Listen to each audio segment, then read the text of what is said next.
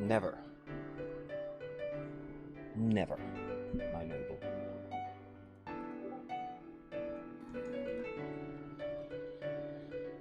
Hopeful. First. I don't know. Do I need a first? I don't know.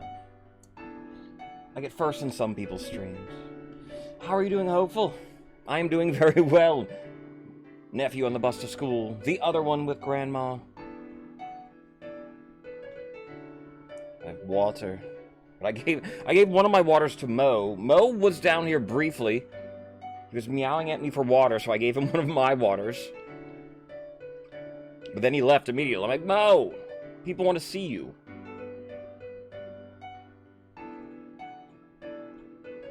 My cat. Mo. Mo here. Mo's voice. If you don't own pets, you don't know the joy that is giving a voice to your pets. You know, the voice that, when you're talking to your pet and you're responding for your pet, you give your pet a voice. Mo's voice is here. It's a little based on Mo Sislak. So I say, hey, Momo. He goes, hey, Josh. I mean, hoy. Nice shirt, thank you.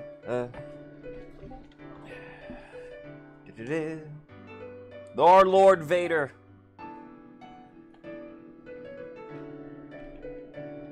Our Lord and Savior. He brought balance to the Force. He is the chosen one. 7 through 9's non-canon.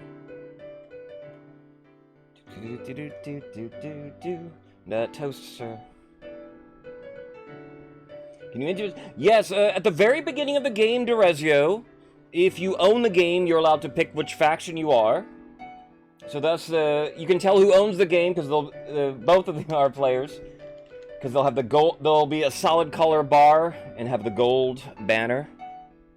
So if you a nugget and a carrot on a stick, for you to buy the game. If you do not own it, is it on sale? Probably. Steam always has sales.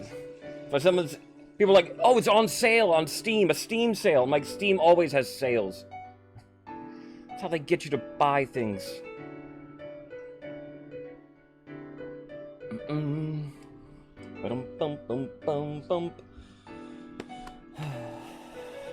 But we won't rant about that. Our last game. It's sad, really. The 3 teams playing today on the bottom 3, but I guess they're the bottom 3 because they played less. The Chiefs are in the toughest position. Really, the Chiefs, if you are a Chief, you need to win both games in order to really get into the top 3. The Barons are in the best. They just need, if they just pass their schemes, really, they'll get in. The Counts are, you know, crossing their fingers, hoping for no bad luck. Counts are in it at the moment, but Counts could be overtaken. Grandies need a win.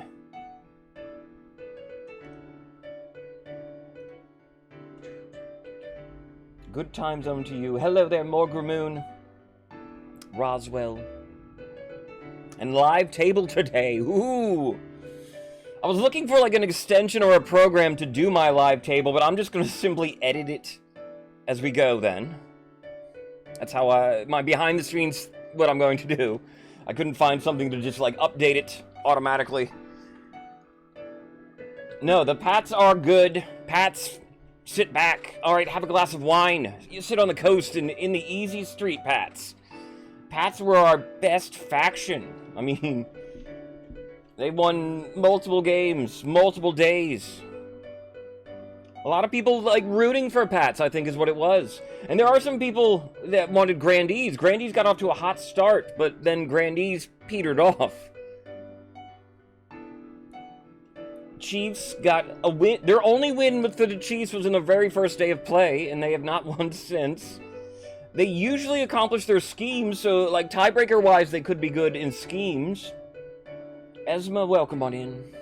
How are you doing today? Welcome on in, Lazy. And Roswell. Be dead weight.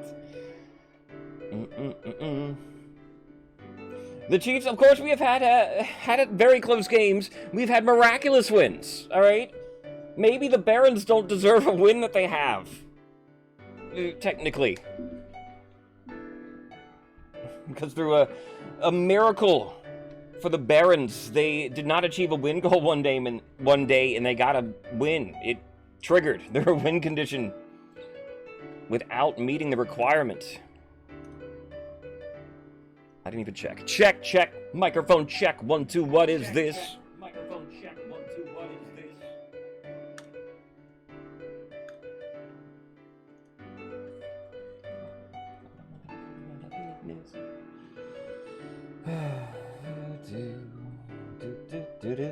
Hey, and then of course our stakes. You know our stakes. Everybody in here already, but there they are listed for everyone to see. Is that my mic? Yeah, it's fine. It's fine, but first, so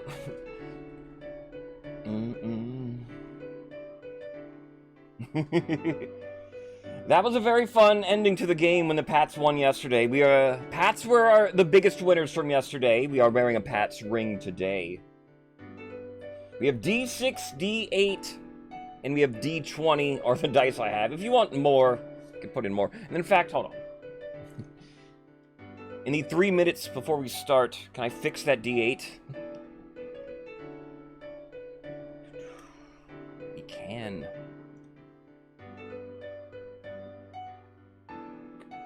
Edit. Confirm.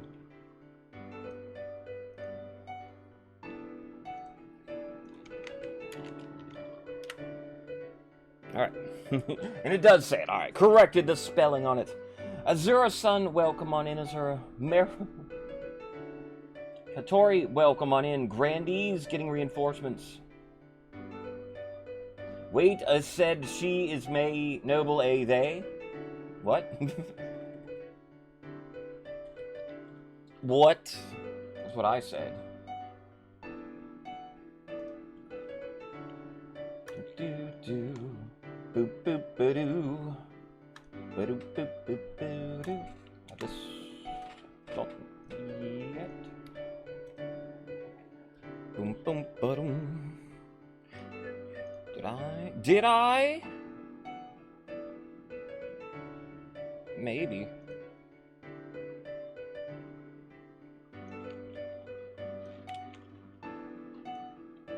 Bum bum bum.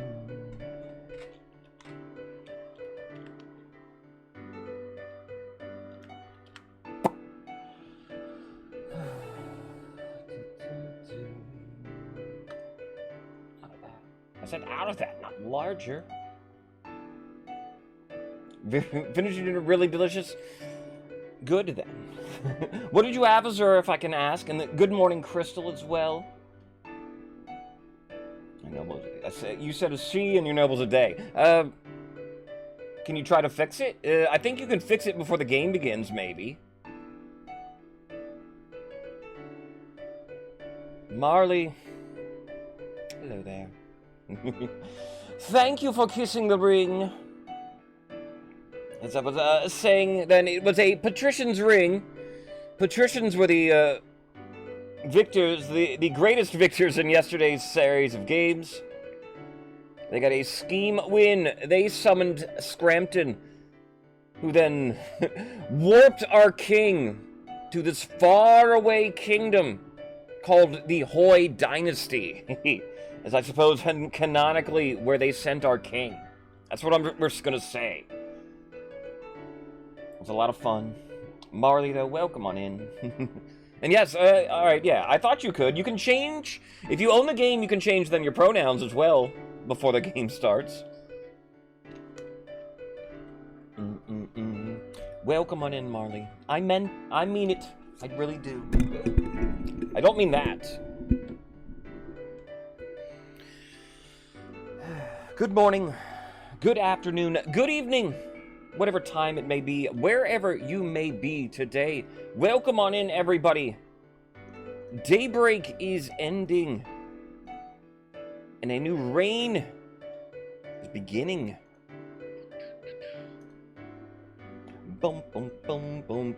Our last game for our Battle of the Bees League. We'll pit our bottom three then. Naturally, they haven't played as many games. They have less opportunities to get points. Get some sleep.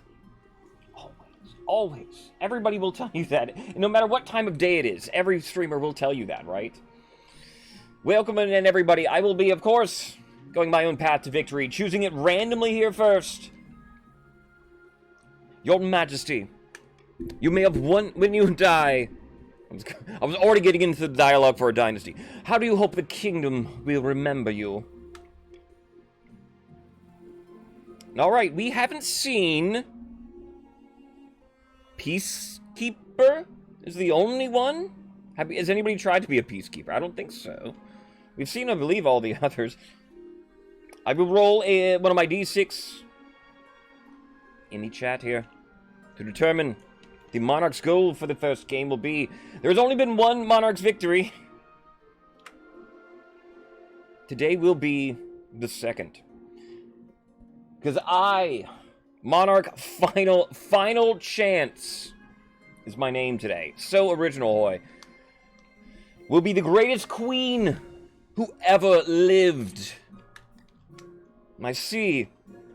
So you're the type who likes to build a lot of statues of yourself, aren't you? I suggest over the next few years, you focus on improving your authority as much as possible.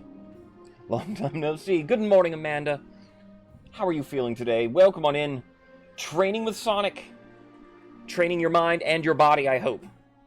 Both are equally as important. Amanda, then.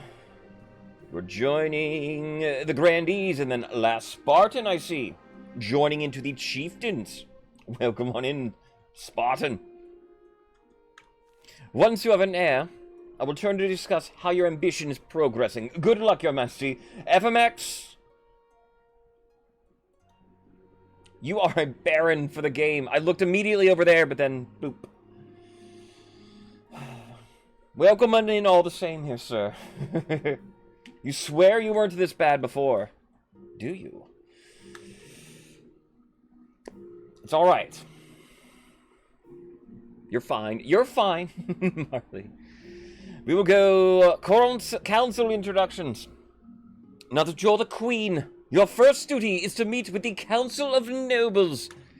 Your nobles hail from across the kingdom, the wintry north, the scorching south, and of course, the bleak march. Okay. Chancellor already sounding so pessimistic. Come on, cheer up. Chiefs of the North. Hello there. Spartan. Good luck in the days ahead, Your Highness. You'll need it, dealing with us lot. Join. What's up, my bros? My name is Jax. I'm here in my $1,000 property. The homie cultist on the basement. I swear, if you don't have one or two cults in your basement, you're just failing in life. They're in the sub-basement. Does that count? There's a difference. How are you doing here, Kindred, then? Welcome on in. Where did it put you? That would be the Chiefs, would be the, pronoun for you, apparently. You've joined the Chieftains. The new super film. Cool. Super Amanda? Grandees of the South. Moon. Hello. May the Ninth God bless your reign, Your Highness. I trust you conduct yourself with honor and faith. We're gonna try. Spartan, thank you for kissing the ring. It is the green ring of the patricians today, for the patricians were our victors yesterday.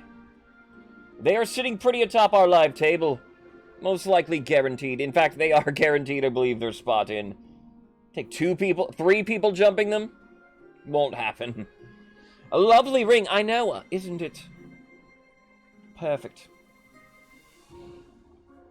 Are you that rich? Super Amanda. That's even better than super. Barons.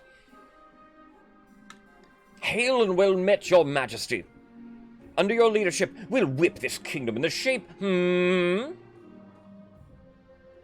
FMX, we'll whip it good. The council hall immediately fills with raised voices as the nobles argue with each other and demand your favor. And it does cover the nobles. I don't know where to put it, but I think it's.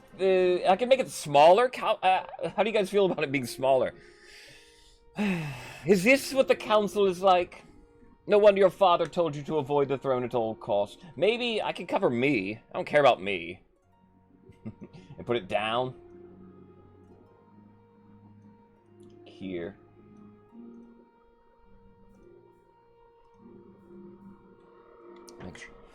Can frame myself a little better. Grab that. Put it over. There. Even make myself bigger. Like that. That.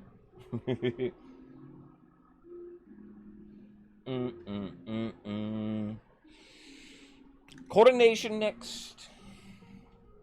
Your Majesty, I've scheduled your coronation to take place in a week's time. Why the hurry, Chancellor? To delay any longer would make the noble restless. And when nobles get restless, they take their daggers and look for the nearest back. Oh, very well. What must I do? As is tradition, the council will decide what happens at your coronation. Of course. That is what happens, right? Shall we call the nobles in? All right. Welcome on in, everybody. This is our final day of my Battle of the Bees League competition. Every single team is competing, and this will be the final time the Barons, Chiefs, and Grandees will play. They're all on the outside sort of looking in, except, well, the Barons are. The Barons are in the best position, but they can still fall out under the right circumstances. Moses Profeta, welcome on in. This, then, is our first coronation of the day. You are a Grandee, welcome on in. If this is your first time playing, it's exclamation point vote, space your option. You decide what happens in the game here. Truly, I am just the guide, the dungeon master. What do we do for the coronation of Queen Final? Do we A, host a lavish party with jugglers and fountains of wine? B, proceed with a religious ceremony that honors the ninth god? C, throw the queen into the river. Is this a bunch of river throwers entering our chat right now? Alchemist, hello there. How are you doing here today? Good afternoon. Good to see you. I was listening in a little bit this morning as you were playing though. But welcome on in, Alchemist. How was it streaming King of the Castle again? Hadn't seen you in a while. Welcome on in, Best.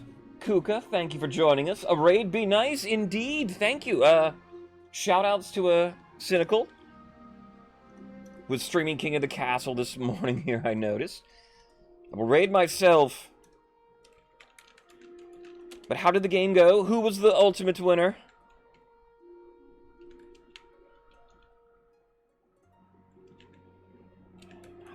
How do I spell? Like that. The shout out now. Prayed to the ninth and got eaten by friend. That happens, alright? As long as you are faithful and holy, all will be well. There we go. Proper one for you. Alright, yeah, Cynical, yeah, we met a few months ago. And hope all is well with you here. It was nice to see another King of the Castle streamer. But, if you do not know me, then I am a Casual Hoy. I stream a lot of King of the Castle myself as well. We are just starting off. If you want to play along, join on in. This is the last game in a 2-week tournament I've been playing. How you can be eaten. It is not pretty, that is to say. Drogon, welcome on in. You can join on in like Drogon just did there. Of course. Best Never next. I didn't see you sneak on in. Welcome on in. Moses Profeta. Am I saying Moses? Is that Moses? Moise? Moise? Thank you for following. Lalavesh, welcome to the Barons. Anybody else we were missing there? Luca, welcome to the Barons. Mero, Chiefs. I said where you were at, right? Moses in Portuguese. All right, well. Anybody not see where they're at? Moses, you are a grandee. Meme a grandee. We're just getting to our coronation for the game. Lefki Salini, welcome on in. You are a grandee as well. The wearer of no honor guard. Yes. Ooh, that is a very rare ending, yeah. Because not only do you need that werewolf, but you need no honor guard. I haven't achieved that myself, personally. I usually have an honor guard. It's always safe to pick an honor guard. I will not pick an honor guard if I am, you know, blessed by the 9th occasionally. And maybe we'll have that today. You're playing other games while playing this. Well, alright. Well, thank you for joining us, Lefki. Fancy meeting Marley. Marley is everywhere. She is. We are getting to our coronation here, everybody. What do we do? A, host a party. B, a religious ceremony. C, the time-honored tradition of throwing the king into the river. Or the queen. Queen, I am today, queen. Final chance. Or D, these are outdated traditions. We have no need for a coronation at all. Marley, what do we do for the coronation of Queen Final? We're playing 2 games today. And the format we've been using, you get a point for every scheme for every stage of your scheme. So everybody's going to get 1 point. Once we pick schemes, I'll update it. And then there are points for winning the game, of course. A sudden loss is the worst win, then. If the authority, stability, or treachery hits 0, that is only a 2-point win. A rebellion win is a 4-point win. And a scheme win, then, is 6 points. Chiefs really at the bottom need scheme wins. And so Chiefs need to go maybe all in if they want me to be in the top. They want to be in the top 3. As I look and see what we have here, proceed with the religious ceremony. Appears to be winning. We praise the 9th around here? I suppose so. Alright. Look at the crown. In the hallowed halls of St. Bertrand's Cathedral, the Archbishop... One sec. Right here. The Archbishop places the crown upon your head before launching into a sermon. And it doesn't raise the faith up with the chiefs, which is unfortunate, right? And that is why Final is the queen, ordained by divine right, chosen by the 9th god above all. They are elevated. I got an actual crown, yes. Courtesy of Ghostwood Customs, my crown. And a perfectly normal emerald in the front, alright? No, perfectly normal. No void gems, you know, slowly telling me what to do at all. Nothing of the sort. If the assembled nobles weren't plotting against you, perhaps the threat of eternal damnation has given them second thought. Probably not. They don't care. They don't care about damnation. End of season. We check in first with the Barons.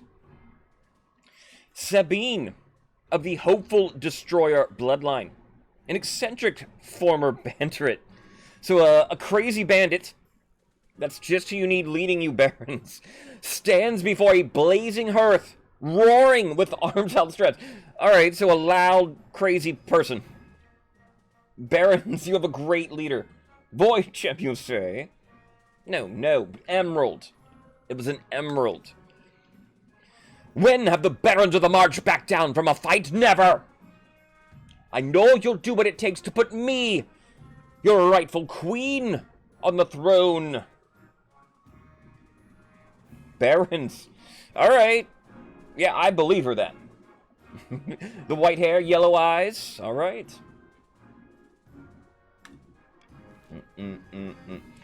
Barons, how do you win? Through A, an uprising. B, a propaganda. Or C, gunpowder.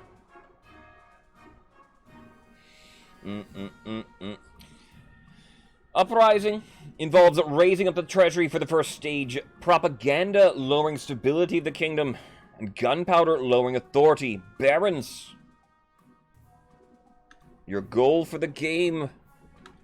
Treasury is at 3,000 for A. Stability and authority are both at 5. You have to lower one of those for the first stage. In order to win the game, you need to complete 3 stages. Barons, really, if you're pro Barons, you want to at least get your stages done, is what sort of guarantees you stay in top 3. And gunpowder. Just the bing bada booms. The Republic of Kurth has this substance called gunpowder. With enough of that, the barons could take over the kingdom. Of course, a sensible queen would never allow one region to hold such a thing. To do so secretly, the barons must ensure that their trading partners don't fear the queen's wrath. Combo, welcome on in. Pats are unaffected by the outcome of this game, probably. Pats cannot be caught out of the top 3. So Pats are relaxing this game. If you're a pro Pat, wait till Monday, join the game then. Combo, you are a Baron today.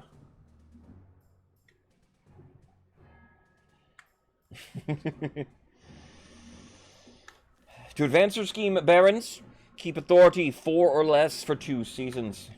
Jelly Scuds, hello there, welcome on in. Sven, of the Kindred Worshipper clan. Infamous Northern Rascal. Stands precariously, on a longhouse crossbeam, spitting as they speak. Chiefs of the North, we all know I should be on the throne, not the imposter Queen Final. How do we make that happen? The Turnip Eaters, they're good. They're good. We gotta, it's like that one event, Marley, where your hair is falling out, right? We need to send you to the coast to relax. Okay? It solves the problem. Chiefs, what do you do here? A, intimidation. B, a prophecy. Or C, hornblower.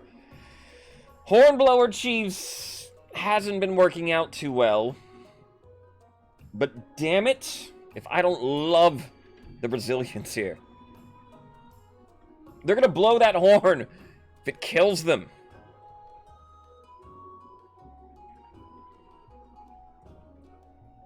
Let's go, Chiefs. Lowering all faith. You are the least faithful nation at 0. The other nations are the ones with the highest starting faith stats.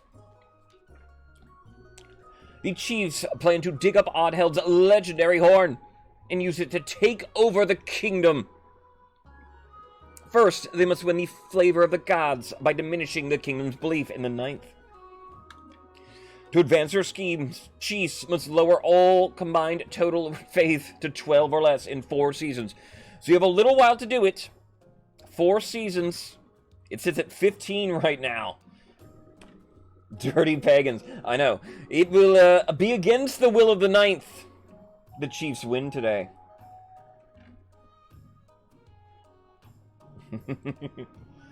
The Hoi. I want to play Hoi Dynasty this month sometime. When do we do it? We'll have to schedule a Hoi Dynasty. Alright, Chiefs, good luck. Grandees. Fabia of the Lefki Cellini lineage.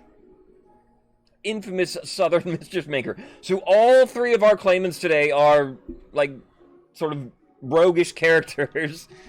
Stands bathed in sunshine, ranting in a fury. Waper, welcome on in. Damn it, not Fabia?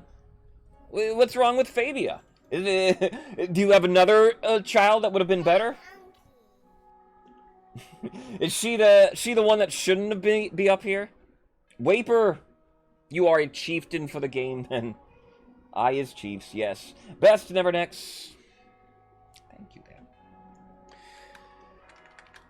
A false pretender occupies the throne while my claim is ignored. Grandees of the South, this is a stain on our honor. We must not allow it to go unanswered. She got out, and now she's rousing up the nobles. Is this not good? Grandees, what is she telling you to do? Complete A, sorcery. B, subterfuge. Or C, doppelganger. Don't trust, but have faith.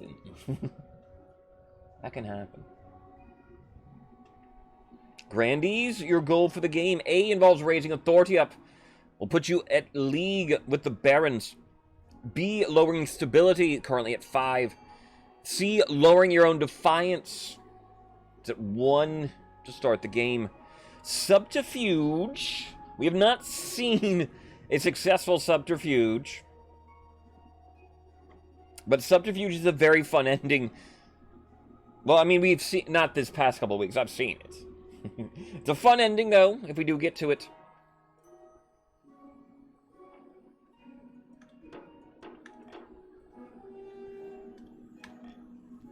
Dinner is good. Enjoy. Hope it's something good. We have gotten every single ending there is to get in the game, yes. Except for a few I mentioned. There's a few deaths. I haven't been killed by a werewolf. But that is very rare, and you have to, like, plan to get that. But, like, every scheme ending, every monarch type of monarch victory. To advance their scheme, Grandees, did I miss that? To lower their stability to 4 or less in 3 seasons. Yet. Alright. So everybody's goals for the first game here. 2 seasons, quickest first stage is the Barons. They are attempting gunpowder. They need authority at 4 or less. Grandees in 3 turns, their first stage. They need stability 4 or less. Moses, thank you for praising the 9th. The Grandees will certainly be doing that. Sven, false pretender. The Chiefs are attempting Hornblower. They need the Kingdom's faith to be down 12 or less. 4 seasons. So hope for some events to lower faith here, Chiefs. There are out there. Our first law of the game. I'll pick up a Royal Gamble. Yesterday I was doing... I did a few too many tricks in the game, and it finally came up to bite me. I was playing... I personally, as the Monarch, was playing very good yesterday in order to keep the kingdom afloat until I sank it. A couple times, though, I saved us and knew what I was doing. But then eventually, my cockiness got the better of me. There is 2 events in the south to start the game. Let's go disquiet in the south first. Meme Drogon comes to me. Your Majesty, my peasants accuse me of hoarding wealth. Me! Meme. You should only have 1,000 gold. Everybody starts off with 1,000. That's not hoarding wealth. That's, you know, what you inherited from your parents, I'm assuming. Worse, they're throwing down their tools and burning their belongings, saying they want to live an aesthetic life, and that I should do the same. What nonsense! Quite so, Your Holiness. They don't want to be pinned down by worldly possessions, but burning them is quite the overreaction. The ringleader of this movement is a philosopher called Ortega. She calls herself a voice for the 9th God. And the knaves hang on her every word. They'll be at my door at any moment. All right. A.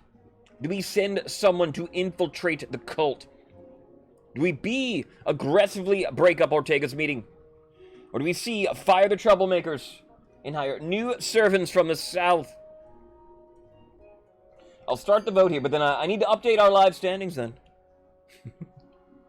So let me do that here.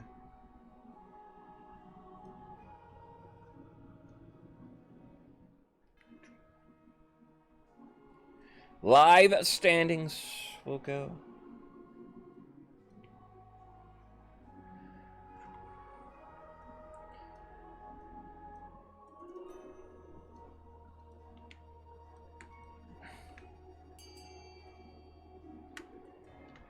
So that will be that.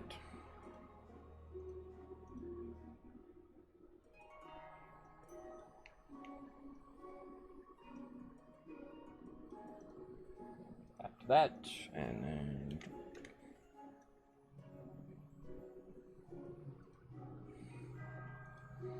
live standing, because everybody is on their first stage then. You all are at 1 point. It looks like, alright, aggressively break up Ortega's meetings. Just sounds like a plan.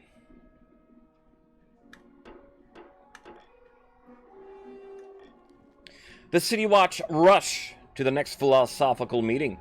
Some of the peasants try to fight, but Ortega tells them to stand down to prevent more violence.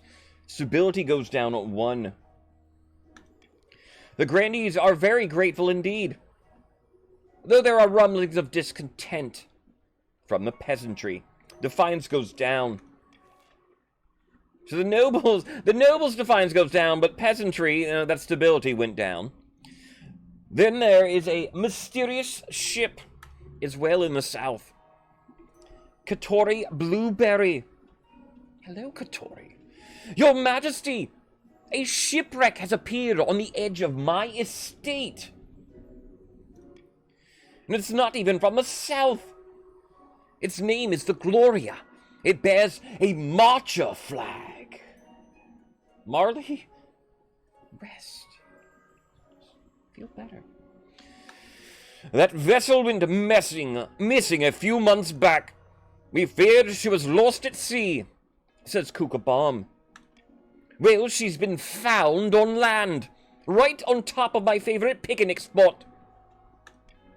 My knaves discovered it. Only one survivor on board, a Marcher sailor. He claimed to remember nothing of what happened. Oh. My head's killing me. It has been ever since I woke up. Did you teleport the ship? Destroy it! I swear I didn't do anything. Last I remember, we was sailing along Marcher waters and nothing. His poor soul needs looking after. We must care for him in one of our monasteries. The guy in the parrot. No, we must interrogate him further. I must know why this ship is on my land. There is no option to destroy it, but I mean, D, I suppose, Rezio, what you're all thinking there. Do we A, send the sailor to a monastery to covalence in peace? Do we B, pay a scholar to help him recover his memory? Do we see the grandees should hire an adventurer to investigate the wreck? Little Vash, I am seeing you in the game here as a baron. Welcome on in. D, leave the sailors to recover alone and the wreck to molder away.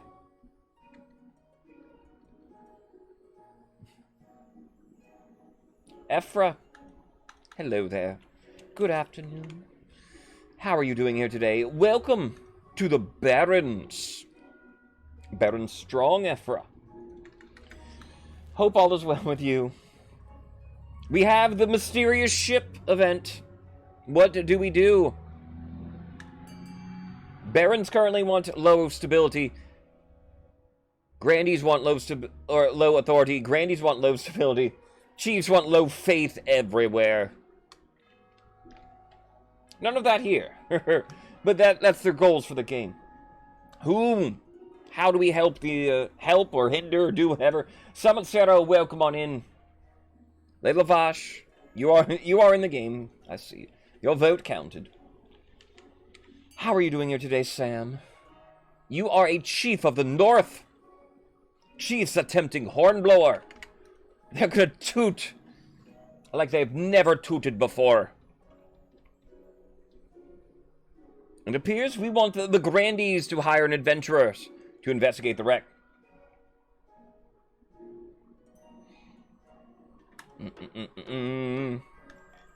You're good today. Good to have you here. Welcome to the last day of the league. Barons are in the best position. Grandees probably need a win. In fact, I think they do need a win. And then Chiefs need dominating performance. Bah! Why must we foot the bill? The Grandees, yes. The Grandees then lose money. All of them 300 gold. The fines will go up. Indeed, the fines will go up. The Adventurers Guild is always hungry for cash. They put together a ragtag band of the best explorers, led by a woman named Chania. At the same time. Like, that would be, yeah, it's very exciting, wouldn't it? We'll be back soon with news, don't worry. We never fail. Alright, the Honor Guard.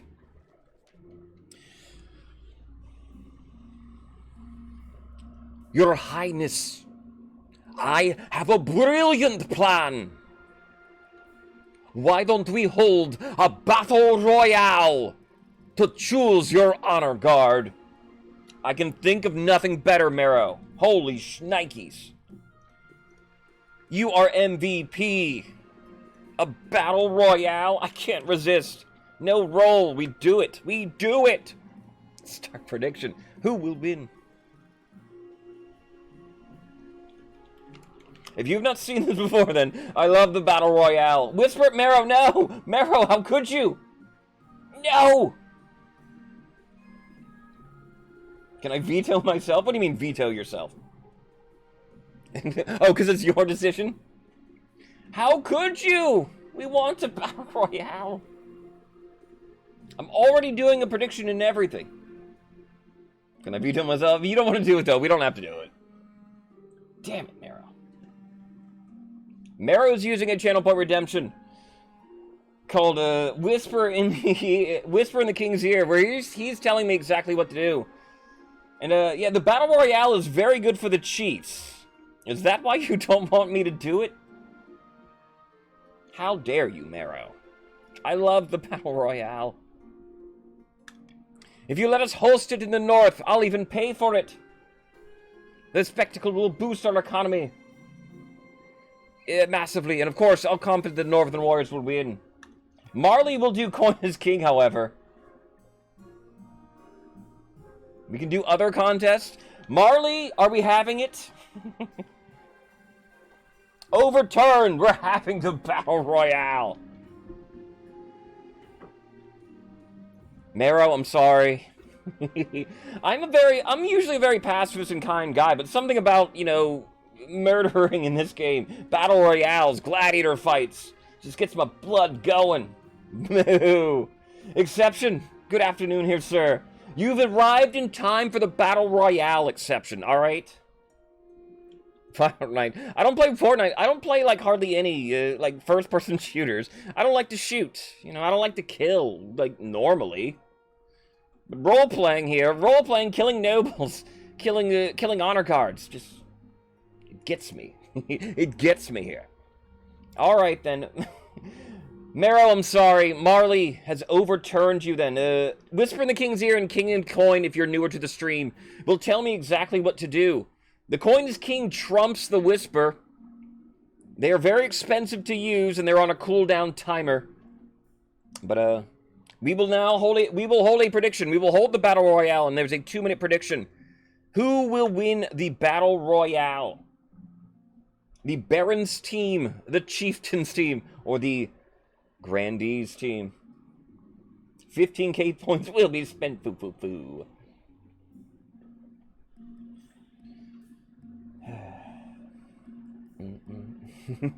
Who are we sending to our makers? The Battle Royale in this game, we'll explain it here. We will host the Battle Royale. Thank Morgana. I'll begin organizing the event at once. Marrow loses money because Marrow hosts it. But come on, Marrow. It's very good for the Chiefs here. A week later, you receive word that the Battle Royale is due to begin. Hailed in a northern mountain top. You travel up to spectate along the horde of murder fans from across the kingdom.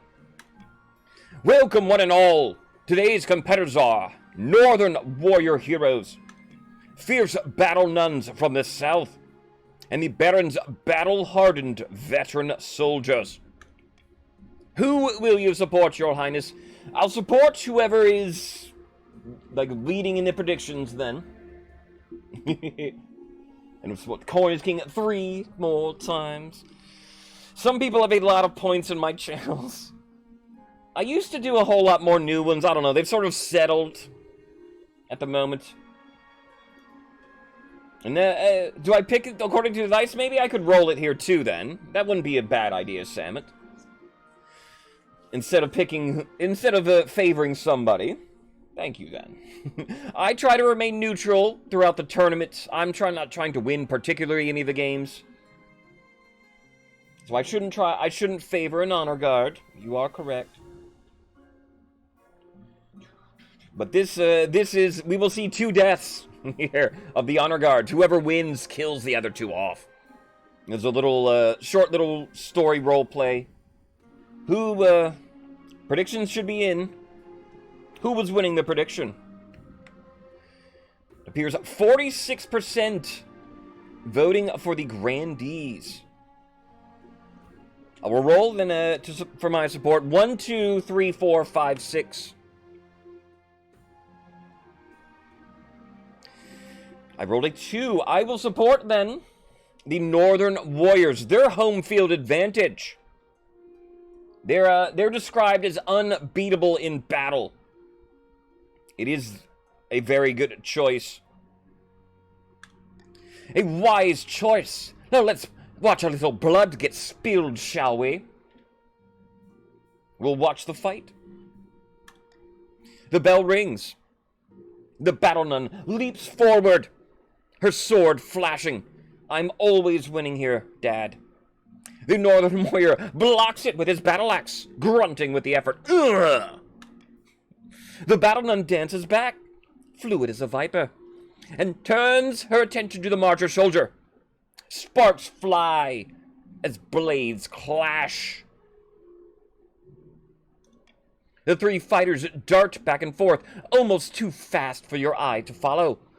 Once, twice, a blade finds its mark. Blood sprays, and finally, someone stands victorious. Michael, how are you doing here? We're in the Battle Royale. Somebody is victorious.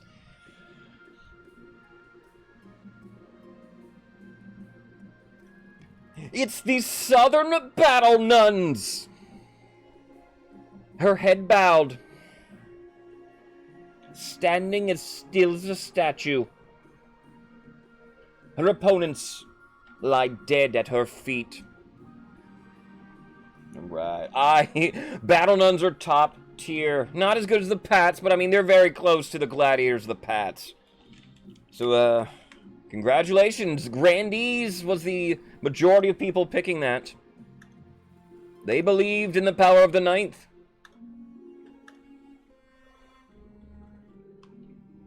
Bloody heathens. Challenge roll failed then. So then when it fails, it'll go to randomly one of the other teams that I didn't pick. So Grandees this time. 750 gold and 9,000 crabs for the wrong result. Marrow, your kingdom's doing well, though. Gods be good. They must have cheated. Or we'd have just got unlucky. Regardless, you have a new honor guard, Your Highness, but not the one you wanted. Don't miss the woman. I know. Exception. The Battle Nuns are great. I love the Battle Nuns. I was trying to... I was doing a little pre-art last night. Just like pencil sketchings, trying to draw battle nuns myself. The mask I can't get right. With that, the battle royale is over. Everyone agrees it was a fine day out for those who survived. And the Northern Army attracts a new wave of recruits. Ding-a-ling-ling, the church bell ring. Just what does Michael bring? Could it be a red herring? Hard to tell, his brain is still buffering. Might be because of the loose string. It's a thing that...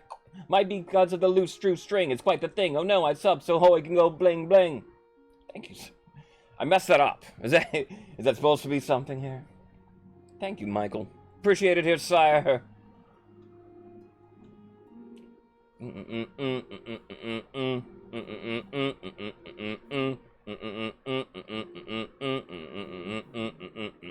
Alright, I think I could get it, but give me a second. Polite clap.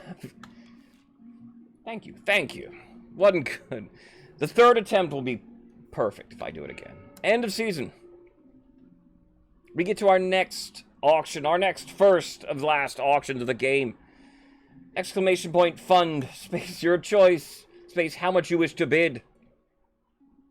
Marrow then lost money hosting the Battle Royale, but you gave yourself, you essentially spent 750 gold for 2 chiefs trade and 1 military. That's pretty good. So, the Grandees then, they lost money a little bit earlier. They're all sitting at 700 gold. What do we add on in? Michael, Sarah, thank you for joining us officially. You are a Baron yourself then for the game here. Of course you are. What do we build? Only the top 2 get made. The Bob Eggman. Oh, don't let them mess with your kitties, Amanda. Amanda, we have had Ortega event occur. Is probably going to be a major storyline going forward. If we didn't, you know, we quelled Ortega. She won't come back. A, the observatory lowers faith for the barons. B, the theater will lower authority for the kingdom. Oh, I need a drink. C, the cathedral will raise faith for the chiefs. D, the deer park will lower farming for the chiefs. E, the prison will lower stability for the grandees. And then F, the stadium will lower military for the grandees. Maidenless, welcome on in. How are you doing today? You are a chieftain for the game. Welcome on in, my friend. In time for an auction. Barons want low authority. B for barons. Grandees want low stability. E might help them ensure they keep it. There's no counters to B or E.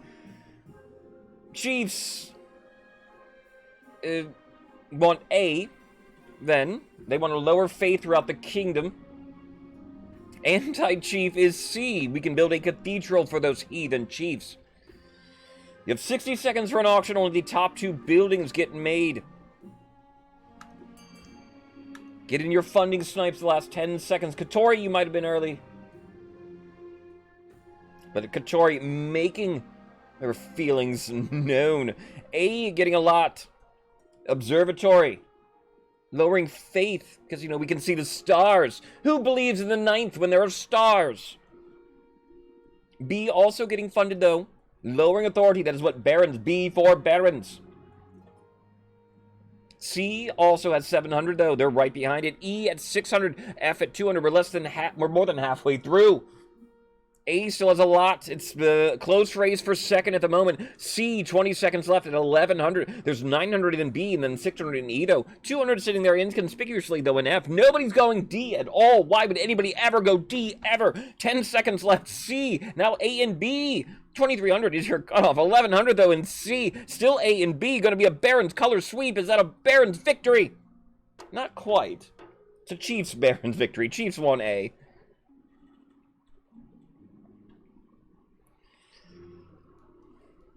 A lowers faith for the barons. The observatory. Chiefs need that helps the chiefs, though, even though it's barons territory. They need faith at 12 or less. It's at 14 now. Barons for B lowered authority to 4.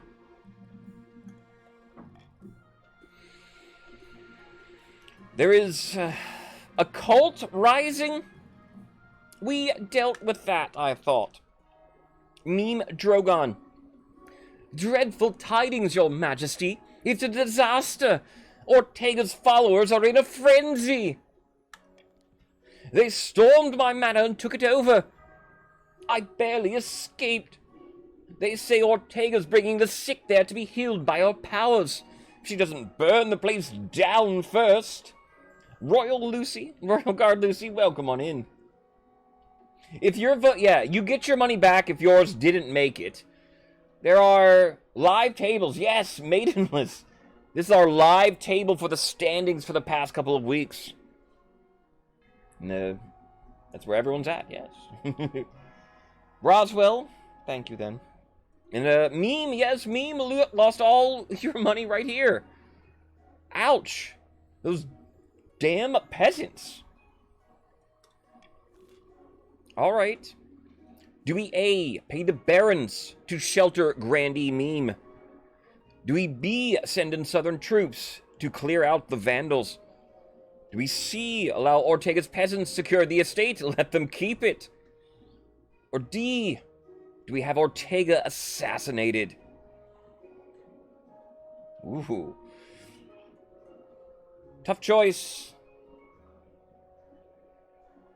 Tough choice. Hate to be a noble here. What do we do? D, assassinator. That costs more than it costs to assassinate the king, by the way. The king, the best bargain in the land to hire an assassin for. Like every other character. It probably costs more to assassinate a peasant. Am I influencing it? I try not to. But D winning out to have Ortega assassinated. What kind of assassin do you guys want to hire? The blueberry one? That's fun. Valicy, welcome on in. How are you doing here, Val? Thank you for joining us. A Child of the Viper. Don't worry, I'll hire a Child of the Viper, not those octopus spud people. You are a grandee for the game here.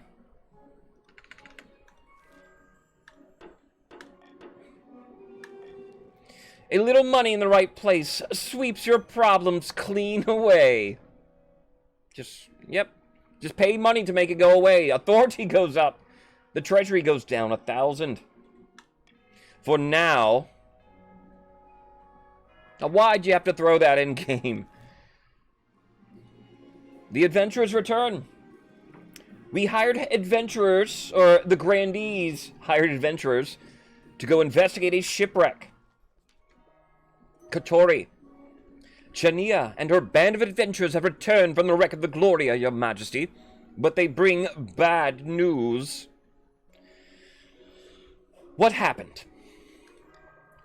We can only remember fragments, your majesty, like a half-forgotten nightmare.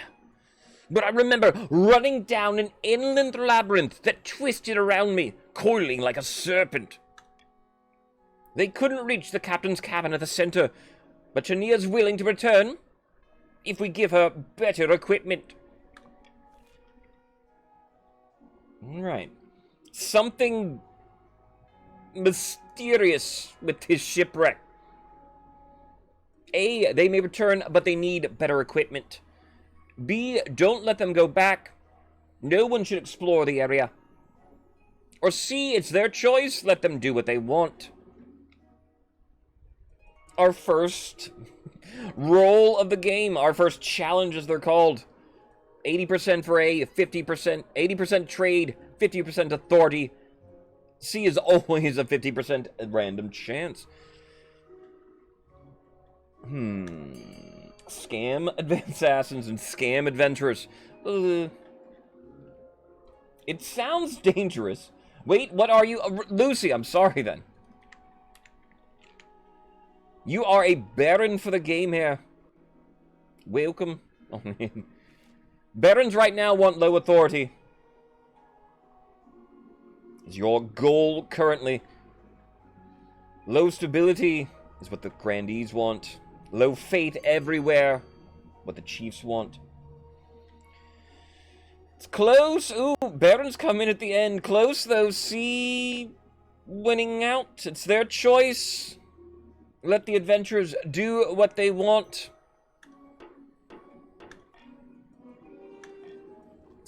Without the promise of payment, Chania and her ragged band lose interest in the Gloria. But they make themselves a nuisance among the South, bullying merchants into granting them discounts. Our first roll is a 50% failure. Trade will go down for the grandees, evening it out. Perfectly balanced as all things should be. Meanwhile, local peasants are still curious about the wreck, even though the grandees try to persuade them otherwise. Right. Finding a spouse. In the twisty passage of the castles, you can avoid your advisors, the nobles, even the spy master. There's one person you can't avoid. Your mother. Why haven't you found a spouse yet? It's been almost a year. Mom. Hi, Mom. Queen Mother. And to all the mothers out there, my own mother, Delilah W., would be her name in chat. Last I saw her, she was with my nephew, then next door. She could be watching right now, though. Delilah W. And this is the Queen Mother. Mom. But Mom, I don't want to get married. Nonsense. The Queen cannot rule alone. Don't worry. I'll take the liberty of finding eligible candidates. What is your preference, men, women? Do you not mind? See something funny? Is it appropriate, gamers? Never mind, someone did it. The Hi Mom? And yes, Queen Mother appears in your first part of a dynasty. But after this, most of her role will be replaced by the Chancellor. Mom, I guess Queen Final says, bring me anything. Excellent. I'll send out messengers to the most influential noble families in the kingdom. Let's see what they have to offer.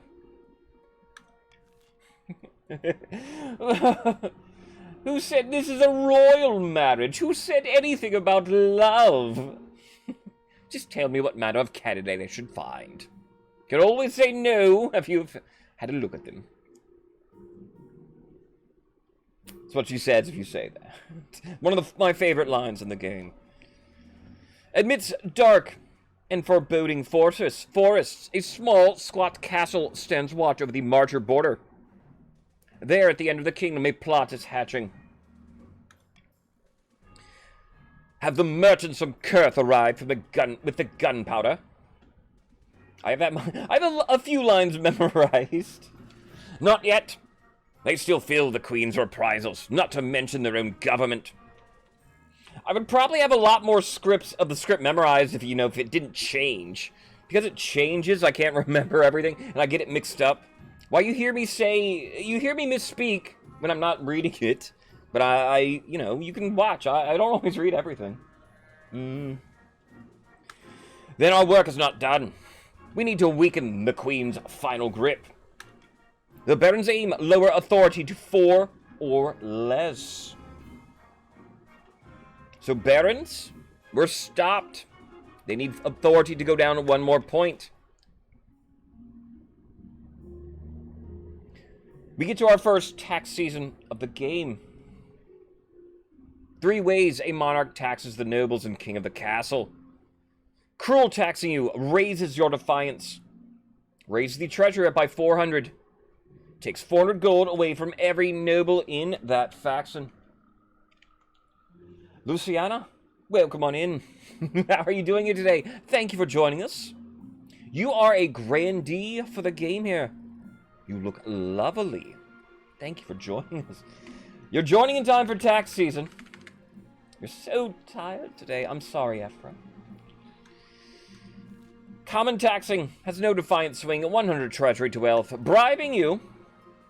Ooh, bribes. Lower defiance. Lower the treasury by 700. They did not get wasted. And raises wealth by 700 for everybody. And they'll be available next tax season. Don't worry. The Barons. Hells yeah, Barons. Your new hotcakes sell like sliced bread. All Barons make 500 wealth. Everyone else only makes 200. So Barons, we see domination on the leaderboard for Barons then. Common tax is fine then. That's what my MO for the weeks has been. Indeed, some people I know have seen do that. You're going to lose 100 gold, that is true. Julius, the same fate, but welcome on in all the same. Julius, how are you feeling today? You are a Baron of the March. Thank you for joining us here. Barons.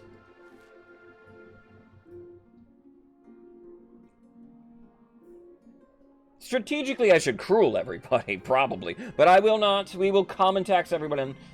Nice. I assume most people who come in with the join are familiar with the game. But if you have any questions, let us know here. If you need anything cleared up, anybody out there. We are very familiar with this game around here. Myself and a lot of the nobles know the game. I'm doing a tournament we've been doing the past couple of weeks. That's the live table at the moment.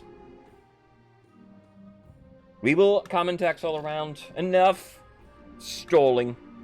Queen of final. There are furious followers. I mean, I'm pretty sure we solved our Ortega problem, but maybe not. Meme Drogon. Your Majesty, that troublesome philosopher Ortega is gone. But her followers are marching on our estates, demanding justice. It's the same in the march. They're making her into a martyr. Well, uh-oh. Marley, have some rest then. Thank you for being here. I'm glad to see you. What do? We assassinated Ortega last turn. But we just made her a martyr. Do we A, send in the royal army to put a stop to this? B, ask the church to preach forgiveness on all sides? C, pay the grandees to give amnesty to Ortega's former followers? We sent an assassin, but yeah, we didn't assassinate her congregation. Just her. We should have burned her. We should have burned the church down with her and her followers in it. That would have worked. What do we do? What do we do now? Send the army. Ask the church to preach forgiveness, a 40% roll. Or pay the grandees to give amnesty to her followers. Will money solve everything? I'm not using veto like this week while we're doing the tournament in order to just let the nobles sort of do whatever.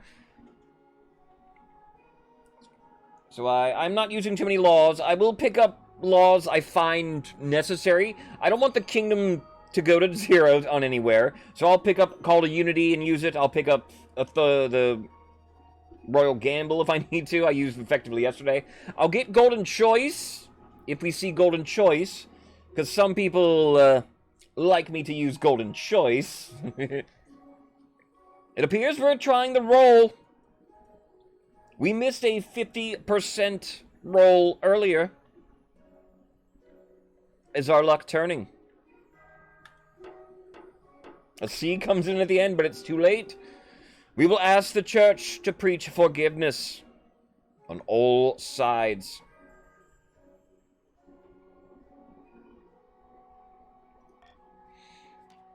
The Archbishop gives many passionate sermons preaching peace and unity for all. Stability goes up. It's not long before the followers realize that worldly possessions are actually pretty useful, and Ortega's name fades into obscurity. Right. That was a good I think that was a good chance, though. Chiefs wanted that in case that could have lowered faith. It ends up screwing the grandees. Well, the Chiefs, Yeah, I think the Chiefs did want that to fail, so that would have lowered faith, definitely. But at the same time, that hurt Grandees. Not bad.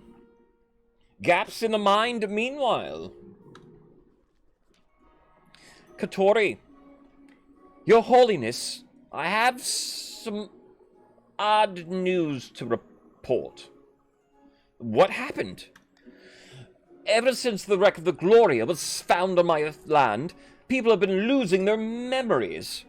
It started small, but it's spreading. And I woke up this morning to find I'd lost a week of my life. Something is deeply wrong. Whoa. Whoa, alright. There's a shipwreck, the shipwreck on Katori's land. We send adventurers to it. Do we A, pay for Grandee Katori Blueberry to relocate to safety? B, send priests to heal the people? C, destroy the ship?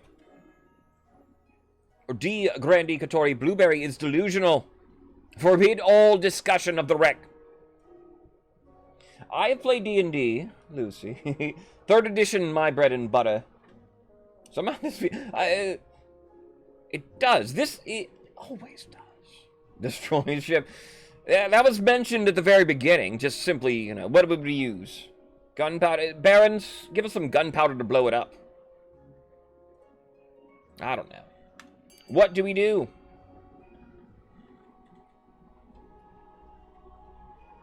Mysterious shipwreck.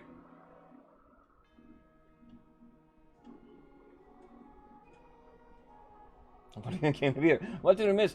I don't remember. What did we miss? Did we miss something? It's hard to say. Blurry. Been drinking a lot.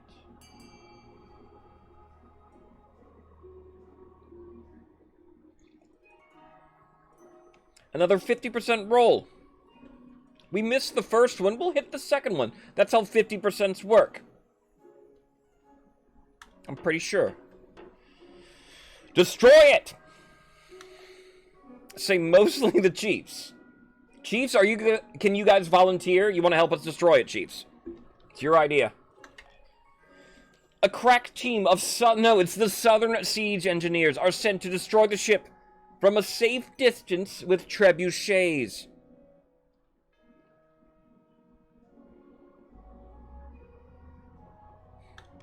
It's as though the ship is protecting itself. Stone after stone misses its mark. One by one, the trebuchets fall apart or snap violently, bisecting nearby engineers. Oh. Bisecting means cut in half. Ouch. Military goes down 1 for the Grandees.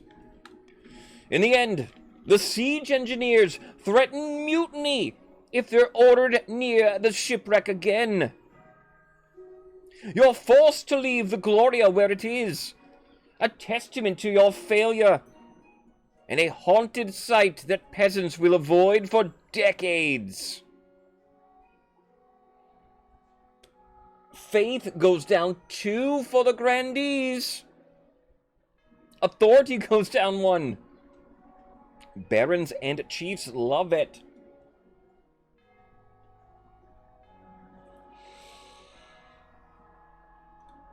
Ooh. So, yeah, that was a good failure for people. Wow. Eligible options. Good news now. I have found 3 potential matches for you. It was actually bifurcate. Well, we knew what it meant. 1 eligible young candidate from each of the kingdom's 3 regions. Choose wisely. You'll be securing a powerful alliance. Yes, I know, Mother. Your mother leads you to the Great Hall, where she's arranged 3 portraits on easels, where now each is covered by a cloth. Alright, let's meet the eligible candidates. She whisked away the cloth from the first portrait. This is Kestrid, firstborn daughter of the Northern Vapor 34 clan. Marry the ninth? I do not love the ninth. Beautiful, isn't she? Apparently she's also exceptionally well-mannered and agreeable. For a northerner. She keeps the company of witch women and god speakers, who have taught her mysterious secrets. She was already engaged once, but it didn't last. No one's sure why.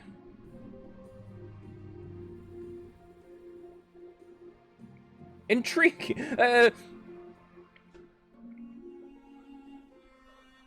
Sounds like it'll have some ups and downs, this marriage, but it could be fun. Mysterious secrets? What secret? I always love a good mysterious secret. I can see the appeal, I suppose.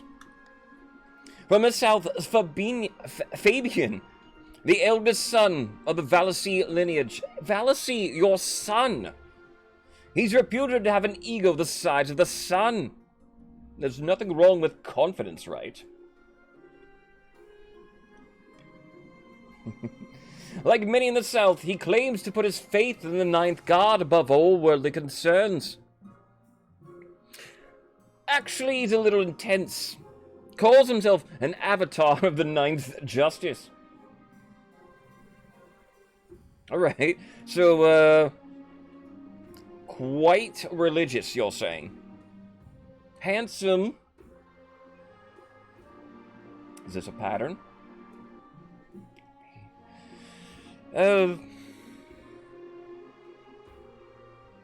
Don't like the look of him. Finally, we have the Marches offering Victor, scion of the prestigious Combo Lurker bloodline. The Barons are all a little scared of him, though I can't work out why. The Barons are scared of him? Like most of the Barons, his great passion is hunting. No beast is safe from his crossbow. He was high up in the army training the troops, but was dishonorably discharged for some reason. I don't know. Sounds he was hunting. Yeah. I'm a little concerned. I don't know if I can trust him. Frankly, sounds like a laugh. Yeah, it does sound like a laugh. I don't know. I would say no. She's sounds a little intense, but laughable maybe. What do you think? Of course, by picking a candidate, you'll anger the other regions, but you gain a lifelong alliance. I've made my decision, and I will be rolling then to determine whom I pick, and it will be one of the candidates here. 1, 2, I will marry Castrid. 3, 4, I will marry Fabian. 5, 6, I will marry Victor. I'm leaning Castrid. That's who I would probably pick. Castrid seemed very nice, I guess. Ups and downs, but any marriage will have ups and downs. Castrid seemed like a blast.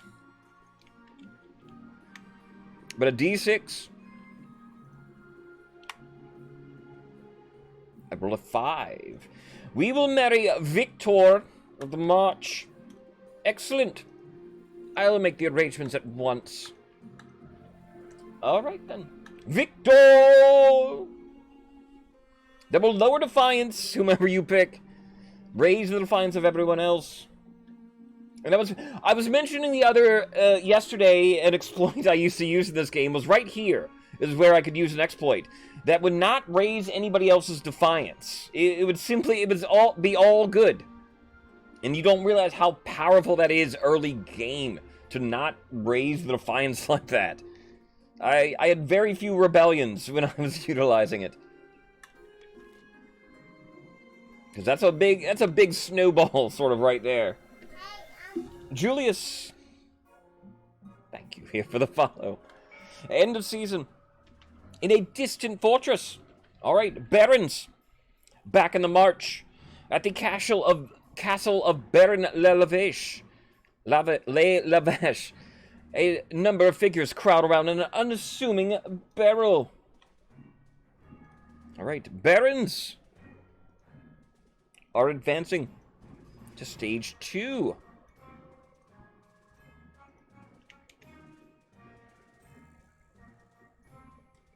Live update them. They gain a point. Boop. Look here. Our first shipment from Kurth. Incredible. May I see inside? Careful with that torch, you fool. You'll blow us to smithereens.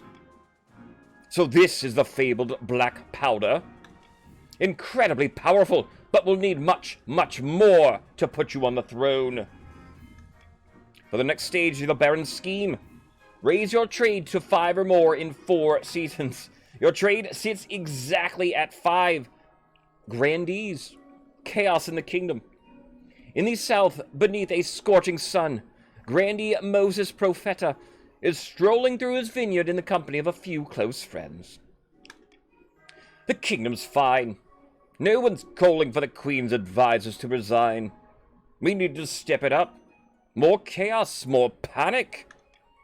Then we can swoop in and offer the Queen an olive branch. Yes, and if she doesn't want to take it, we'll smack her with it until she gives in. Grandee's aim. Stability at 4 or less. It's at 5. Our next law of the game. I will never use stop the count. Exactly. Doesn't sound that bad. Anonymous voting. We've used that to some fun effect before, but call for unity, just in case. I will not use it quite yet here, Grandees. But it will replace Monarch's vote.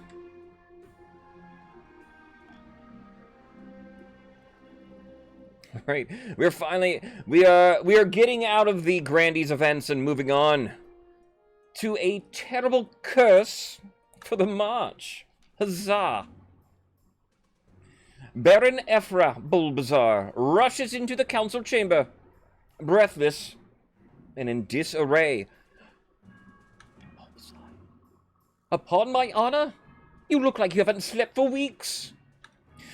It's because I've been placed under a curse. Look, my hair. It's falling out in chunks. By the 9th god, get away from me. As one of my common folk, I saw it in her eyes. She's an evil witch. And there's the Balding curse.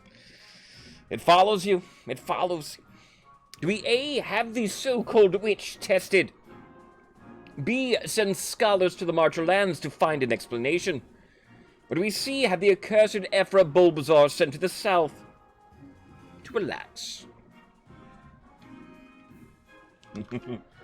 Must save. I know. We can't have the Balding curse. Maybe we have to stop it. Burn them? That's not how you test a witch. You throw her in the lake to test her. Or off a cliff. You burn them once you confirm they are a witch. What do we do?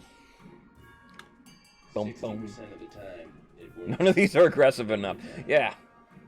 Let's just assume she is a witch, skip the testing, get right to the burning. That's how you would test for witches. Throw them off a cliff. If they were a witch, they will fly away. In which case, they report back to you, and, you get to burn them. And if they're not a witch, they fall to their Christian death. Harsh, but effective, right? They can't fly with semantics, all right, Lucy? We're not giving them a stick. That sounds like witch talk to me. Close between B and C, meanwhile.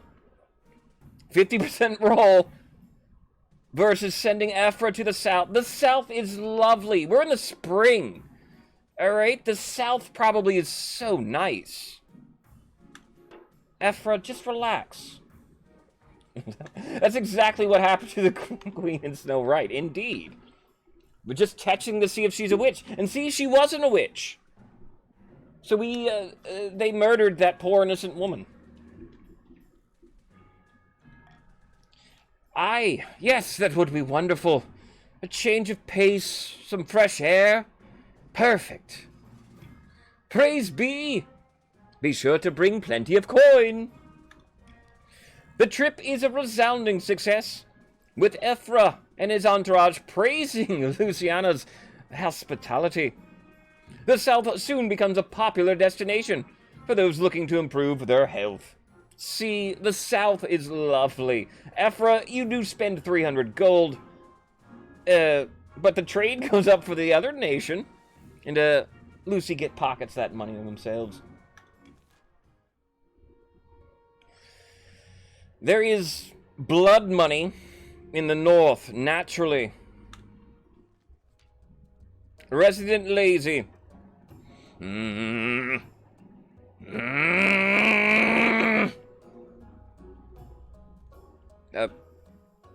Excuse me?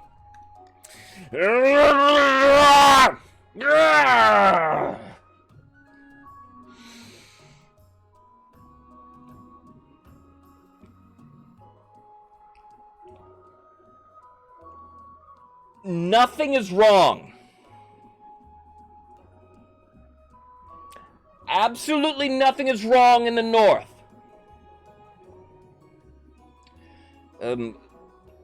Really, Lazy? It looks like you've swallowed a wasp.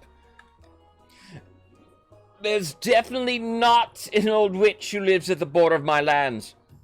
And I definitely haven't been having money problems. And most importantly, she didn't offer me a fortune in exchange for a drop of my blood. An offer which I absolutely didn't accept.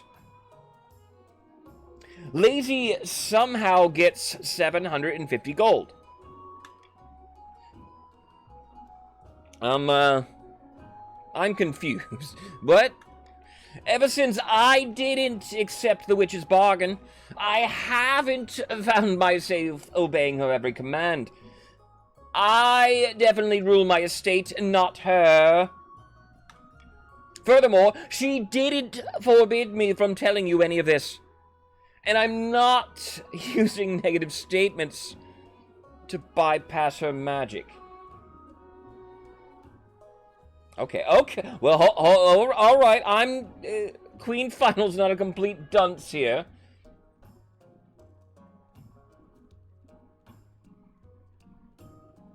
I think you mean the opposite of what you say. Nay, your greatness.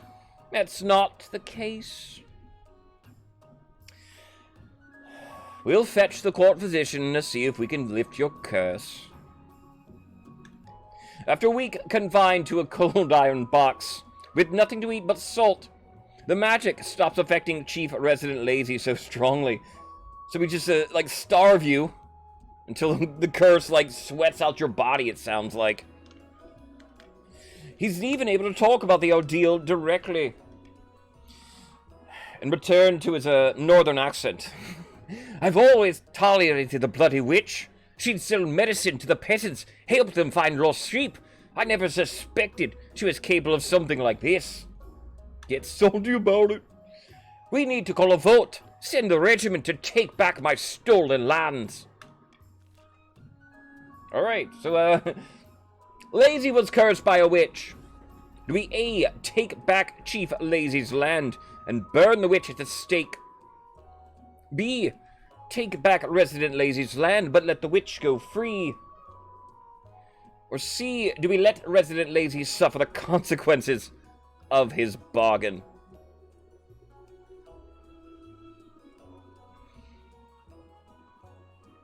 If they can nod, even if they can't speak, hard to say. How do we deal with it? Lazy, you did, pay a price for a service. Or goods. 90% is our military role. If we're still into roles, we hoping for an XCOM? More like community asset.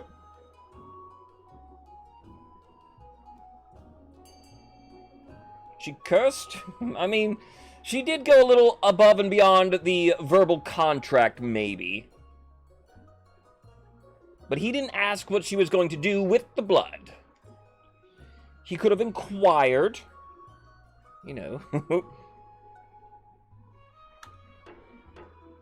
It appears we're going to see. You mean I have to live with that old peasant woman lording it over me? No! I'm taking back my lands! Defiance goes up for the chiefs.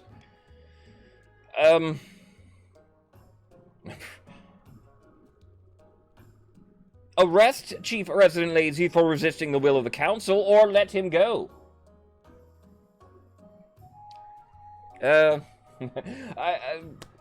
Lazy, you kind of give me no choice, but I'll roll it here. I feel we should arrest you. We voted for nothing to happen. You can't go against the will of the council, Lazy. Nobody can. Even the king abides by the council. We'll give you a D20. 1 through 10, arrest. 11 through 20, we'll let you go.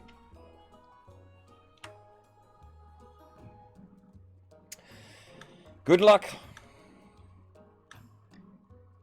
When the northern troops arrive on Chief Lazy's estate, the land itself fights back. The soil opens up beneath them. Trees swipe at their horses. Defiance goes down, but they fight their way through with minimal losses. The witch tries to escape. We'll pause momentarily for station identification. We appreciate it if you're not seeing the false visions of the others.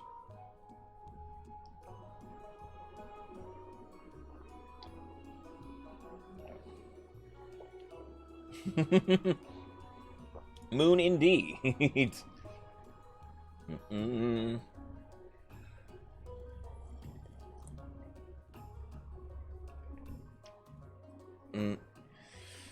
They fight their way through with minimal losses. The witch tries to escape, but she's caught by sentries posted around the perimeter. Well, at least you did good here, Chief. You may have defied orders here, but you did it. That evening, the witch is burned in the town square as the peasants watch in silence. Chief Lazy is pathetically grateful for the return of his ancestral home. Oh no! Burning the witch raised faith. Dakota, welcome on in. Oh, Butterfingers here. Chiefs, you were there. Grandy, Dakota, welcome on in. How are you doing here today? You are a Grandy for the day. Burn the chief.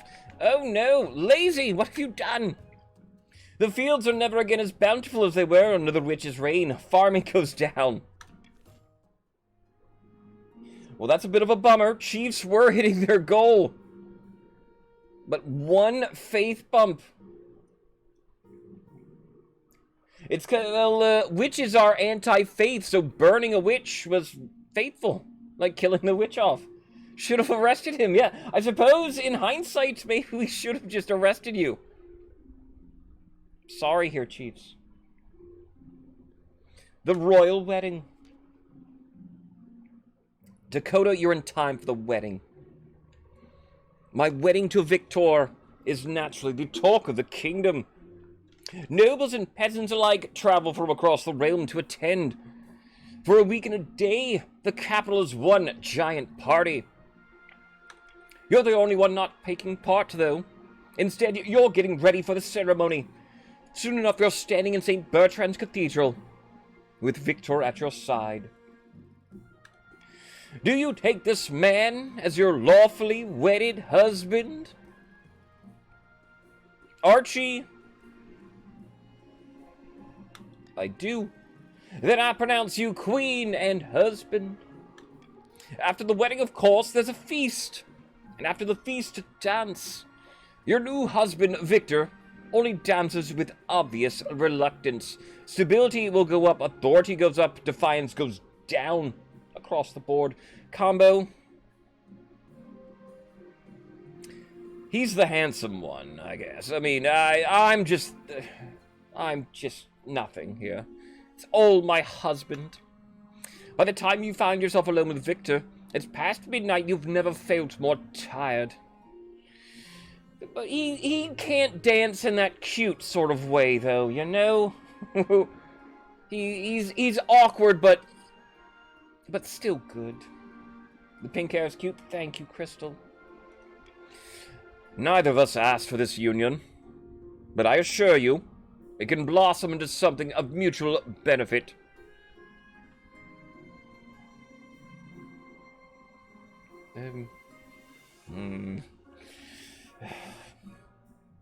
It's a bit of a cold approach, isn't it? Not at all. This marriage is a business arrangement. Or were you under the impression that this was true love? Can't it be more than just, business? If you want me to smile and simper, murmur sweet nothings into your ear, I can do so. As long as you give me what I want.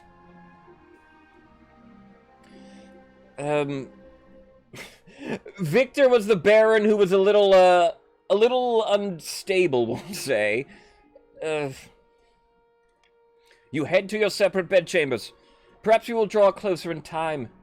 But for now, your husband is happy to keep you at arm's length. Yeah, he was dishonorably discharged. Yeah, so, I don't know if that was a threat, but it sounds like he, just using me.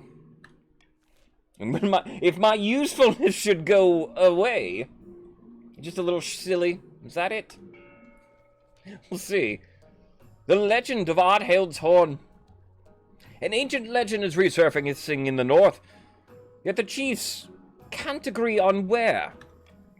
I'm telling you, my aunt's second cousin dug up a horn not long ago that looks just like the carvings. Your aunt's always digging up things. I have it on good authority that the horn is summoned on my lands. The sagas confirm it. I've told you 1,000 times, best never next doesn't mean hornblower in the old tongue. It means blower of. Enough. If we're to recover the horn, we must earn the god's flavor. And while you two bicker, our ordinary enemies in the Ninth Church grow stronger. That tracks. The Chiefs' aim. Lower all regions combined fate to 12 or left. Chiefs were doing very good. They did well to manage it momentarily, but it went up 1 point at the end there. To deny them, it is at 13 currently. The only ones on their second stage are the Barons currently. They need their own trade at 5 or more, and it sits pretty at 5. Grandees need stability to go down 4 or less. We end our season. Lower of what game? Back from the hunt. Maidenless. Your greatness, your husband, the king consort Victor, has committed a grave sin against my people. He took part in an illegal giant hunt.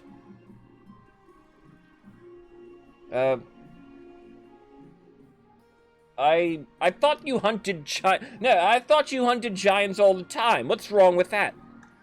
Aye, but as part of a sacred ritual, the king consort took part in an illegal hunt that wasn't sanctioned by a god speaker. All right. So he didn't. Yeah,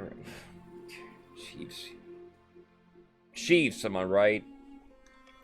Please, Your Highness, esteemed council, you must allow justice to be done. An illegal hunt by my husband. Do we A, order the king consort to pay monetary compensation to the northerners? B, order the king consort to pay compensation and introduce harsher penalties for illegal hunt organizers? Or do we C, dismiss the actions? See, I knew it. See, I knew my husband would cause trouble. And immediately, first season, he does. What do we do? Victor. Just illegal hunts? You just needed to get a god speaker to say their mumbo jumbo. Legitimized it. It would have been nothing. Yes, my favorite series. Freshly baked bread. One of my favorite snacks. How are you doing today? Well, come on in. My husband's causing troubles, baked bread. Oh, God. So hard to find a decent man these days. Glorb's the only one who ever, really is awesome. Looks like we're going to order the king consort to pay monetary compensation to the northerners. Alright, yeah. Victor, money will make it right, I promise here. Baked bread, how are you feeling today? Whether ashamed or angry, you can't tell. But Victor has already exited the chamber by the time the vote is called. Come on. Victor, don't be a spoiled sport about this. The Chiefs gain money. They lose defiance. They all gain is at 250 gold to every chief. Nice. Thank you all. The gods are good, says Maidenless. And they may need that money. There's an avalanche in the north. Samitsuro. A devastating avalanche has buried a mountain village within my domain. There were few survivors. I suppose the kingdom should lend you a helping hand, huh? The other nobles are under no obligation to help the north, but surely they will vote with compassion. 2 minutes ago. You are never late. You arrive precisely when you mean to, bread. You can't rush good baked bread. All right? You have to smell it. When it's ready and done, it is. Helena the first, you think? Really?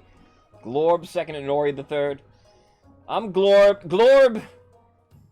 Helena Oriad for me for those. There's a power gap between Glorb. An avalanche has devastated the north. Do we A, send financial aid? B, instruct the Archbishop to lead a memorial to those lost? Or C, this is nothing to be done? Right. Avalanche in the north. How do we deal with it? A memorial by Archie, our good buddy, the Archmeister. Praise the ninth. The Archman. Chiefs, it's a lifeline for you. It appears you're not going to listen to him. Or something. Let me ban the churches. Freshly baked bread. Welcome in officially to the game, then. Glad to have you. You've joined the grandees for the day here. 1,000 gold will be in your coffers to start off with. Unfortunately, the Archbishop decides to take the opportunity of the memorial to blame the disaster on the victims, claiming that the Ninth God has punished the North for their pagan ways. Archie? What the hell?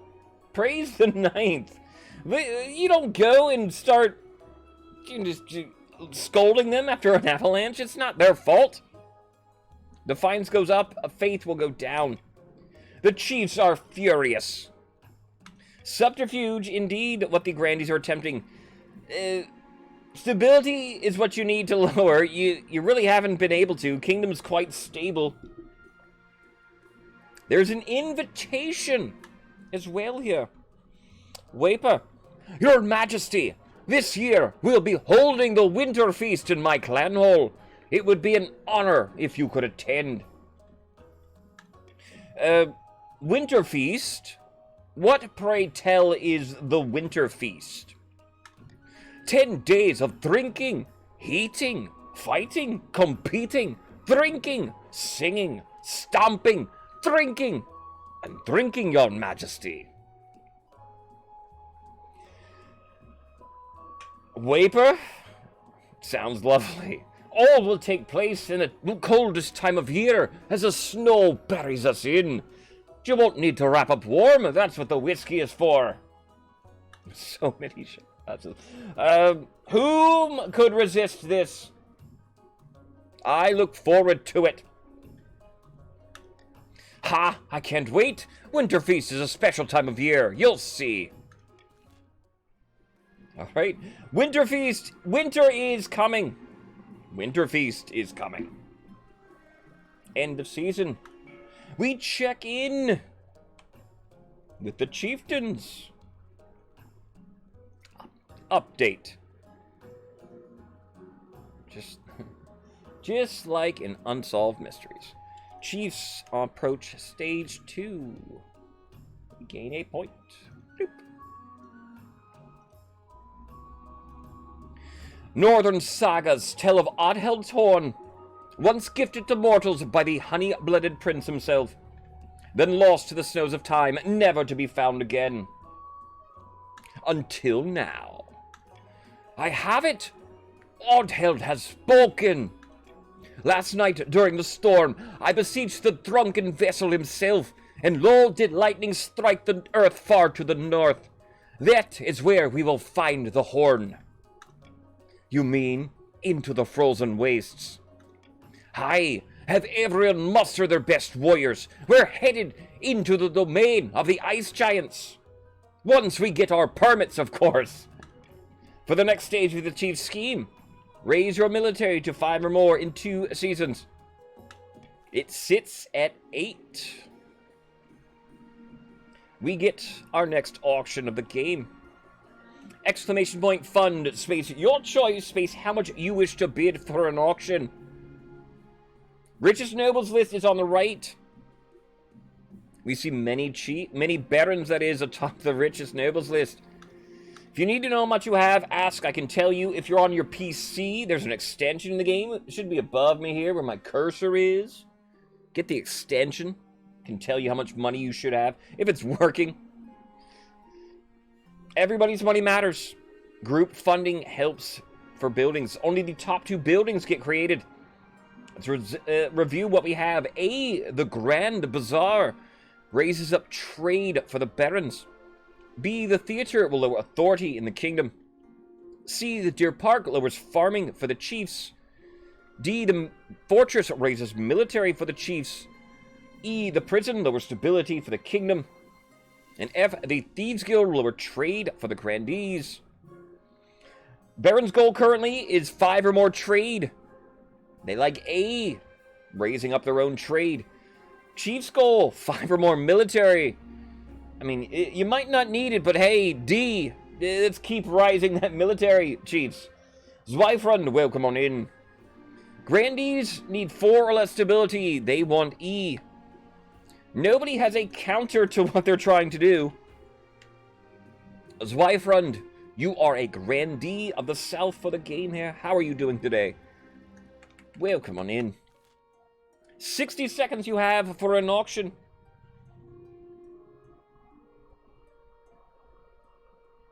A, D, and E are our hot ticket items.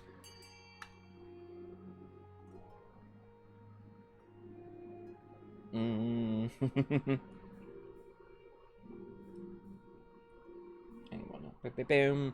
and D, early leaders so far. Going back and forth a little bit. B, what barons want, or B, what barons want? Low authority? Are they planning ahead? But B, lowering authority. D, raising up military for the chieftains. I see 600 in A as well. There's 800 in E, 250 in F. Nobody wants the Deer Park. That's C. Has a fun event tied to it, the Deer Park. 20 seconds left. It's still D and A currently. D, chiefs. A is what barons want. A now being reinforced at 3,001 for A. There's 10 seconds left. It's A and D. 1250 there is in D. 3,001 in A. I see 1,100 in B. There goes E up to 2,200. It's A and D currently. A reinforced. E at 2,200. It's A and D. A and E will be barons and grandees. A raises up trade for the barons. Gamers, biggest contributor to that. 1,400 gold. Vallacy, biggest contributor to E, lowering stability. Right. Chiefs probably won't need another military, but hey. Stink may have overspent. You spent exactly how much you needed to, parent gamers. There's Northern Outrage? Chiefs, what the hell? Samatsero, I demand that the Archbishop apologize for insulting us at the Avalanche Memorial the other month. He did do you wrong in that speech. We may worship different gods than the rest of you, but we're all citizens of the same kingdom, damn it. We deserve respect. Chiefs are mad at Archie. See, you spent 1,400 and you weren't even acknowledged, Crystal. Nobody knew. A, do we sack the Archbishop? Replace him with one who will keep his mouth shut. B, order the Archbishop to apologize. C, stay silent on the matter. Or D, declare the Archbishop has the Queen's full support.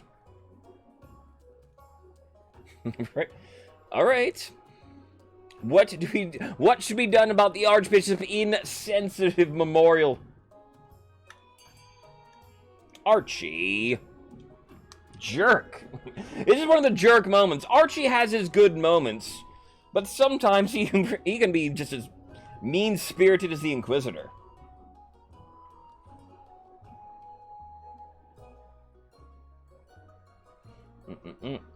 And he has insulted the North. We must cancel Archie, says some people. Declare the Archbishop has the Queen's full support, says others. It's A and D. Those are A and D. It's close.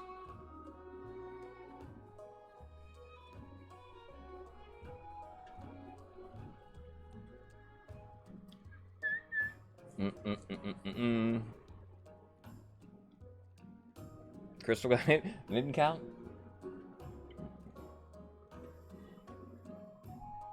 Looks like D winning out. It's close though. Vallacy, did yours get in? The end, yeah. It appears we will declare that Archie has the Queen's full support. Does he? Does he? Come on, Archie. Don't go rousing up the Chiefs. You declare that the Norse paganism is an embarrassment to the country. The Chiefs are livid. Effigies in your likeness are burned down in a dozen snowy villages. Chiefs' defiance goes up to 5. Faith goes down across the kingdom. Defiance goes down for the other nations. Stability goes up 1. On the other hand, priests throughout the rest of the kingdom praise your name in their sermon. All right. It wasn't my fault. They're begging for scrap. The march has people begging for scraps. Oh, God. When Baron Julius Farron enters the council chamber. Oh, it's not even the peasants. Baron Julius. His clothes are stained and rumpled, and his face is haggard. I've lost everything, Your Majesty. My coffers are empty. Julius. They are. This must be dire. Gadzooks, it's an impossible situation. I'm utterly penniless. I beg whatever spare coin the council can give. Right, Julius. Grandy Luciana is wealthy. She should help. The crown should provide funds from the treasury. Or you must deal with this yourself. How much gold? You're wealthy? Are you wealthy? Luciana has 1,200 gold in her coffers. I wouldn't call her wealthy. That's like me. I mean, the wealth... I don't know. Maybe she is. All right. Hoy, I guess she is in this realm. I'm used to lots of money. 1,200, I guess, is the wealthiest grandee. 60% of the time is our rolls. They work every time. Only one of these works every time. The other one, I don't know. You look so cool. What do we do?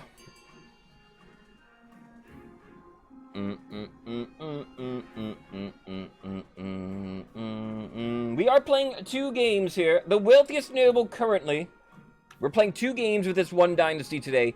Wealthiest noble currently, there's 1,400 tie between a few barons. All with 1,400 gold at the moment.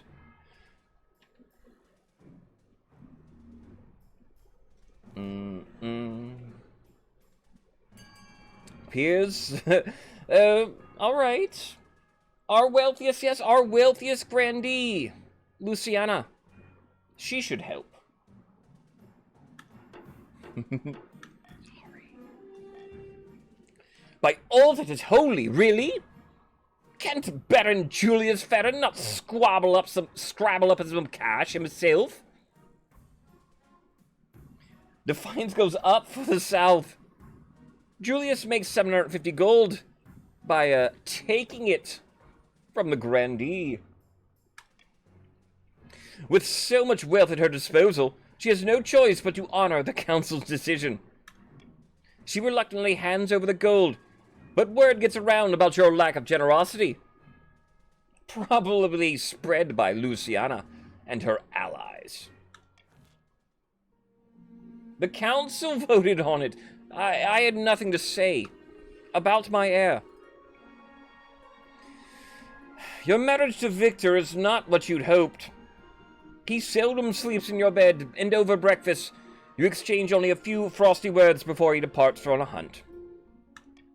The last thing on your mind is procuring an heir, but the needs of the kingdom must prevail. Congratulations are in order. The royal wedding was a magnificent affair. I mean, it went about as well as expected, Mother. You're still in power, aren't you? You still got the crown on your head.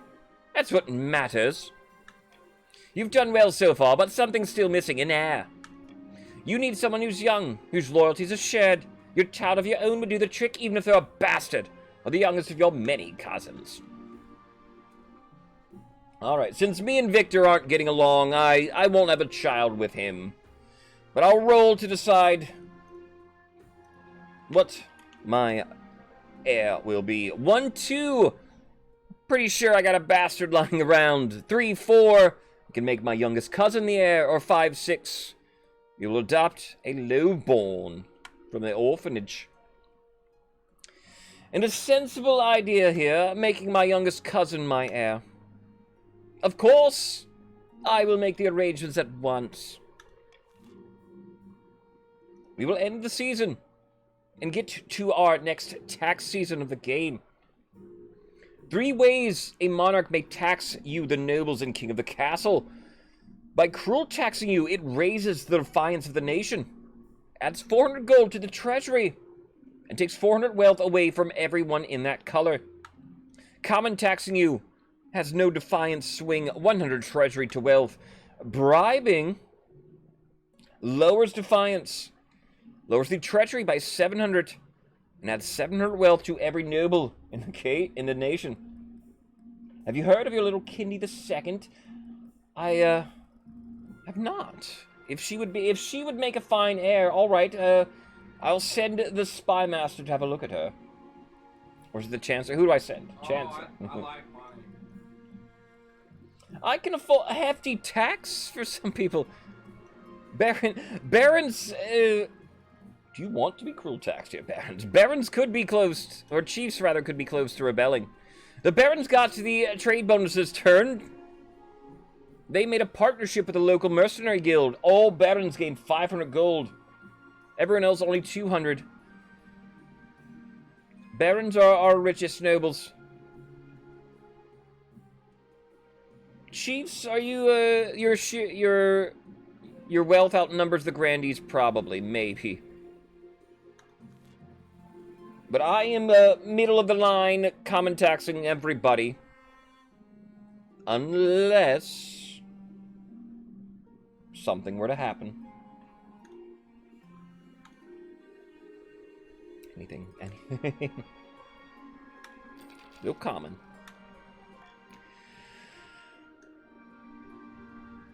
There is gunpowder smuggling. Your Highness, the Barons of the March are attempting to amass a store of gunpowder. You know, the explosive black powder from Kurth. What can I do about it? The Barons have established contracts with Kurth merchants, no doubt at great expense. Without the coin to purchase more powder, however, their plot will fail. As it stands, the Barons' trade is strong enough to procure a large gunpowder stockpile. If you wish to stop them, you'll have to act fast. You bring the revelations, which the Barons wholeheartedly deny to the Council. What do we do about the Barons' vote? A. Slap heavy tariffs on all imports to the March. B. Threaten Kurth with sanctions for supplying gunpowder to the Barons.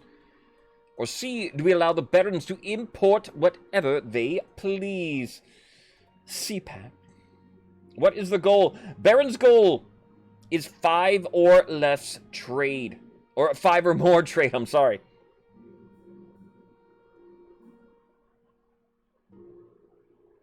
Whisper in the ear, says Meme.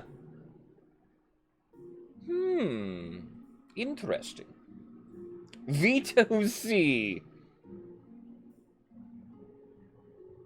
We can't, Meme, Drogon, my friend, that is truly a good choice. We can't allow them to import whatever they please. First gunpowder, then uranium next turn. All right? We can't. We mustn't allow this to happen. Either heavy tariffs or we threaten them with sanctions. All right.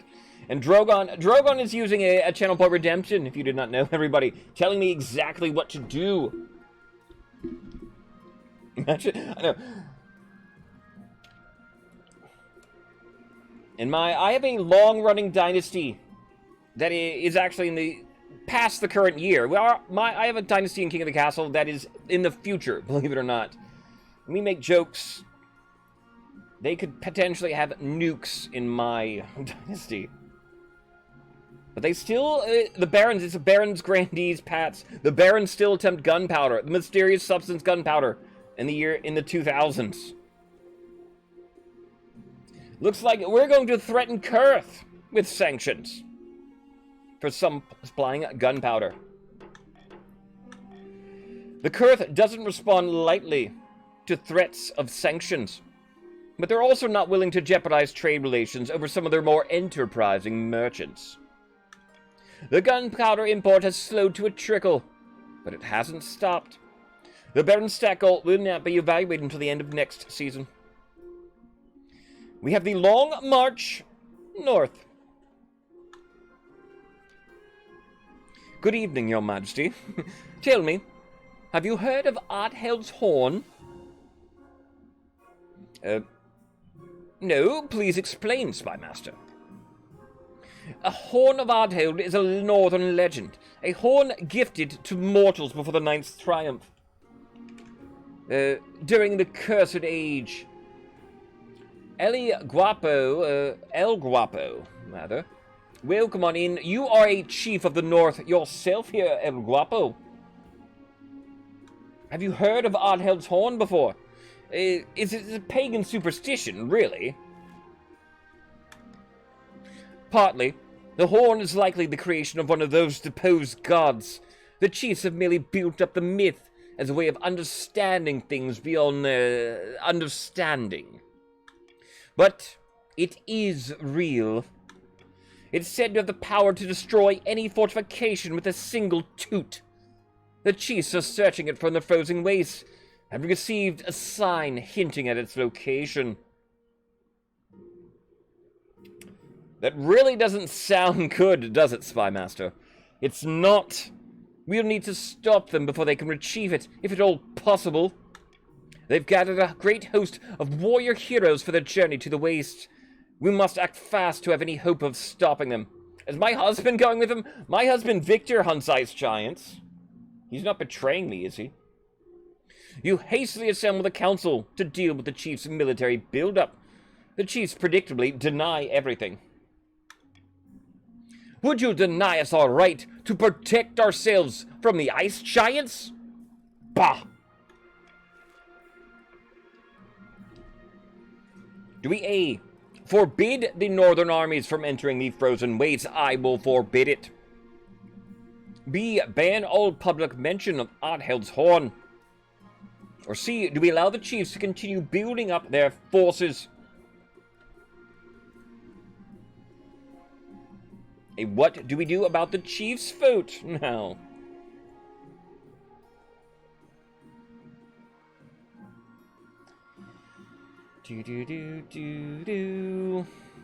A few chiefs think they should just be allowed to build up their forces. Even Ephra backing them. I'm sure in the year 1985, uranium's available at every corner drugstore. But in 1955, it's a little hard to come by. My favorite sort of lines in Back to the Future. It's subtle, but it's fun, right? But Doc just thinks we're going to have uranium by then. It's tied vote B and C. Anybody out there who hasn't voted wants to break a tie? I see late votes A. When the vote is tied in King of the Castle, it is the monarch who breaks a tie for a situation like this. I'm gonna butcher your name. I know I am. Not even gonna try. Not even gonna try. But, new friend, Sir Flauschakor. Welcome on in.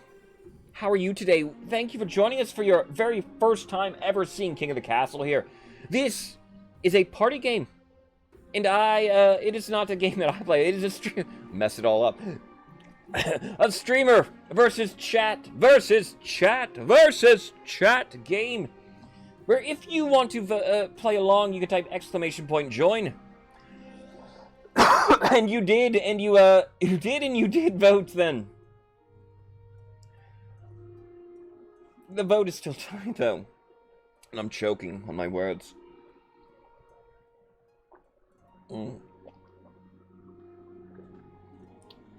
Fine, I promise. Hope you're winner, sir. Alright. A monarch, it is still, more. It is still tied then. When a monarch breaks a vote in the games I've been playing, I'm going to roll a D6. 1 through 3, I will pick B. 4 through 6, I pick C. We delay the chiefs for a turn, or we allow them through. And Sir Flausha, where did you end up on? I didn't even see. You it looks like you were a chief. You are. Marrow. Rolling D20. I said D6. D6. We get a 2. Sadly, no counts. If you are rooting for counts, you want to stop grandees, probably. It's like like pro counts people. Like barons are probably going to jump. Barons will probably jump you, but if you stop grandees from winning, counts can secure their victory. I am a count. So that's counts. If you're secretly for counts, stop grandees. And I rolled a 2. We will delay the chieftains. Your ban helped slow the tide of warriors joining the expedition in the north. As word of the mythical horde is still stifled, it will be some time before the chiefs can set out on their journey north. But the delay is not permanent. Rebel! How dare you? The chief's stat goal will not be evaluated until the end of next season. You cannot rebel yet. And, Don't rebel. Winter Feast is coming. Huzzah, baby. After weeks of leading your baggage train along perilous mountain roads, you finally arrive in the sun-swept clan hall of Chief Waper 34. The hall is crammed with all the chiefs of the north, sitting cheek to cheek along tables groaning under the weight of food and ale. Welcome, your majesty, to my humble hall. Take a seat, grab a drink. It is customary at Winter Feast to exchange gifts with the host. What did you bring? Ah, yes. What did Queen Final Chance bring? I'll roll for this too, then. A casket overflowing with sapphires. Cheek to cheek. An axe with emerald-encrusted shaft. A champion boar horse. Fine silk pajamas. Or nothing. I hope I didn't bring nothing. But I will roll a d20 here.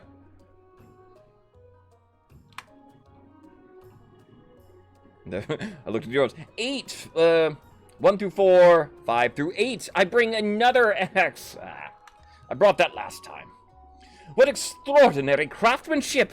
Useless as a flagon full of seawater, of course, but it certainly looked pretty. I'm sure all the chiefs know of your generosity. Defiance goes down 1. Treachery goes down 500.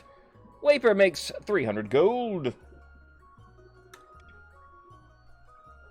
After that, the feast lasts long into the night. The fires roar. The bards sing songs of the old days. A lot of ale is being consumed. A couple hours in, you are... And it would be an insult. No roll, I am extremely drunk. The chiefs appreciate how much you're getting into the spirit of things. They roar with laughter at your mumbled jokes. Someone claps on your shoulder so hard your crown falls into your beer. As Winterfeast draws on, and the snow piles up outside the doors, the mood in the hall turns raucous. Your memory is blotchy.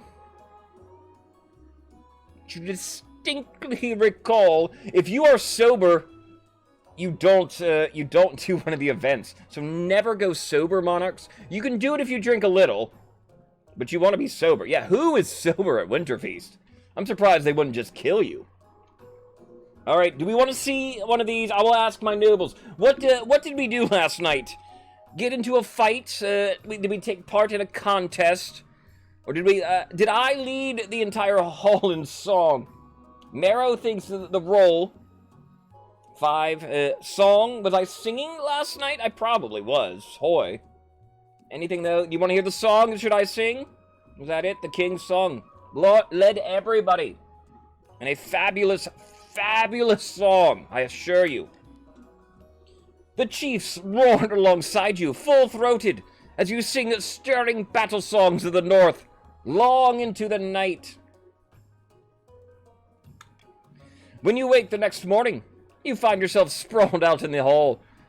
Waper is sitting beside you, eating some bacon and eggs. Dude, Waper, pass me some of that. It's good to be the king. Ah, they're singing. I come from a land of the ice and the snow. Give me some of that bacon and eggs, though. I'm hungover, Waper. You really got into the swing of things last night, Your Majesty. Mighty impressed I was. Didn't even think you know the words to some of those songs. To be honest, Your Majesty, you may have gotten too into the swing of things. Waper? What did I do? I don't remember. You sang some of the songs that were very aggressive towards the other regions. The kind of songs that rhyme pillage with village. Oh. Not that bad. Word quickly spreads, though. Accusations of northern favoritism become a thorn in your side. Why did word spread? Chiefs, what happens at Winterfeast needs to stay at Winterfeast, my brothers. We're allowed to make fun of the other nations at Winterfeast. That's what I thought this was part of the ceremony. My bad. Oh, I thought this was a secret place, Chiefs. On this day, I see clearly. I'm a little ashamed. Gossiping Chiefs, huh? I thought that was incompetence. Broke the Vegas rules.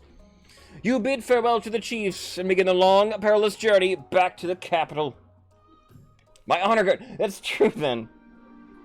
It's my damn honor guard. Somehow they told it. That's what they spoke of. The nuns of my honor guard. Sir Skeleton, how are you doing here today, Skeleton? Welcome on back. You are a grandee for the game here. Welcome on in.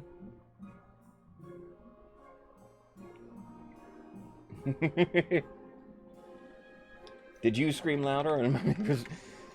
Did you like it? Was it? I saw a clip so far of it is all I've seen, and I heard the news like Monday morning.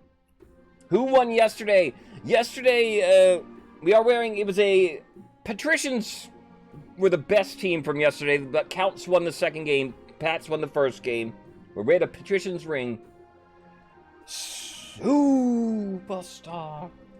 We were talking about it on Monday. We can't wait, Sir Flausha, for Christian Cage to lay into him once he reveals the truth about his father, right?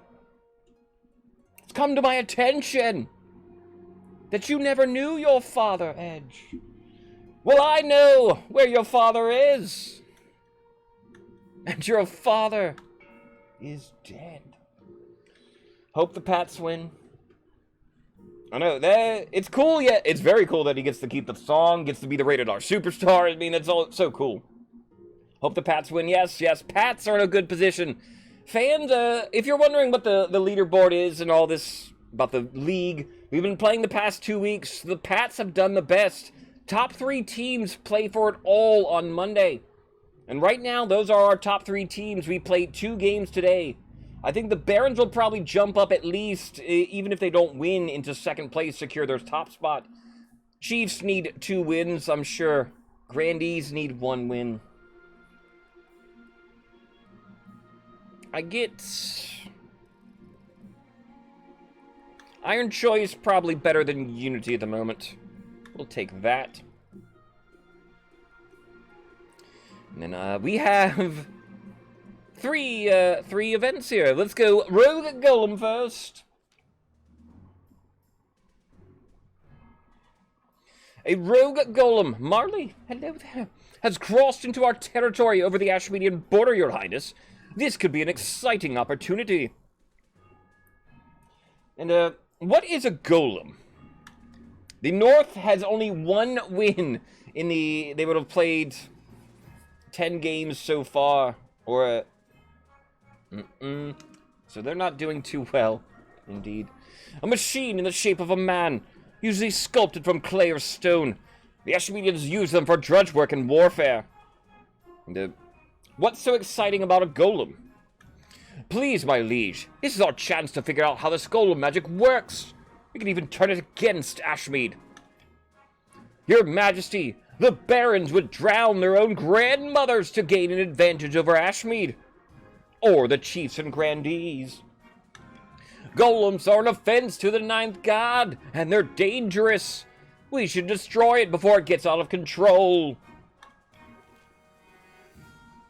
Unjoin? You cannot unjoin in this game, El Guapo.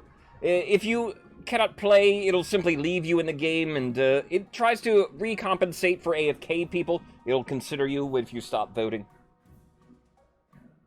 The little match with past their prime Hardys. I can totally see it. Alright, what do we do with a golem?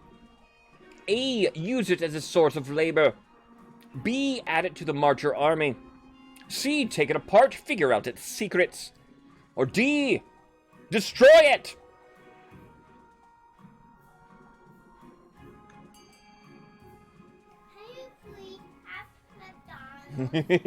You vote B. March your army. Thank you here, Friday. It works. Happy Friday. Thank you for the resub here. Good to see you. Hope all is well. On your side of the planet, you know, you're on my side of the planet, though. Up north, I'll call you. Happy Friday. Is this a Baron choice? Yes, this is a... These held Barons. Is a who gets to sort of have the golem. Happy Friday, it's Friday. Gonna get down on Friday. 50%.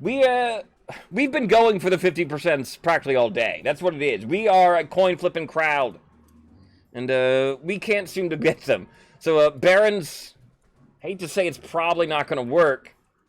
But our coin is cursed today. Can we break it? Everyone's sorry. I won't. Because it is Friday. It is Friday. And it's a catchy song. Despite everybody's hatred for it, we sing it like 15 years later. So it worked. A capital idea. We'll hook it to a mill. Tell it to keep cranking a handle. And hey, presto! Endless bread. That sounds pretty good, actually. Marley, great plan. Faith goes down, though, because we're using this abomination. It works exactly as described.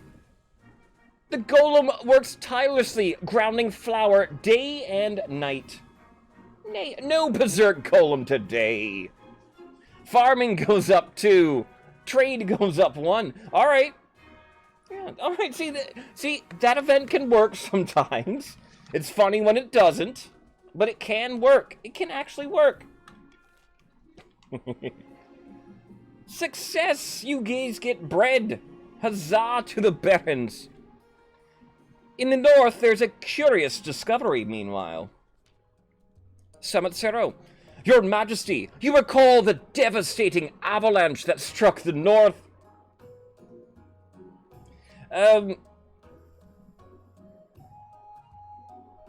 Vaguely. That happened so long ago. I mean, I'm expected to remember everything that happens to the north. The avalanche uncovered an ancient stone door embedded in the mountainside. We suspect it may be one of our ancestors' tombs. Whoa. Some locals tried prying open the door and investigating within. They did not return. Oh, okay. Alright. A. Do we send a group of renowned northern warriors to explore the ruins? B. Send a team of scholars from Quail University? Or do we C. Order the tomb shut back up? Okay. Does something happen if we order them to keep it away? I don't think so. You don't want to explore it, Zyflund? Where's your sense of adventure? We'll start the vote. What do we do? Remembers all the money. It can, and it will.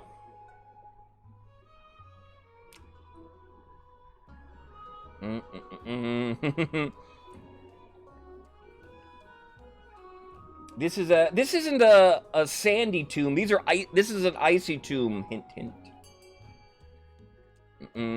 Looks like a team of scholars winning out. They'll know what to do. A team of scholars are sent to investigate, accompanied by a few officers of the watch to ensure their safety. Send in Indiana Jones, exactly. You hope to hear back from them soon. All right, we'll hear back from them. There is stage fright. Your Majesty, there have been many strange rumors regarding the grand theater recently built in the Marcha city of Rudhausen.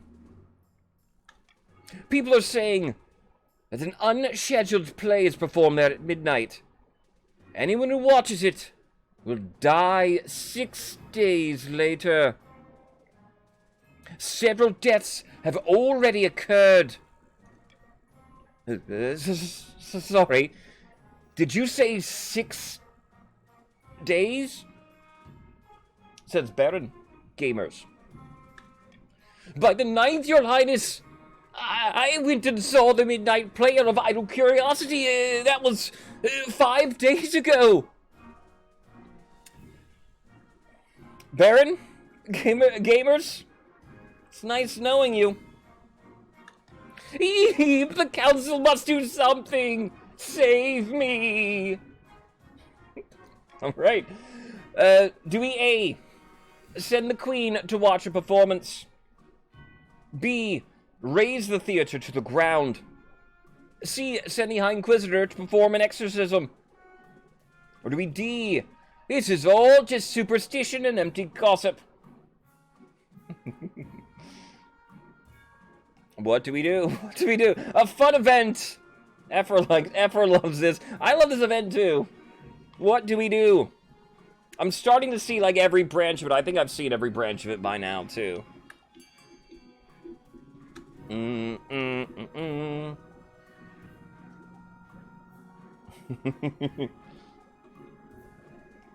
What do we do? Spear him! By God!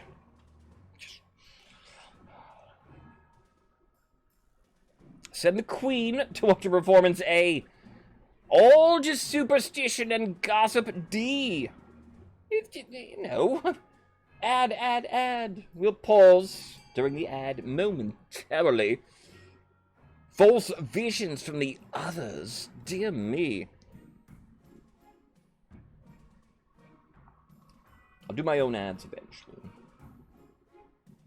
I am, indeed. It's a close one between A and D. Ads should be about ending. They're very limited, my ads. Here's D. This is all just superstition and empty gossip. You'll be fine, gamers.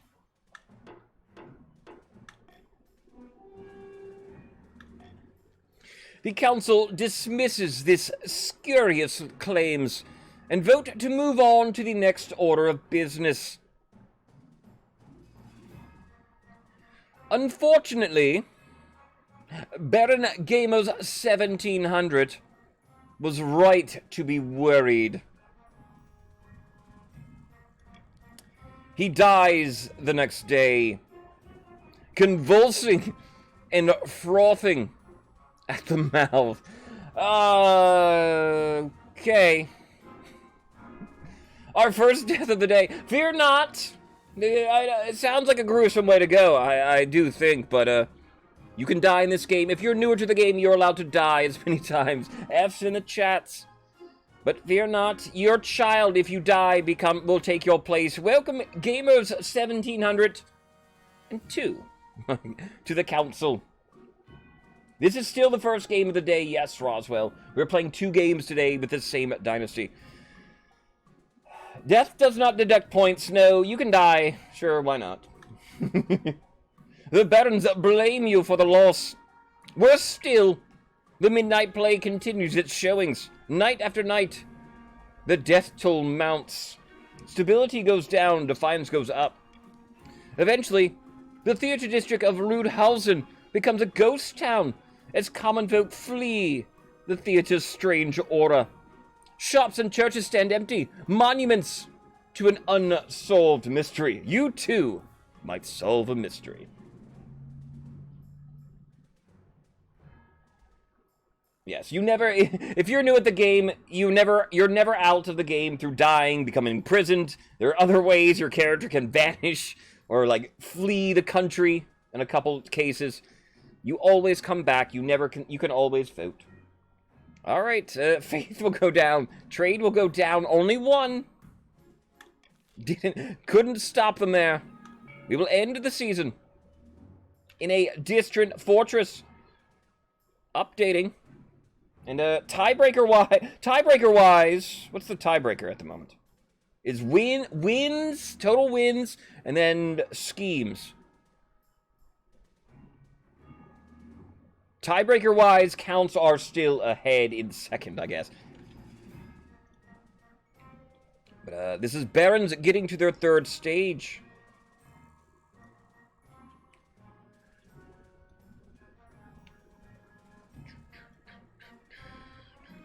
So live standings.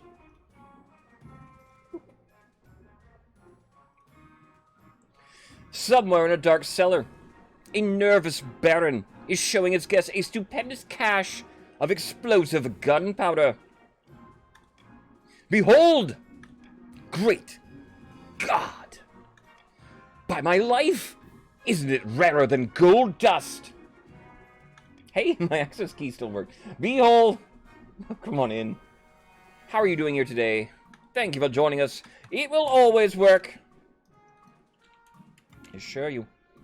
You are a grandee for the game here. Ad? We just had an ad. What the hell, Twitch? I guess some people, you know, whatever.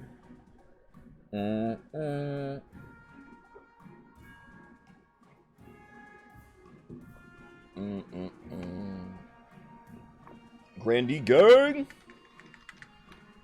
Grandee gang needs help. They're still on their first stage. They need stability at 4 or less. Barons approaching their third stage. The Chiefs will be getting their third stage as well. It's not only the biggest stockpile in the kingdom, but the whole world. The only one. Now what do we do with it? Barons!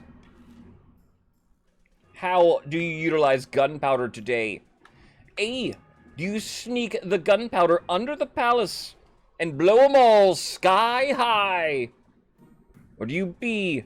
Start manufacturing muskets and cannons to make your military unbeatable?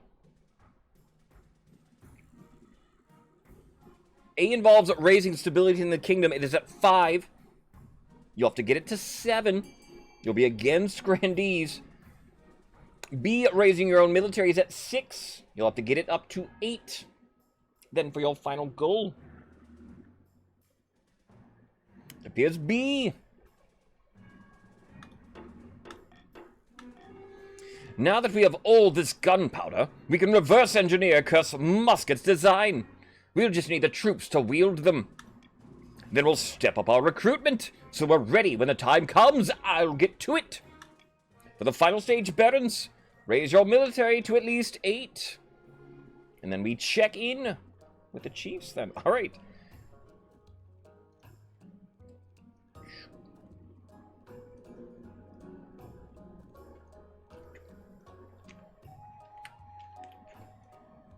Chiefs. Schemes are 1 point. And then victory conditions, you're winning the game is worth more then. So Chiefs get up to 40. In the north, unbeknownst to the rest of the kingdom, a great battle has just taken place. Naturally, the Chiefs are celebrating their recent victory against the ice giants in the frozen wastes by smashing steins together and singing battle songs all throughout the night. There's been a lot of singing. Did you see that giant's face when I cut him down? Poor blighter never felt a heated axe before! Ha ha!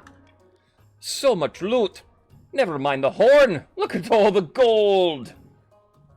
And yes, then, all Chiefs make some money. How much? 750? Is that how much you made? You make a ton of money, Chiefs. Holy shnikes. Now are very much our richest nation.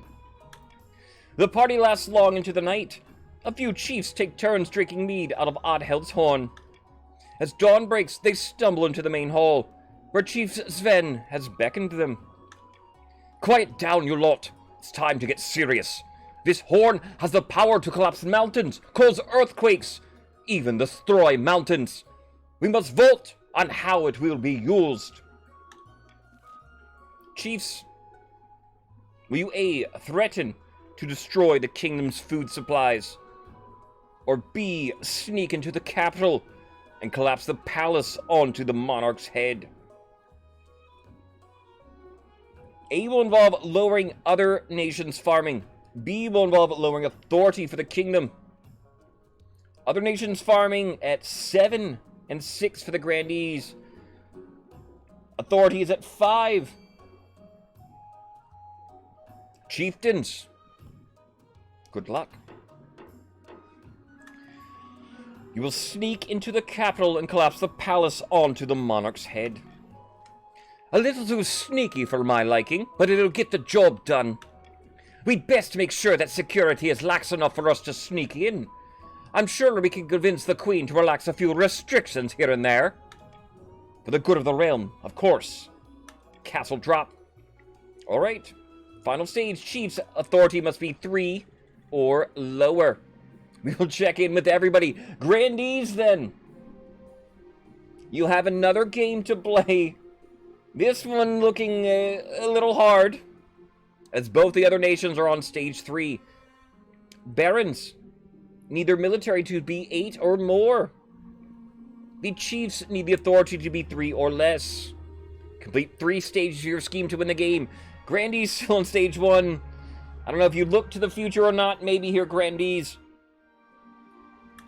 End of season. I mean, you could come back. In the meantime, my heir, in the meantime. Your quest for an heir is finally complete. You stand before the council, holding a small child in your arms.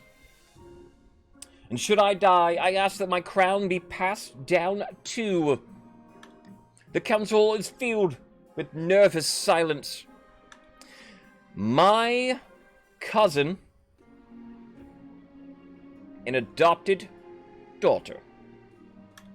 The assembled nobles break out into polite applause. By designating an heir, you've cemented stability of the kingdom.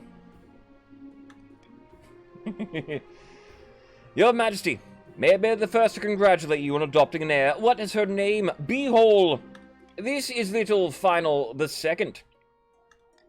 Praise be, Your Holiness. I'm sure little Final the Second will grow up to be a chip off the old block. Congratulations on finding an heir. Now you just need to fulfill your ambition to win the game. Expect a visit from the Spy Master soon. Alright. Monarch's victory, getting a little closer here. I picked authority. It's at 5 currently. These scholars return. Ah, yes. These scholars we sent to investigate that tomb. Summit Zero. Bizarre news from the tomb in the north, Your Majesty. The scholars of Quail University have finished their excavation. Inside, they made contact with an army of warriors made entirely from ice. The frozen soldiers declared their loyalty to King Jarnarf and asked to be taken to him. Who in the blazes is King Jarnarf? King Jarnarf died 400 years ago. He was a king back when the North was independent. The Ice Warriors have trouble understanding this, though.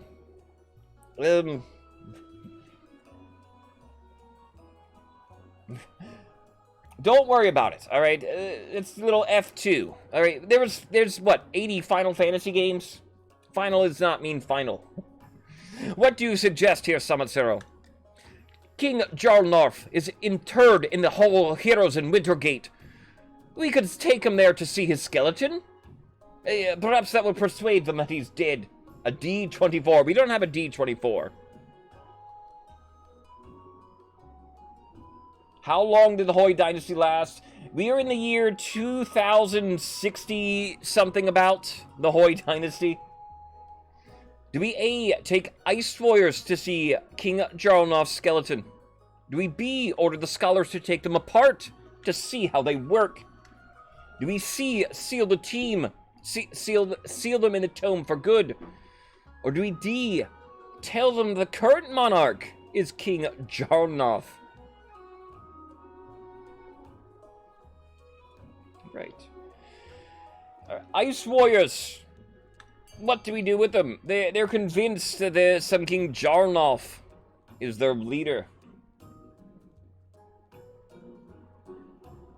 What do we do?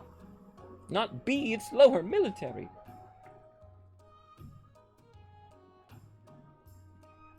This event doesn't make any sense then. No events make sense when you think about them. You just have to go with the flow.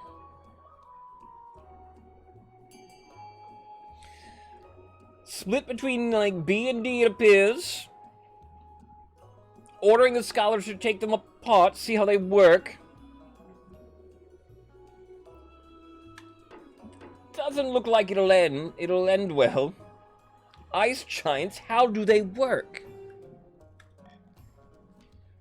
When the soldiers tried to take one of the ice giant warriors captive, the other icelings drew their swords and attacked. Chief's military goes down. Authority goes down 1. The result was a bloody massacre. The Ice Warriors have proven formidable opponents, and Quail University is mourning the loss of its finest archaeologists. The Frozen Army has now taken over a nearby mountain fortress and declared themselves an independent fiefdom, still loyal to a dead king.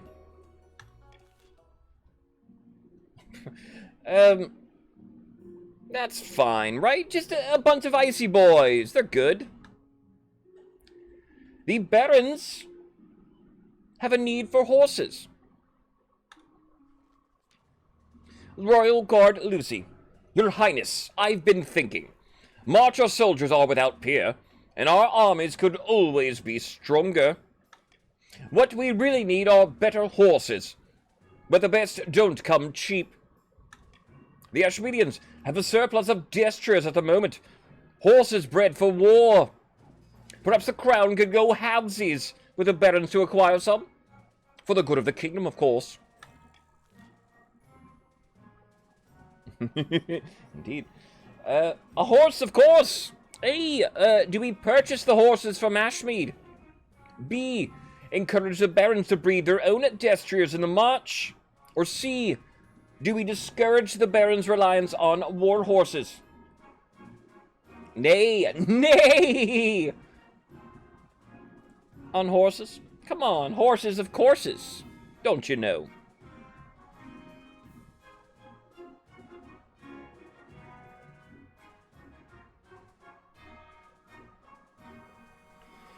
A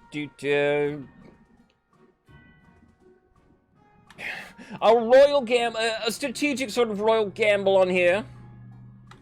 On A. I'm trying not to use too many laws throughout the game, is to keep sort of neutral. But royal gamble to lessen the hit should A pass.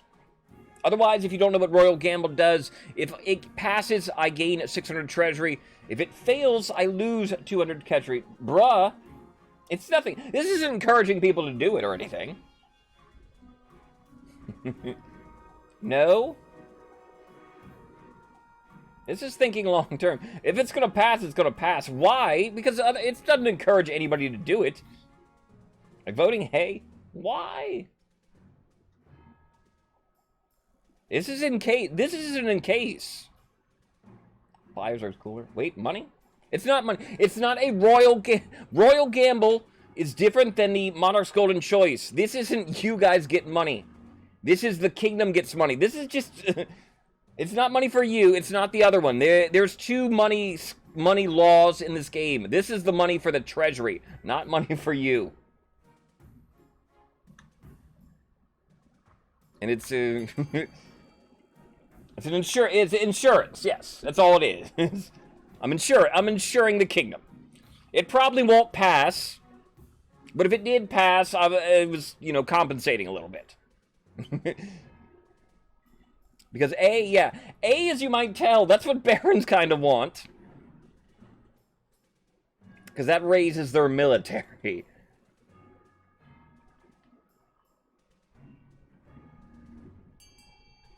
But at the same time, this is an interesting event.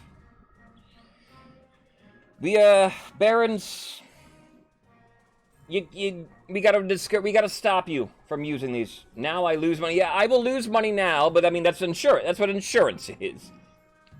I can afford to lose 200 gold since Royal Gamble didn't pass. Mr. Jin, hello there. How are you doing today, Jin? Thank you for joining us. You are a grandee for the game today, the yellow team.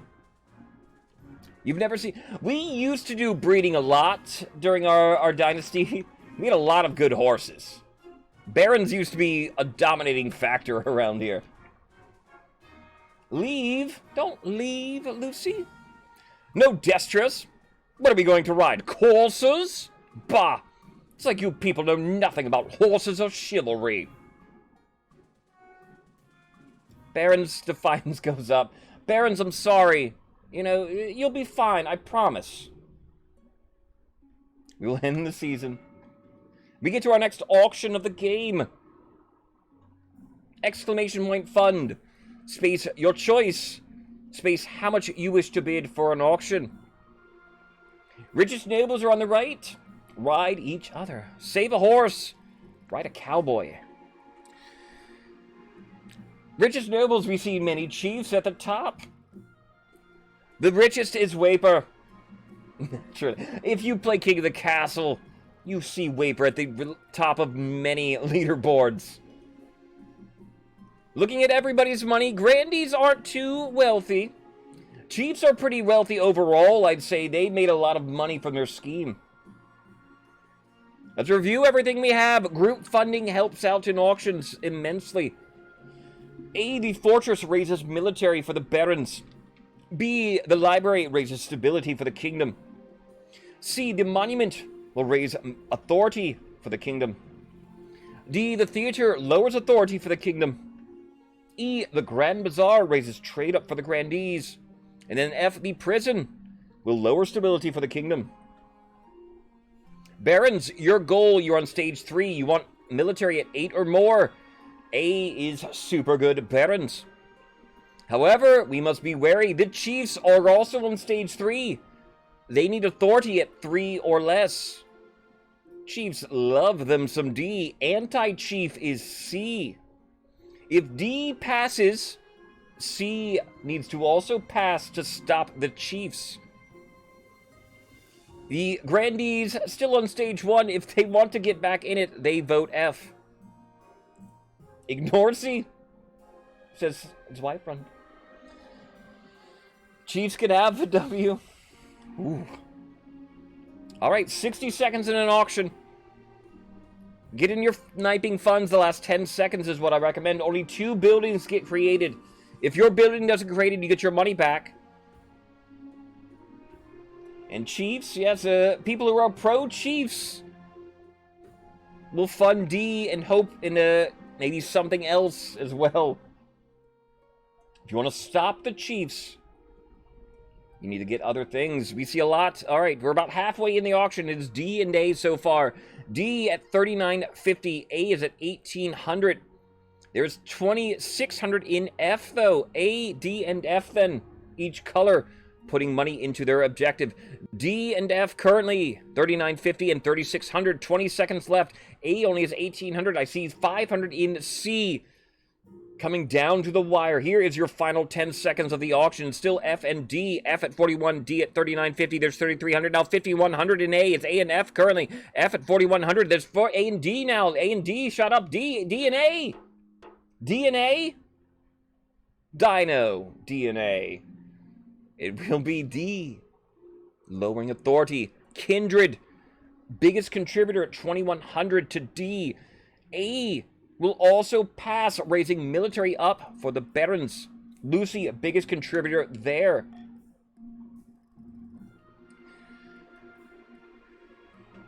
There is rumblings of change incoming. It's been a long time coming, Chiefs. The council session starts like any other. You're supposed to be debating farming subsidies with I like freshly baked bread and the other grandees. Always with the farm subsidies. The chiefs are nowhere to be seen. Chiefs, damn it, we were supposed to start this vote an hour ago. I don't have time to wait for you. My thoughts exactly. Please, Your Highness, let's just begin without them. I doubt they have anything useful to contribute anyway. Bread. Agreed. We are not waiting for them. You stand up to address your nobles. Just as you're about to call the council into session. It's a wobble. Not a little wobble, mind you. This entire building is shaking wobble.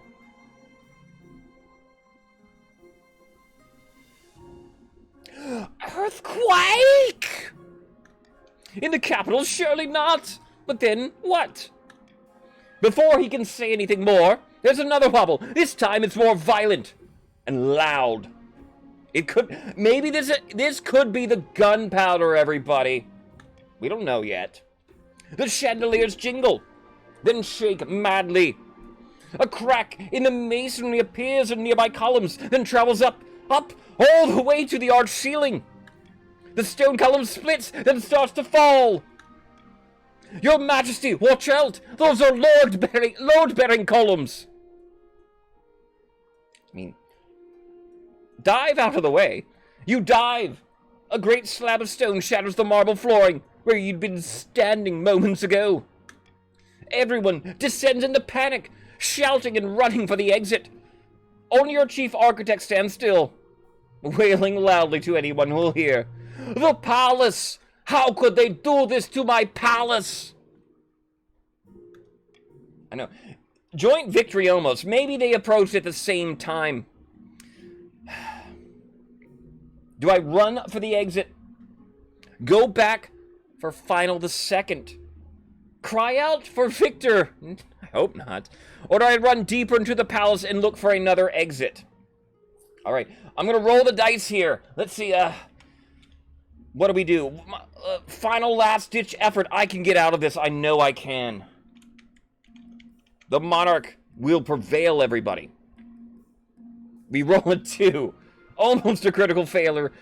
I will run for the exit. You make a dash for the way out, along with everyone else. There's a huge crush.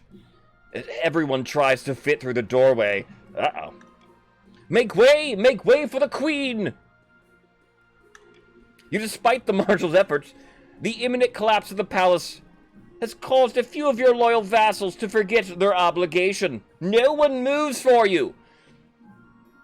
Queen coming through, make a way. You push as hard as you can, but it's no use. There's another rumble from deep below. In the distance is that the sound of a horn? The masonry is coming apart at an alarming rate. Chunks of rock are falling on your head, even if you try to push your way through the crowd. That's when it hits you. Actually, that's when 2 things hit you at once. The first is the realization that the chiefs have usurped you in the most destructive way possible. The second is a big stone slab. Everything goes dark. What now? When you finally come to, someone has lifted the rubble off of you. Thank the ninth. Through blurred vision, you make out a figure. Chief, best never next. Oh, damn it. Oh. God, you're alive. Praise Morgana. She laughs heartily. Now I can finish you off myself.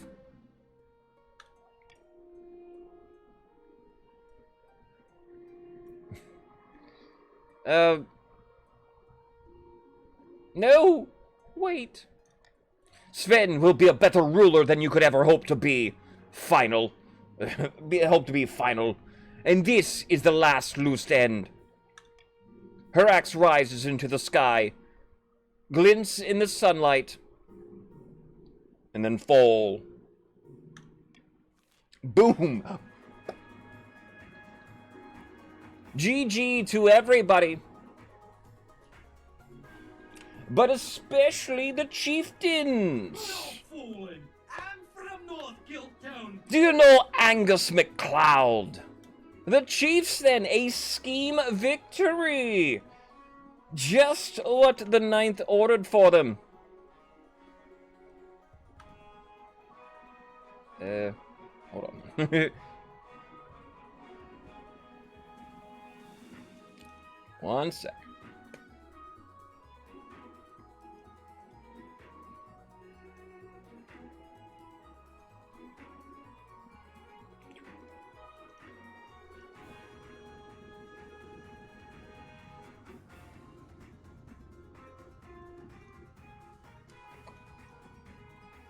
Doing it by hand.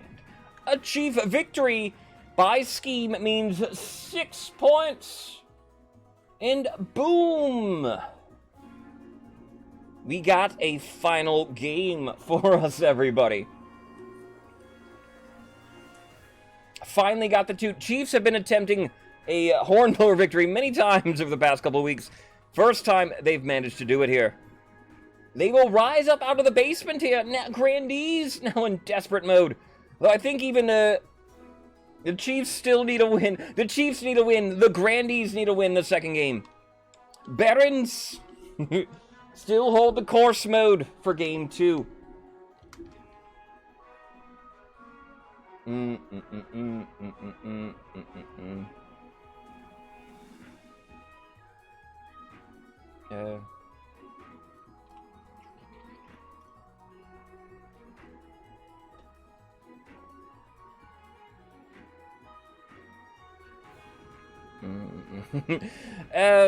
FMX won't ban you here, but watch what you say here, sir.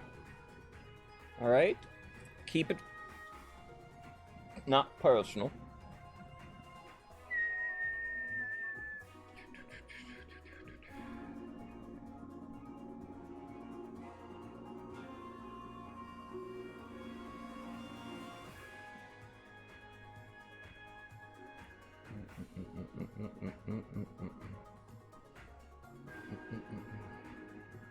By moderator. All right, Dakota, thank you. Warning will be enough, thank you. Okay. reading to see if something happened. Noted. All right. Be nice, FMX. Not in last place. A win in my book. All right. Well, let's go over everything here then. The Queen's final dramatic demise passed into Northern legend. Whenever a tyrant rises in the capital, the Chiefs smirk and pray to Oddheld. Smat Dsaz, this first game has just ended, but we're going to play another one in just a moment here. We're going over the epilogue at the moment. In the haste to complete their scheme, the Barons mishandled their gunpowder. It blew up in their faces, literally. All that was found of Baron Le Lavache was a pair of boots with the feet still inside. The Grandees' attempt to replace the Queen's advisors never panned out. One night, Grandee Moses Profeta awoke to find a smiling spymaster holding a knife to his throat, kindly asking him to desist. With their spectacular destruction of the palace, the chiefs quite literally squashed anyone who could claim the throne. Anyone except, of course, Sven, who was crowned atop a heap of rubble the very next day. His reign is a story for another time. Queen Final, the Cynic. All is not lost in the kingdom. Richest Noble. All right, we're playing one more game here then, everybody, with these same factions. The leaderboard then. As you can see there, Pats are safe. Counts can still be usurped. Barons are in, I guess. Because they will get at least 1 point for playing in the next game. And then Chiefs and Grandees will try to pick up a win themselves. Your wealth carries over. When we play another game in a dynasty, your wealth that you made this game will carry over. Waper will still be our richest noble. All the stats will be the same. Barons look like maybe the best position, I think, going forward stat-wise. We will exit. All right, we'll do one more with this same dynasty. Continue the game. King Sven, then. If you've never seen King of the Castle, continuing the game, the previous monarch who won, King Sven, will be who I play as. Join back in, though. Give me a minute, then, and I shall return, though, as I have to use the restroom right quick. between our game. And thank you guys for playing today. 1 second. That might be a BRB after these messages. We'll be right back.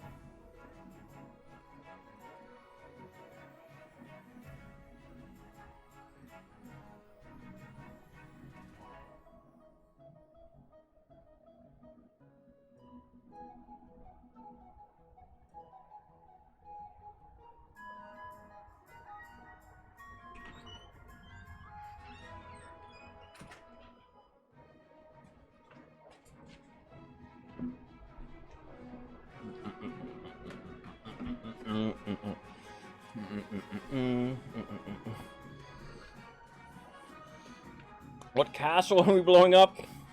One that just collapsed under the chief's rule, Airhawk. Can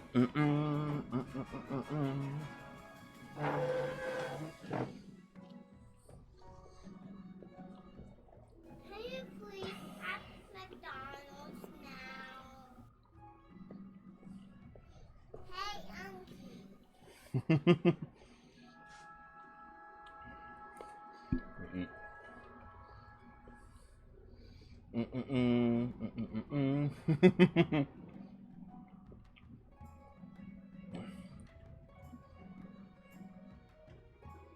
All right, Smat, welcome on in. Thank you for playing with us. Yeah, you will do everything in chat here. It's a lot of fun.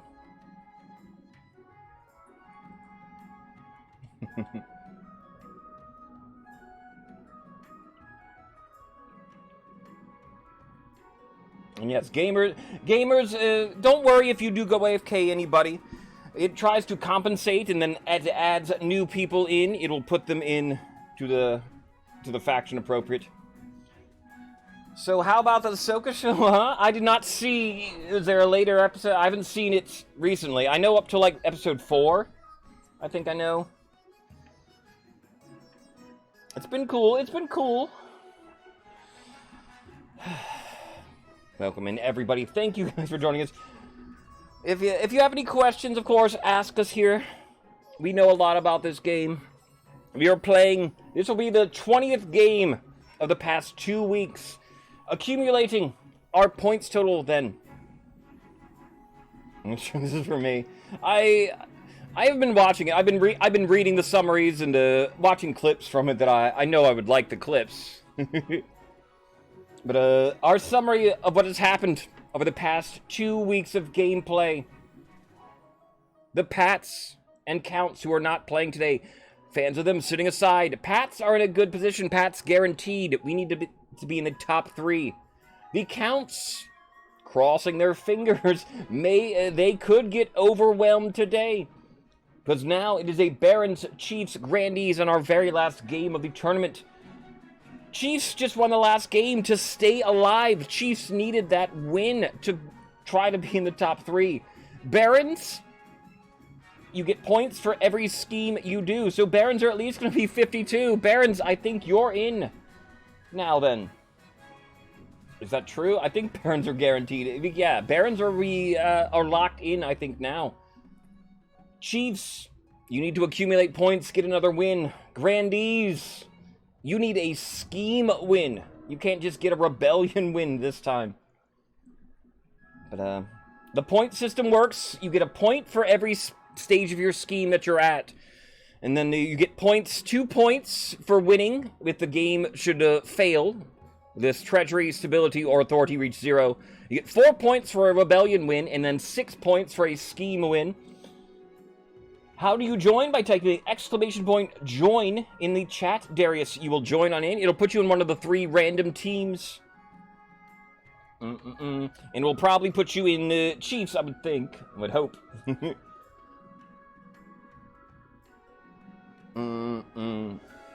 The scheme like never before. And then, yeah, what is at stake then? The top 3 teams will compete on Monday. And Monday, what I do every month, I have a Praise the Ninth event. So this Monday, and then Darius, there you go. It puts you in the Chiefs of the North.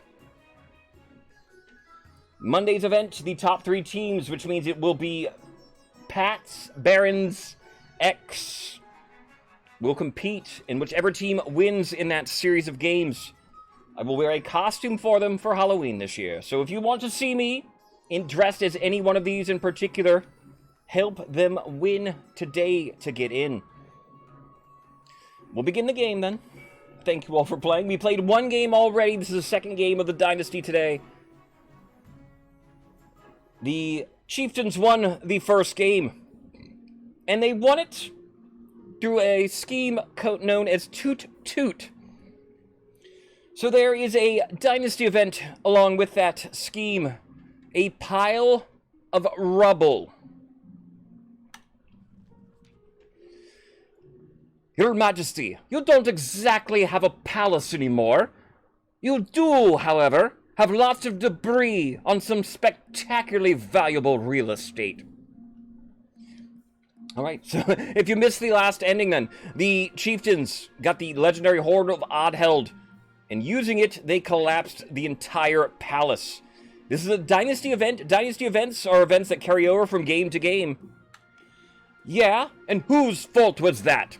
You pagan chiefs and your silly horn. Let's not sling blame. We just need to plan how we can rebuild. Alright. So how do we rebuild the palace? Do we, if this is your first time playing, this is a council vote then. You'll type !vote, space, your choice here. A, B, C, or D. A. Do we build a perfect reconstruction of what came before? B, construct a longhouse in the northern style. C, do we cheap out on the materials? Or D, the chiefs can fund their own new palace.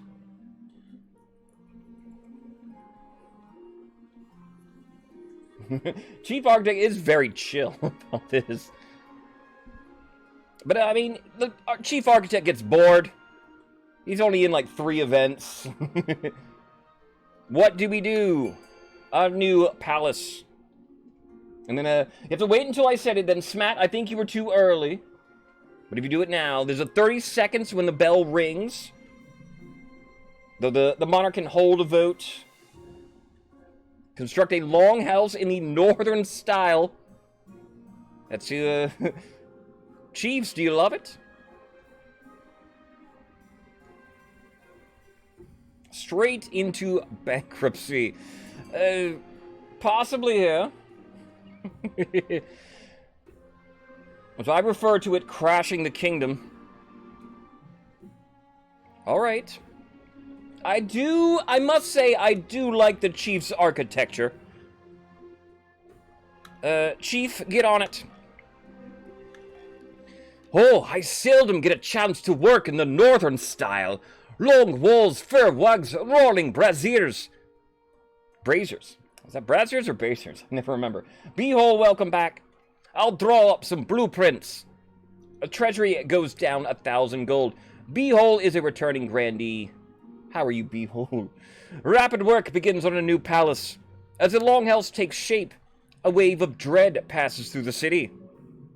It feels like an enemy occupation. Yeah, you have to wait for the vote to open. There'll be that ding ding.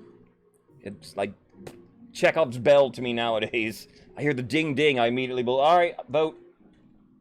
Authority goes up, stability goes down.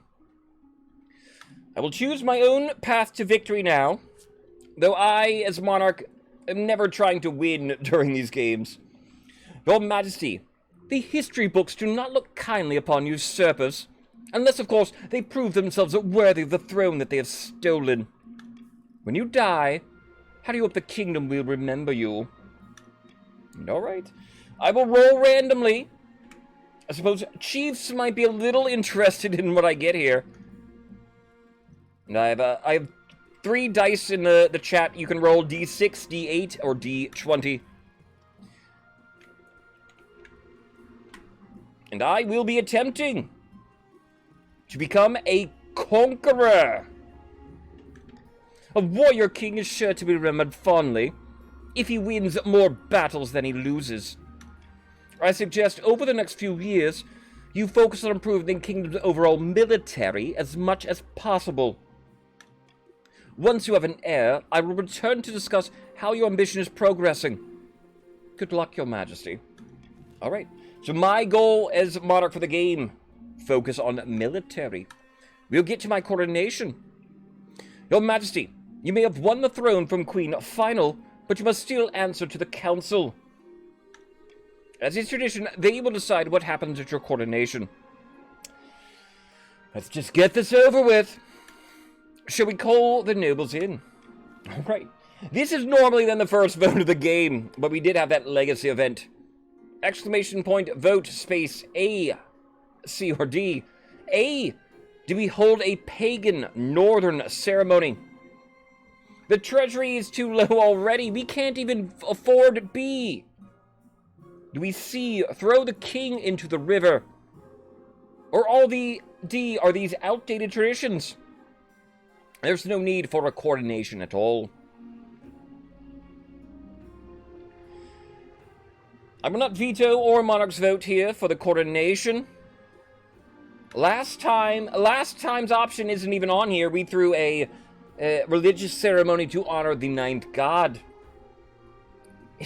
That did not work, it appears. The kingdom fell into faithlessness, practically. Thanks to those damned chiefs. And now we want to hold a northern ceremony, a pagan northern ceremony? Our faith! Do you not believe in the 9th?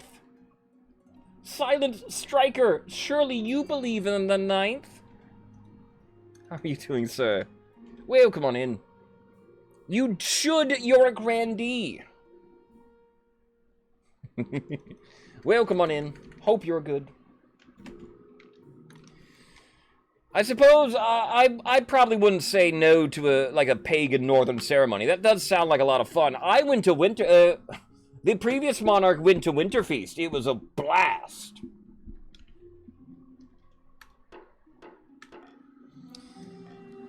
You hold a traditional northern ceremony atop the heap of rubble where the palace used to be.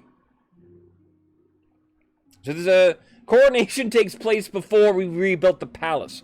Of course, that means you're stripped nude, flogged with birches, and bathed in goat's blood, while the gods speak or chants the ancient rites of Morgana, or as the chiefs refer to it, Tuesday.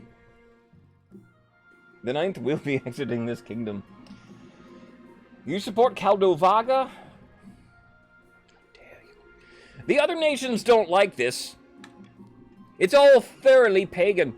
The church is outraged, and so are the common folk. They should just be grateful you didn't include the ritual sacrifice. Stability goes down. We're already at 3 stability. Faith goes down for everybody. Yet nude, it has to be nude. End of season. Alright, we'll check in with everybody. Picking your goals for the game, the Barons. Rudolph! Of the Combo Lurker bloodline. An infamous marcher prodigy. Stands before a blazing hearth, shouting and swearing. When have the Barons of the March backed down from a fight? Never! I know you'll do what it takes to put me, your rightful king, on the damn throne.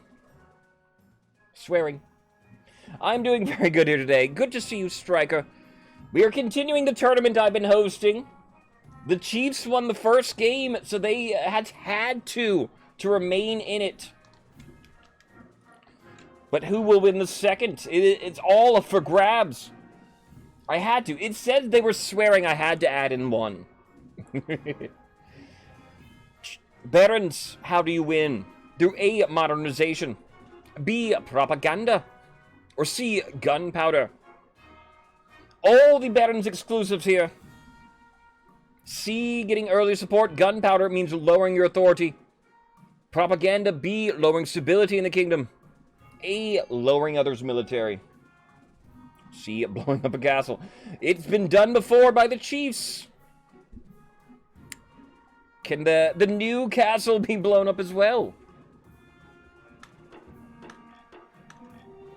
The Republic of Kurth has this substance called gunpowder. With enough of that, the Barons could take over the kingdom. Remember, the 5th of November. Gunpowder, treason, and plot. But there's a reason why gunpowder and treason should never be forgot.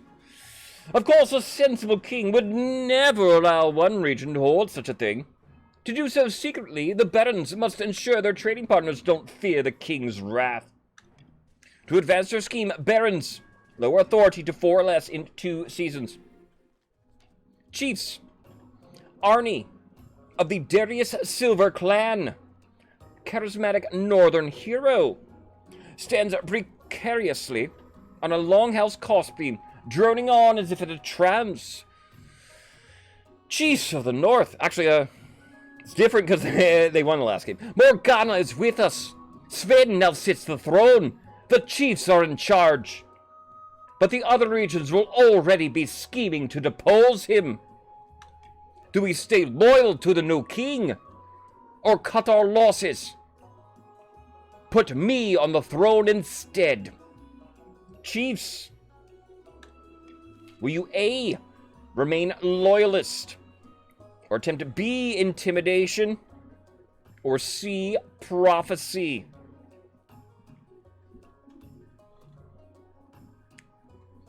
A means you have to be loyalist, aiding the king. You will win if I win the game. B, raising up stability. It sits at 3 at the moment. C will involve raising authority. Currently sits at 6. Will put you against the Barons. Loyalist, any other chieftains? I know there weren't many here. Loyalist it is, Chiefs. King Sven. Put onto the throne. Thanks to a horn, he will remain there. Yes, 6 is the points for a loyalist victory. And then the stages for loyalist victory as far as schemes go. First stage is the first stage. Second stage is once you start having a child. After you have the child and are attempting your stage 3, so your stage 3 is your ambitions then. It's how the scheme points work for Loyalist. That settles it then. Long live the king! May he bring glory to Morgana. But we can always change our minds. If Sven ever gets out of line, we could take up arms and get rid of him the old-fashioned way. The chief's goal is to aid the king by countering the other region's schemes as much as they can. They will win the game if the king produces an heir and completes his ambition. However, if defiance gets too high, they can still change their minds and rise up in rebellion. It's the ambition check combo. Like so far you haven't been completing your scheme, or so far you're doing a great job. That check. Zathena of the Silent Striker X lineage. Striker, your daughter, infamous Southern Mischief Maker, stands bathed in sunshine, ranting in a fury. A false pretender occupies the throne while my claim is ignored. Grandees of the South, this is a stain on our honor. We must not allow it to go unanswered. So essentially, like, the first stage is getting married, second stage is having the baby, third stage is getting the scheme, is how I see it. Did Sven get Camilla? Or was it Fendrel? Just want to be sure. Alright. Grandees, how do you win the game? Do A, subterfuge, B, a doppelganger, or C, an uprising? A involves lowering stability. It's already at 3. B involves lowering your own defiance. It's at 3. And C, raising the treasury. It's at 900. Subterfuge feels like an early first stage. The Grandees plan to replace the king's advisors with their own agents. First, they must prove that they're doing a bad job. And then, tournament-wise, Grandees need to have a scheme victory in order to climb back in it. To advance their scheme, the Grandees must lower stability to 4 or less in 3 seasons. Alright, we check in with everybody, and then let me, live updates on the standings here. When you play the Game of Thrones, you win, or you die. Or you die. Let me get those in here.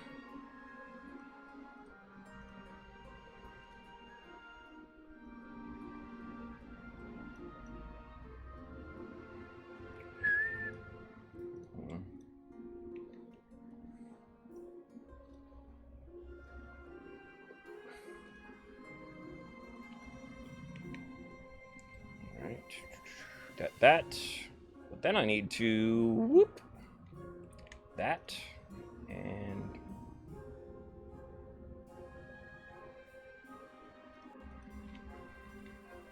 that and that. That's fine. Not even, Hoy, but all right. Move that over. All right, Barons. Gain 1 point, so Barons are at 52 total. Steady the course, Barons, and you can stay in, probably. Chiefs and Grandees, you need to try to get a win if you want to see your faction in our top 3. Play the sound. I always like scheme victories. That's why I reward scheme victories more. Because, you know, I don't want the game to ever end early. That's why I punish it. Some people want to sink the kingdom and just win that way. It's not as fun. Everybody's goals then, 2 seasons. The Barons attempting gunpowder. They need to lower the kingdom's authority 4 or less. The Chiefs want to be loyalists. They win the game if I should win the game. My goal currently is military. Grandees attempting subterfuge. They need the kingdom's stability at 4 or less. It is at 3. The Chiefs won our first game here, Hopeful. So Chiefs are back in it. It's really anybody's journey here today.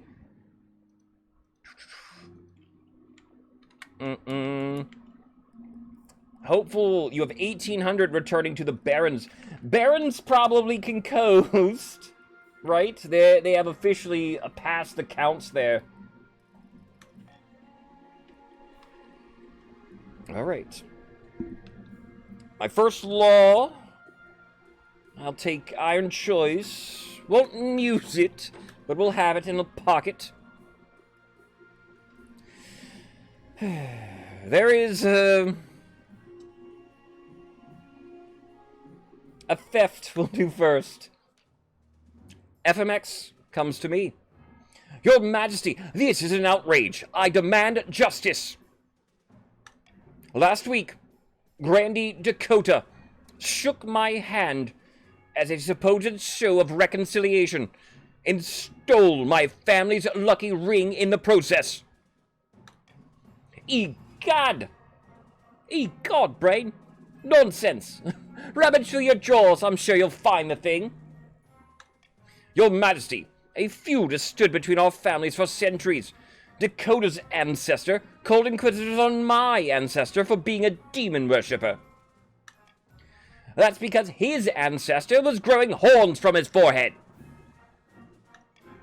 Enough. I know Dakota stole my priceless ring. It brings the march good luck and bounty. My dear cousin was to wear it when they marry. Oh, indeed. Oh, got him. Do we A, send the Chancellor to the south to investigate? B, arrest Grandy Dakota immediately? Or C, leave the squabbling nobles to deal with the situation themselves? Moon, I agree. I mean, it's not saying you're a demon, but it needs looking after. Especially in this, land. Family Ring of Luck +1? How dare you? I love luck rings. I didn't steal anything. Alright, what do we do? Send the Chancellor to investigate. Do we arrest Dakota immediately? The thief? Or is this just the leave the nobles deal with this yourselves? Why do you come to me with all these problems?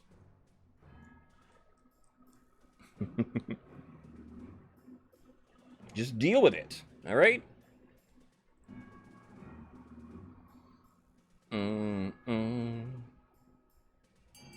It appears dealing with it.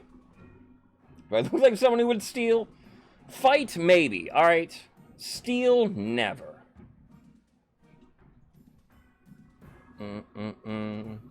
Though it probably wouldn't take much for you to, graduate to mugging.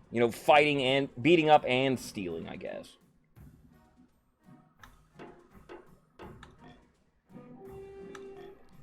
This will be disastrous. The loss of our lucky ring will bring ruin upon my family. Ruin! Defiance goes up for the march, goes down for the south.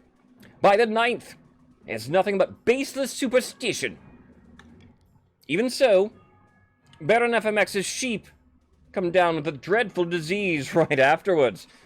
Farming goes down too for the barons. Tensions rise between the two families, with fights breaking out between the households whenever they visit the capital. Stability goes down for the kingdom.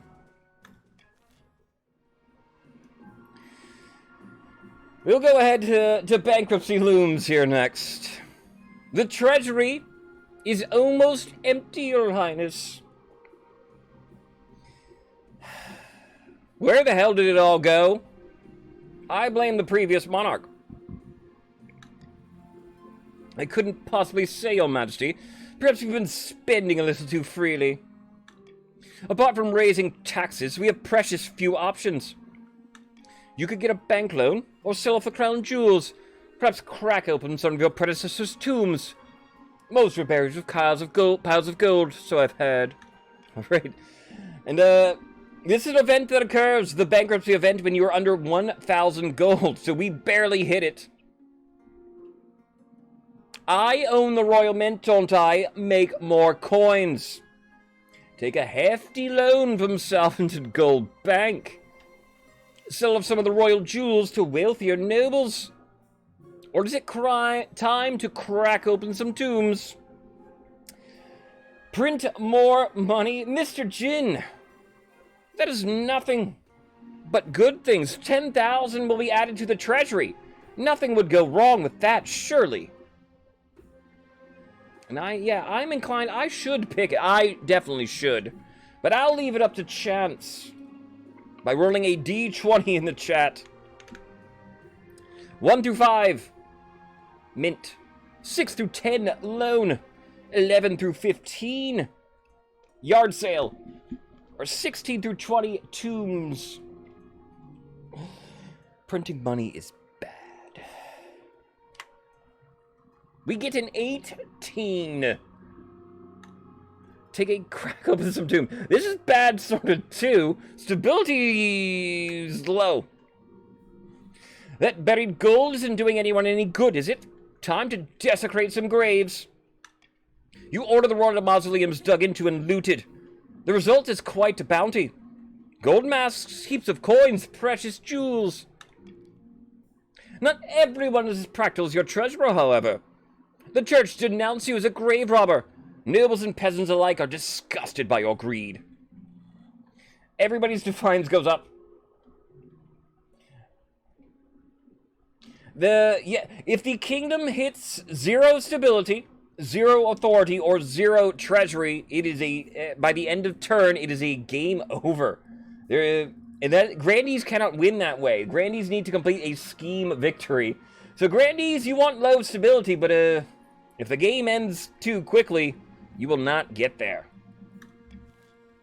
So we might need to raise that up a little bit. The Honor Guard. As is tradition, each region offers a selection of elite guards. The chiefs with their most famous warrior heroes. The grandees with fierce battle nuns from the Sisters of Steel. And the barons offer a squad of battle-hardened veteran soldiers. Think carefully, Your Majesty. The guards' loyalties will be divided between you and their region. Of course, you could just hire foreign mercenaries. They'd be loyal to coin above all. Yes, counts. If you favor the counts, you might want the game to lose, like, immediately here. You'll choose our northern warriors, won't he, Your Grace? Don't tell me you've gone soft and southern already. Alright. An important decision in any King of the Castle game is picking who your personal bodyguards are. Last time we had a battle royale. This time I get to make the choice myself. Let us learn about everyone. The Northern Warriors first. Marrow recommends them. Bearded oafs with axes and no manners. They'll get drunk and cause trouble in the palace. No discipline at all. I can't guarantee they won't run off on some random quest. But they're honorable, and in a fight unbeatable. They won the Battle Royale last time. The Southern Battle Nuns. Or was it the Nuns? It was the Nuns won last time, sorry. We picked the warriors, the Nuns won. The Nuns are terrifying warriors. They've sworn a vow of silence, so at least they won't spill state secrets. The American Marina. But their faith and loyalty is to the church above all. Even your safety. What veterans of the march? These soldiers have fought more battles than they've had hot dinners. They'd be uncouth, no doubt, won't adapt well to life in the palace, but they're loyal and tough as nails. What foreign mercenaries do you suggest? A band of fearsome fighters from the Tatterlands called the Battle-Bitten Brethren. They specialize in bodyguard work, but they're costly, and hiring foreigners will be considered an insult to the rest of the kingdom. I've made my decision. I wait your verdict with bated breath, Your Majesty. Alright. Since we don't have the Battle Royale, I'll still randomly be picking my choice here. 1, D6, 1, 2, the Northern Warriors. 3, 4, the Nuns. And 5, 6, the Veterans is how I will do it. No mercs. Do I want the Chiefs? Chiefs are already super mad. We will get a 5 and pick the Veterans of the March. As the Barons are already mad, I mean. God be good, Your Majesty. How could you choose them? Defiance goes up for the nation you don't pick, goes down for the March then. Alright. I will make the arrangements at once. The veterans arrive a few weeks later. They march into your throne room in perfect formation before lining up behind your throne, hands on their sword hilts. Each soldier sports a bigger scar than the last. We'll end the season and get to our first auction of the game. Exclamation point. Fund. Space your choice. Space how much you wish to add. Bid. Richest noble list is on the right. I see a waper atop of it. There's a few grandees there. If you need to know how much money you have, ask. I can tell you. If you're on a PC, there's an extension. It'll be above me where my cursor is. Get the extension. Everybody's money matters. Let's review what we have here. A, the stadium will lower military for the barons. B, the theater will lower authority for the kingdom. C, the library will raise stability for the kingdom. D, the Thieves Guild lowers trade for the chiefs. E, the Grand Bazaar raises up trade for the grandees. Then F, the prison will lower stability for the kingdom. Read books. I will recommend then, yes, most of the teams do not want the low stability. Barons, their goal is 4 or less authority. That is B. There's no counter to that. Grandees, yes, you want low stability, but if the kingdom stability reaches 0, that is bad. Therefore, you probably don't want F. C will keep it steady. Chiefs, I guess Chiefs is my loyalists especially, might want C. And then Grandees as well. Yeah, you still want C. 60 seconds. I'll go ahead and start it. Not a spicy auction. There could be Count sympathizers though going F. C, early leader at 50 gold. There's no increase in military. Unfortunately, this is the sabotage with A. The fortress is the military increase.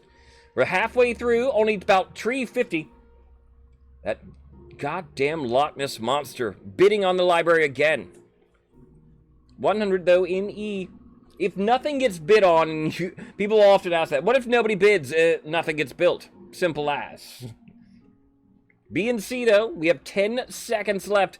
B at 400, C at 350. There's 200 in A, 100 in E. It is still B and C. 5 seconds left. C and B now. They're swapping E and C. E and C. E raises up trade for the grandees. How bizarre. Stryker, biggest contributor there. C then, Dakota, biggest contributor to that, raises up stability to 2. So grandees are happy. Panic in the council. Sir Skeleton. Your Majesty, I bring bad news from the south. We're receiving reports of... I'm sure your news can wait. I bring urgent tidings from the march that demand the king's attention at once. You saw nothing there, Viper. Wait your turn, you ignorant dolt. Why don't you settle your quarrel outside? Meanwhile, I have news from the north and it really is urgent. Now, one at a time, my nobles. The cities of the south are being consumed with riots on a weekly basis. All citizens want to overthrow the king, elect a more competent ruler. Is that all? By the 9th, order on the march is broken down, your majesty. Some battalions have killed their own officers, begin roving the wilderness, acting like common bandits. My news is worse still. The north is increasingly lawless, your highness. Some chiefs have taken advantage, declaring themselves independent of your rule. All these problems have arisen because the kingdom is increasingly unstable, your majesty. Something must be done. And what do you suggest, Chancellor? Unfortunately, we lack the resources to tackle all these problems at once. We must vote on which matter to prioritize. Right. What do we do then? A. Restore order in the cities of the south. B. Hunt down the outlaws and deserters in the march. C. Send troops to bring the independent chiefs back into the kingdom. Whom do we help out? Or hinder, maybe, as it were. Well, alright. We're not feeding nobles to bears yet, FMX. We'll have to wait and see. Maybe he's hungry. In helping out a nation, we will hurt them a little bit. We'll lower their defiance while raising defiance of the other nations, is what happens here.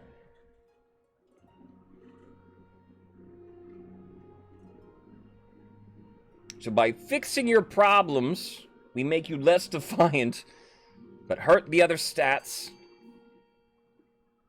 Nobody, the Chiefs, nobody voting for them. Between A and B.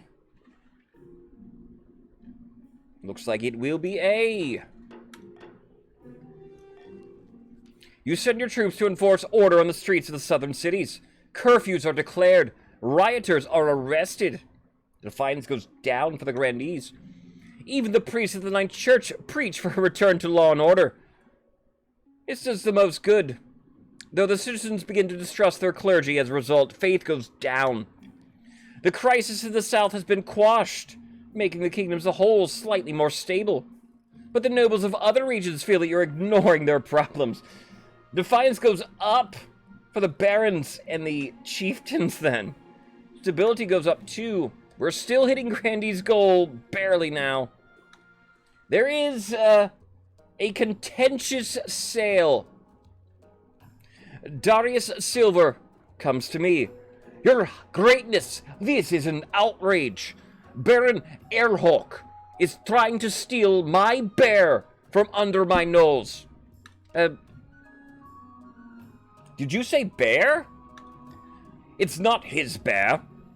I was about to buy this beast from an adventurer in the Tatterlands when Chief Darius Silver turned up, shouting and raving about Skirnor. Who's Skirnor? What? The northern goddess of medicine and knowledge. The bear wears her mark upon her brow clear as day.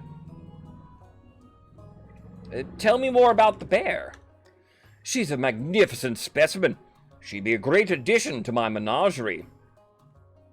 Right, I suppose this is a matter for the council then. Mark my words. If this bear is not brought to the north where she belongs, there'll be trouble. Right.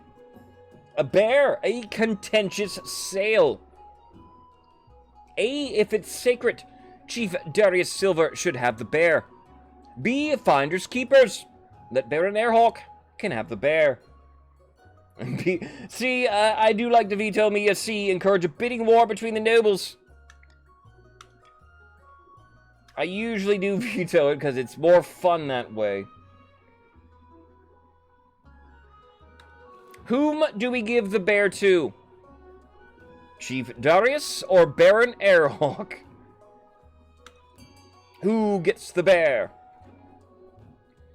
Grandees, who do you side with? Who do you think needs the bear?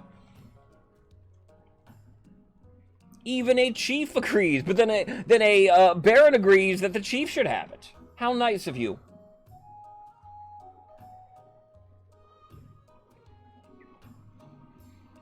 Who gets the bear?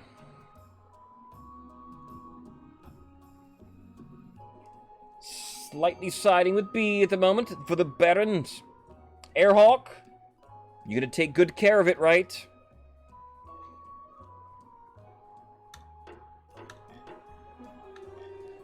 The barons excitedly purchase the bear for an extraordinary amount from the Tatterlands adventurer, who can't believe her luck. Their defiance will go down. Airhawk pays 750 gold for the bear. Naturally, the chiefs aren't happy to have lost their sacred symbol, but there's little they can do. Defiance will go up. Happy birthday. For real? Or just because it's a bear? The bear turns out to be a fearsome creature with vast white fur and intense green eyes. And she's vast, even on all fours. She stands taller than a wagon. She's transported to the march sedated by special herbs. Baron Airhawks anticipates sellout attendance at his zoo. For everyone but the chiefs. Huzzah.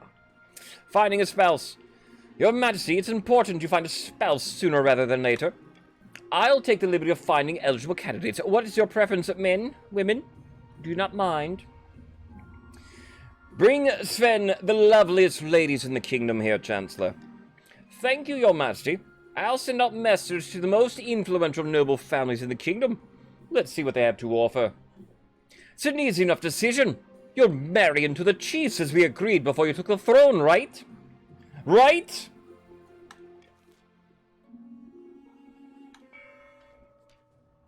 In a distant fortress. Amidst dark and forbidding forests, a small, squat castle stands watch over the Marcher border. There, at the end of the kingdom, a plot is hatching. Have the merchants from Kurth arrived with the gunpowder? Not yet. They still fear the king's reprisals, not to mention their own government. Then our work is not done. We need to weaken King Sven's grip. Barons aim authority at 4 or less. What have you missed here, Amanda? We're in our second game. If you want to play, you need to join back in. The Chieftains won our first game by tooting, as we like to say. We're beginning the second game. We've got the bear. Everybody loves a good bear event. We are at tax season. 3 ways a monarch may tax the nobles. Cruel taxing raises your defiance. Raises the treasury by 400 gold and takes 400 wealth away from everyone in that nation. The government totally sucks, you motherfucker. Government totally sucks. Common taxing, no defiance swing, 100 treasury to wealth. Bribing lowers your defiance. Lowers the treasury by 700 gold. Adds 700 wealth to anyone in that nation. Waper is a hoarder, everybody. All right, hate to call you out. I've never thought about that. They probably smell terrible after all the running. The chiefs may be the reason Waper's so wealthy. They invented a super strong mead. All chiefs gained 500 wealth. Everyone else only 200. Not bad, chiefies. And I will be common taxing nearly everybody here. Unless there was something somebody wanted to utilize. But nay. Nay, not yet. I did try and just blocked me. They made money with booze. You can always make money with booze. It appears we have 2 southern events. A contested wreck. Striker comes to me. An opportunity, Your Holiness. A Kurth ship sunk last week, just off my coast. I request permission to salvage the wreckage. Kurth vessels are always full of valuable things. Wait! Wait. It might be off your coast, but it's in our waters, by the old gods. In fact, it's closer to our city of Birgit than any of yours. But you ceded those waters years ago in exchange for a chest of silver. You were having money problems. Your Holiness, esteemed council, don't let this liar fool you. Alright, a wrecked ship. Do we A, allow the grandees to salvage the ship? B, allow the chiefs to salvage the ship? C, salvage the ship but return any bounty to Kurth? Or D, do we leave the wreck alone? Who gets it? Who gets to investigate the wreck, and what do we do about it here? Our water's there.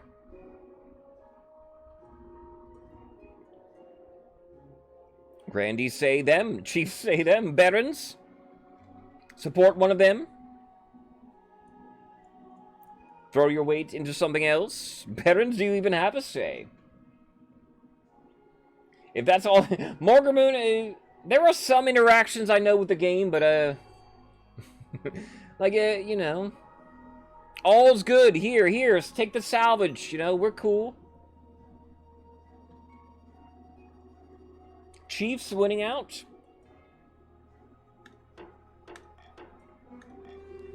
What? But it's in our waters! Defiance goes down for the north, goes up for the south. Move over! The council's word is final, isn't it?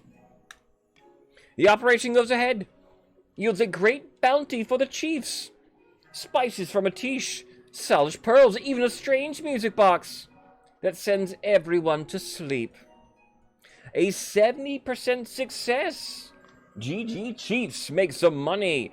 And I always want to know what happens with the music box. That sounds like a powerful tool there. 90% of the time, it works. Every time. We also have an eerie feeling. Beehole. I'm most pleased with the new Grand Bazaar we built on my land, but the merchants believe the bazaar's cursed. They refuse to spend more than an hour under its roof. That's inconvenient. Alas, no one can tell me why they think it's cursed. They just say it gives them a creepy feeling. What should we do? Alright, a creepy bazaar. A. Do we have the High Inquisitor perform an exorcism? B. Paint puppies and clowns all over the bazaar to make it less creepy. C. Order the merchants to stop complaining. Or D. Do we raise the bazaar to the ground? 10% is viable. True. You're bound to hit them. Like, today's the day we hit 10%. You like B. Puppies and clowns. Less creepy. Sure, less creepy. Alright. A creepy bazaar. How do we deal with it? Not the clowns. Clowns less creepy. I know.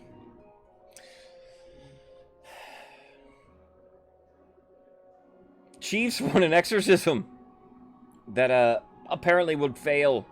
They hope. I think Combo believes in it, so does DSAS. The 10% hits here. We saw a lot of Archie last game. We didn't see much of the High Inquisitor. It might, indeed.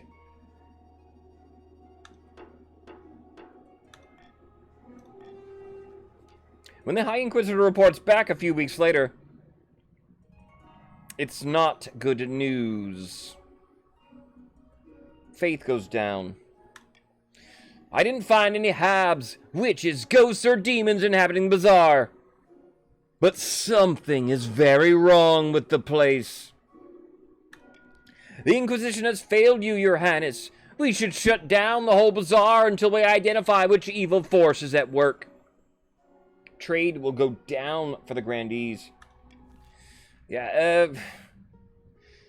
Grandees and Baron's Faith starts at 7 and 6 at the beginning of the day. It has not been a good journey faith-wise. Eligible options. I found 3 potential matches for you. 1 eligible young woman from each of the kingdom's 3 regions. Choose wisely. You'll be securing a powerful alliance. Yes, I know, Chancellor. The Chancellor leads you to the Great Hall, where they've arranged 3 portraits on easels. For now, each is covered by a cloth. Alright, let's meet the eligible bachelorettes. They whisk away the cloth from the first portrait. This is Hilda, the firstborn daughter of the northern resident Lazy clan. She's your typical northern lass. Big, brawny, and honest. In the same way an axe to the face is honest. Strangely enough for a northerner, she's an enthusiastic convert to the worship of the 9th god. She's already engaged once, but it didn't last. No one's sure why.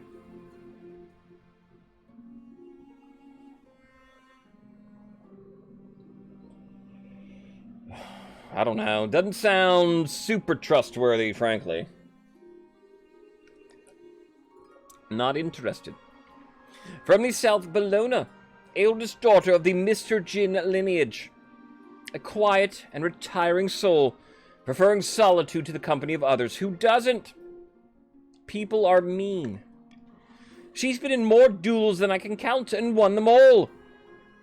All her duels have been practiced, she says, for a final showdown on the horizon.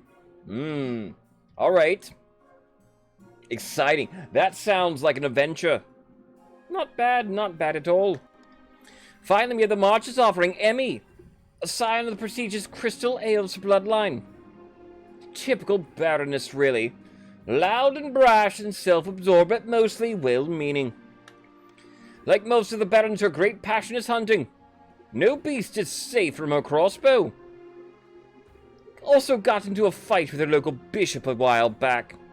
Gave him a bloody nose. It is your daughter here.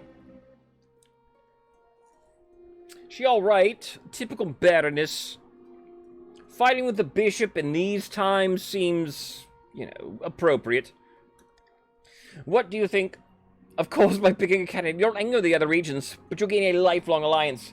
If there was a battle royale to choose my wife, I would pick that option. The strongest fighter should be by my side.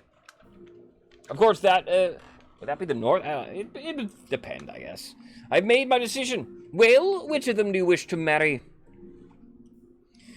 And I will be rolling then to determine who I might marry. 1, 2, 3, 4, or 5, 6. It is a 1, 2. I will marry Hilda of the North. Excellent. I'll make the arrangements. Defiance goes down 2 with whom you pick. The Chiefs goes up 1 with the others. Chaos in the kingdom. Live updates.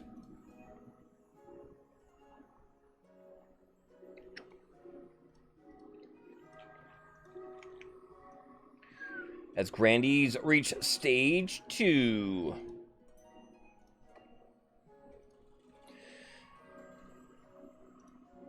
In the south, beneath a scorching sun, Grandy, I like freshly baked bread, is strolling through his vineyard in the company of a few close friends. I do love some I literally love long walks on the beach, everybody. It's not a cliche. It's fun and relaxing. Through the woods as well.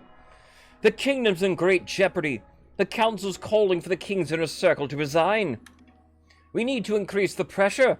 If the king's in a weak enough position, he's got no choice but to bow to our demands. No more interfering spymaster. No more marshal, chancellor, or treasurer. A whole new inner circle, all made up of grandees. For the next stage of your scheme, the grandees must lower authority to 4 or less in 3 seasons. So grandees are aligning themselves now with the barons. Both of them need low authority. I will pick up a monarch's golden choice. Not much intention to use it, mind you, but just in case. On the verge of rebellion are the barons. In order to rebel in this game, your defiance stat must be higher than the authority or stability, whichever of those is higher. So right now, in order to rebel, you need defiance of 7 or more. Barons are at 7 defiance. When you rebel in this game, you will march against the kingdom, putting your scheme on hold. Barons would no longer care about authority if they were rebelling. The Ranzig Snev, welcome on in. How are you doing today, Snev? You are a grandee for the game. Hello there. Up went the viewer. Oh, you're talking to the viewer. I was like, what? What do you mean 39? The FMX is rebelling then. Before you rebel, barons, let's check out your event. How about it? A lackluster menagerie. Snev, we gave the barons the bear. Can you believe it? Your Majesty, I fear our menagerie is failing to thrive. We thought the bear would be the star of the show, but she just sits in her enclosure looking sad. No one wants to see her. Of course she's sad. She's meant to roam the frozen tundra, not hanging around in your scrubby woods. Actually, we'd wondered if she'd like some company. Perhaps the Tatterlands would yield another bear of her type. Alright. A. Do we hand the bear over to the chiefs instead? Do we B. Find the bear a companion? We C. Bring the bear to live in the royal palace? Or D. The barons should put on a grand feast for the bear? Right. How many close friends does a monarch have? Hundreds. You don't know. I've got lots of friends. You're all here. Find love for the bear. Double down. That is B. Do we double down on bears? I mean, I do love bears. Well, go ahead. Party bear. Could be. No, I feel sad for the bear. I know, yeah, the bear might be lonely. Do we get another companion? Just sitting in the zoo. The baron's putting on a feast. 45% chance. Please, we can spare the feast, right, barons? Needs alcohol and good food. Doesn't say we're feeding him booze, but I suppose the feast would have booze involved. It's just making pandas breed. We do that in America. We love to do it. I'm close to DC. I hear all about panda watches. They're always making them. You know. We will find the bear a companion, it appears. Maybe. Ooh. It's tied. It's tied. In the event of a tie, Monarch breaks it if I continue. And I have been rolling to determine what I pick in situations like this. Any late voters? B or D? There's a B. B for bear. The barons contact an adventurer from the Tatterlands once more, who returns having lost an eye, but gained a large sedated bear. 900 gold. Defiance goes down. Once this second bear is safely installed in the enclosure, both beasts cheer up. People flock to Airhawk's menagerie to lay eyes on the majestic creatures. Airhawk gains 300 gold. Trade goes up 1 for the barons. Nice. Good job. Rebellion halted for the moment, too, lowering Baron's defiance. We'll check out some bad shrooms. Marrow. Bad news, your greatness. The northern villagers are starving. Predictably, aye. But in their starvation, they have returned to foraging for their ice mushrooms to survive. This particular variety is delicious and filling, but makes one very ill. After a brief recovery, all seems well. Great. Until the next morning, the unfortunate soul rises from their bed in a fugue state, wandering the streets as though touched by a demon. Then they drop dead. The mushroom is so dangerous, my servants are calling it the Six Gods' Bane. Like your eye. It sounds rather useful? Well, I wouldn't comment on that. If we can't get more food in the north, we should at least tell the peasants what the Six Gods' Bane looks like. Alright, dangerous mushrooms in the north. A, do we pay the chiefs to harvest mushrooms for the spymaster? B, the other nobles must send aid to the north. C, ensures the people know how to recognize the Six Gods' Bane. Alright, north, chiefs, stop tripping on shrooms, alright? What do we do? You gotta kill yourselves. Just shoving anything into your mouths. It's a civilized age. We're in 966, chiefs. How good is the trip? Worth it. So worth it. I mean, what? No, don't eat the mushrooms.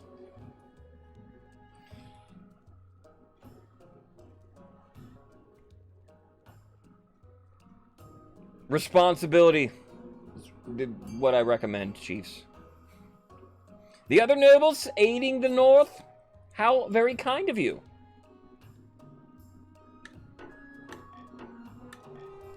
The grandees and barons aren't thrilled with the expense, but the chiefs are delighted indeed.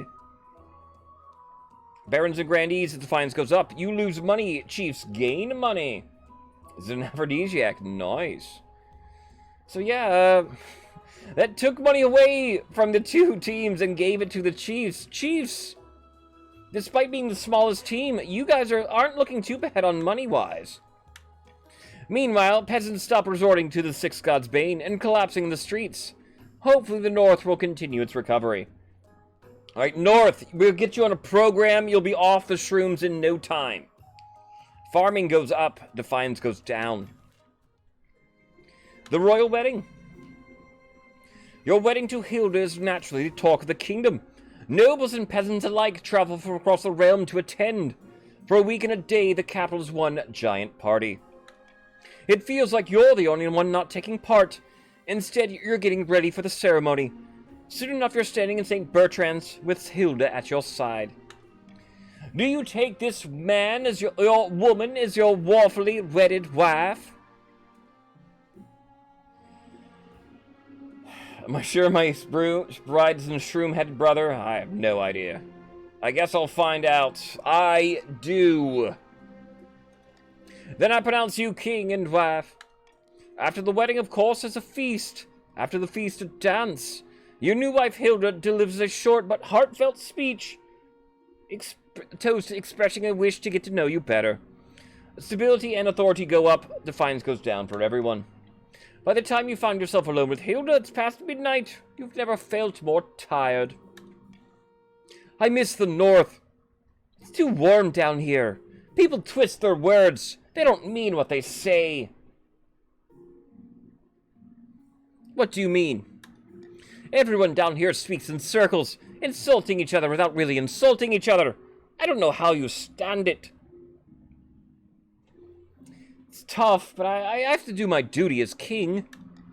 By the old gods, I feel for you. I couldn't do it. After finishing the last of the wine, you head to your separate bedchambers. Seems your wife is happy to take her time getting to know you. Getting to know all about you. Alright, Mia, we'll be fine. Don't worry about us. We'll be fine. We'll end the season and check in with the chieftains. Deep in the back rooms of the royal palace, the northern chiefs are poring over secret ledgers and scribbled diagrams. On the board is a corkboard filled with pins, crisscrossed by colored string. The king has married Hilda, praise Morgana. Now he just needs to get on with the baby making. We can hold off the other regions. We can't hold off the other regions forever. Aye, the clock is ticking. The kingdom's increasingly unstable. I bet my grandmother's axe that it's the grandee's work. I've no idea what the long-term plan is, but it can't be good. Then we've got to keep up our efforts. King Sven isn't going anywhere on our watch. The chiefs, my loyalists, must continue to aid the king by countering the other region's schemes. They win the game if the king produces an heir and completes their ambition. Alright, checking with everybody. On their first stage, the barons. On their second stage, the grandees. They have the same goal currently. That's authority at 4 or less. Chiefs attempting to be loyalists. My goal then is high military. We have a ghoulish problem for the march. Your Majesty, we're having terrible problems in the march. The people have lost faith in the ninth god. The churches are left to crumble.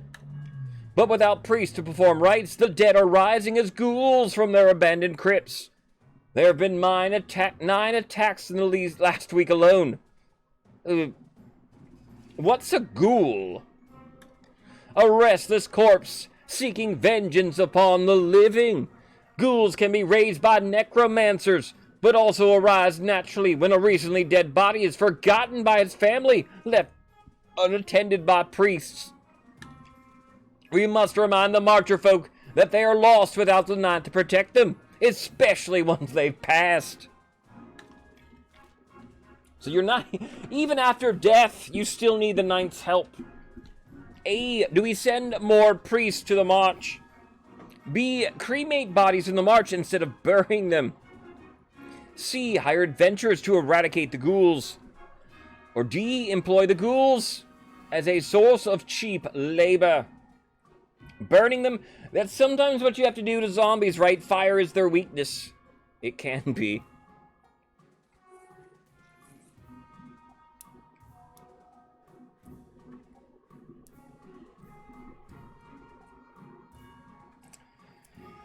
Free labor. D, I mean, can't argue with some ghoul labor, probably. We'll go ahead. Adventurers might could take care of them. The priests to, you know, zap them with holy power or something for A, right? Totally winging D. It's a fun option. It feels like a very high roll. Normally they don't seem to have, you know, 7 trade, I guess. But zombie laborers, ghoul laborers.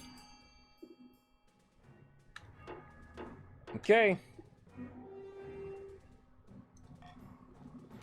The most ingenious marcher merchants set their minds to finding a use for the walking, snarling, biting dead. It proves difficult to teach them shoemaking, and embroidery is a complete non-starter. In the end, the best use for ghouls turns out to be chaining them inside a giant wheel and using them to power a mill. They're slow but tireless. Who cares if a few farmers are bitten once in a while? So, Barons, not only do you have golems working on your mills, now you have ghouls. Farming goes up 2, trade goes up 2, stability goes up 1. Bread is always the answer. Of course, the Archbishop decries it as an abomination and an offense to the 9th God. But he says the same thing about tea on Wednesdays. Faith officially is heathen for the Barons. 0.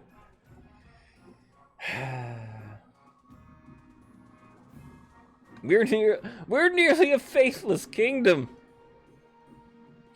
We have a strange encounter in the south now. Behold, for the last few months, your majesty, our grand new bazaar has stood disused and forlorn. The grand bazaar was creepy, so we abandoned it. I went to visit a few days ago. The atmosphere remains as oppressive and creepy as ever. We stand little chance of reclaiming it. While I was there, I met a woman who'd set up camp in an alcove. She claimed to be researching. From the look of things, I think she was a witch. A witch? Gadzooks! My thoughts exactly, your holiness. I hurried out of there to avoid being turned into a frog. Witches are not to be taken lightly, your highness. We must consult to the council. We must put the witch to work in the mills. Indeed, Snev. Do we A, send a team of inquisitors after the witch? B, ask the witch to help reclaim your grand bazaar? Or C, let the witch carry on doing witchy things without interference?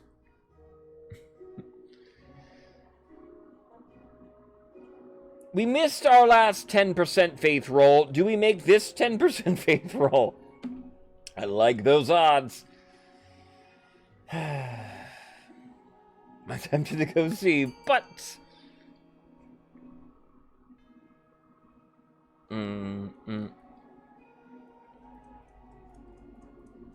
What do we do? What's wrong with witchy things? Ooh, witchy woman. We are faithless. I mean, it seems like a fun idea to do B and lower the faith more. I mean, if A fails, it probably lowers faith too. This building, this is the Grand Bazaar, is what we built. We decided then to ignore the creepy feeling, is what the first choice in the event line was. It's a tie right now between B and C. Asking the witch for help, or letting the witch just carry on.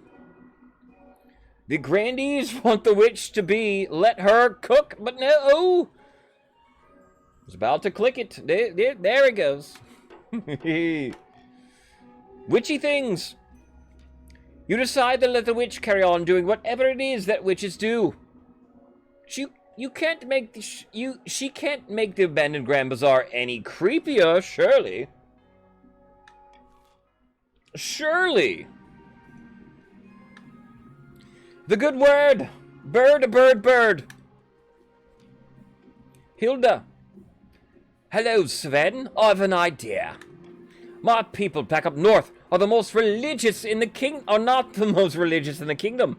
Unlike me, many still cling to their old pagan traditions. Does she weigh as much as a duck? Hard to say. The problem is with all these foreign priests coming up north, no one listens to them. But I think if the message came from one of their own, it might make a difference. I really can't blame them with the way Archie acts. Quite, but it's neither here nor there. Will you give me your blessing? So, my wife Hilda wants to go preach to the north. I think it'd be better if you don't rock the boat or go forth in the good word to them, my love. I guess I'll roll my D20 here. Do I tell Hilda to go up and preach? An 18! Nearly a critical. That's a good sign. Hilda, my love, go forth and bring the good word to those heathen chieftains, my love. Thank the ninth. I'll make the preparations immediately. Word spreads fast that the Queen Consort will tour the north. Thousands flock to the towns and villages where she plans to stop.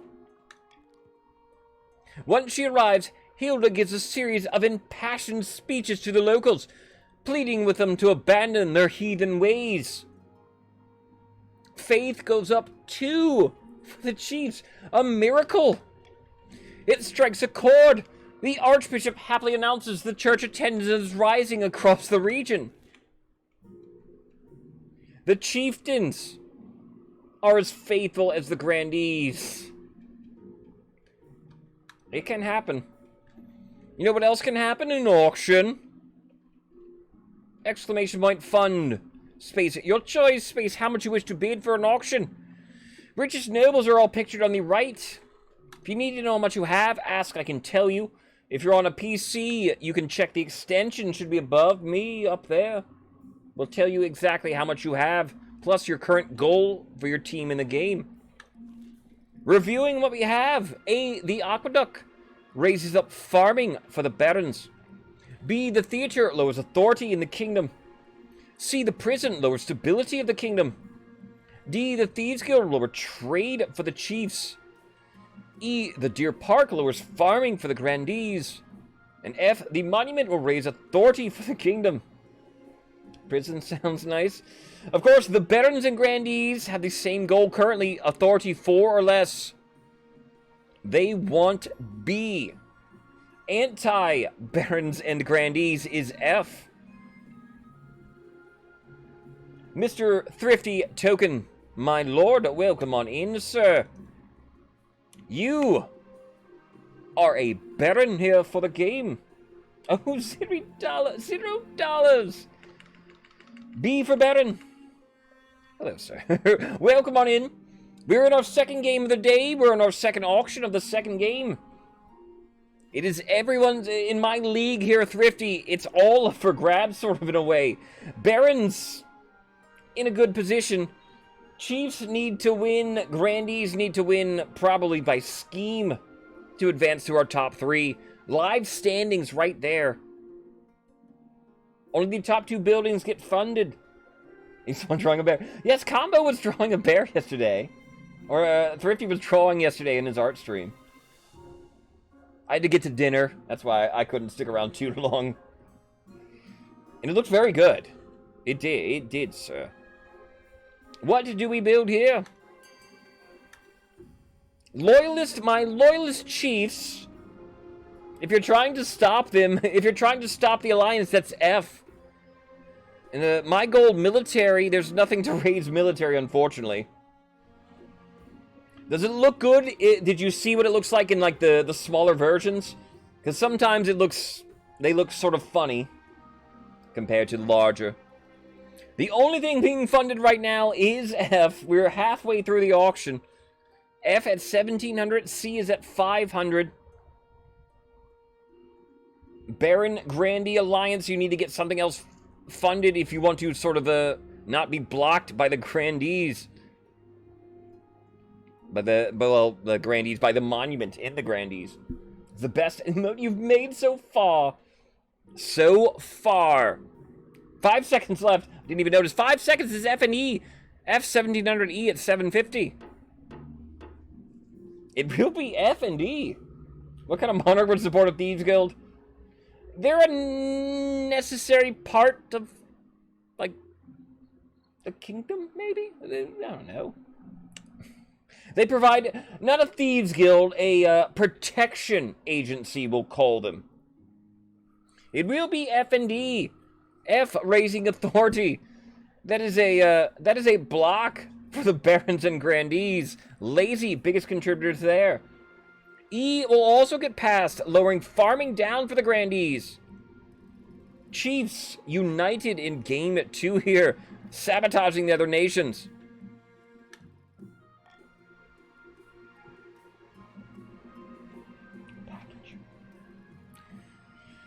Okay, we have a few events in the capital.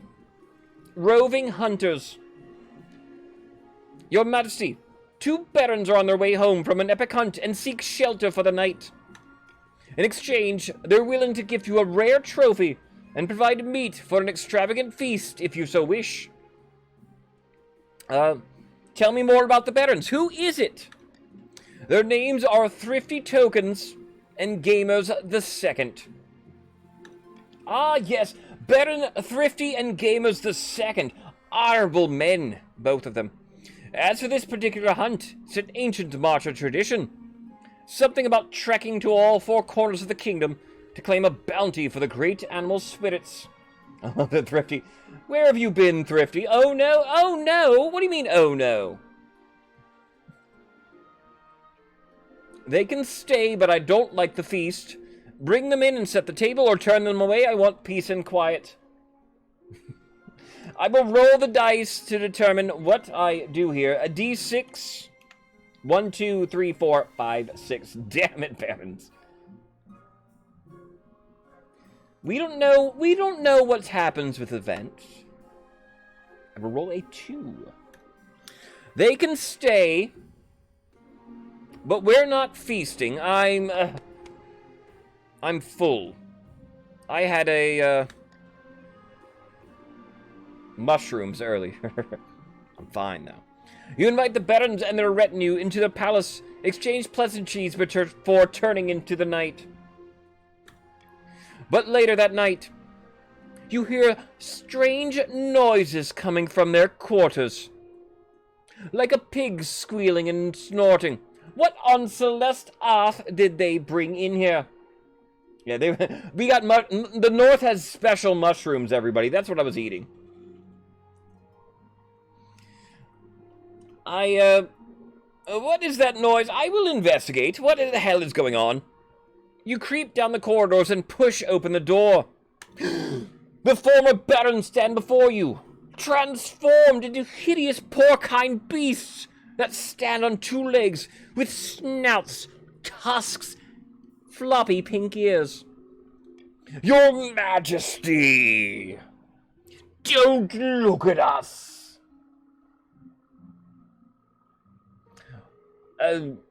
Guards? Guards!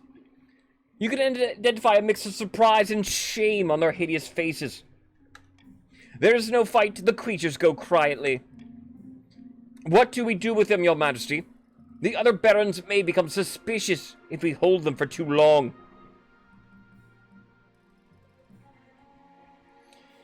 Alright, kill me, I suffer. Thrifty? I can honor if you, gamers. One more time. Gamers, you are all, if you didn't hear gamers, you are both the werewolves. Porcine? I thought it was porcine. Like a...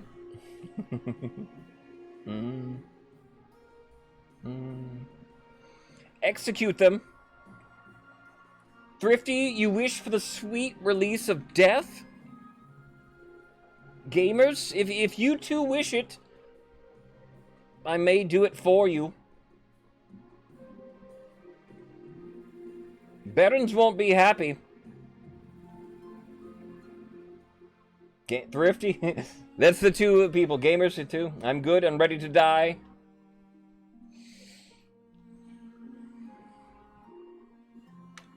It will be done. Eat them. Baron, Thrifty tokens, gamers. Poor kind from now on. Exactly. That's why I want to do it.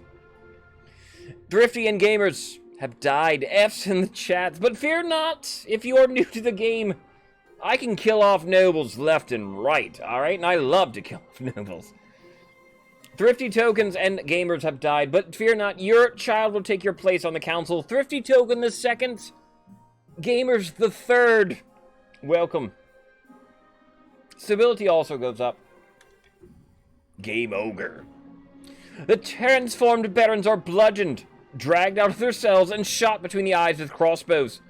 Their bodies are dumped into the sewers where no one is watching. It's better this way. They die as nobles, not swine.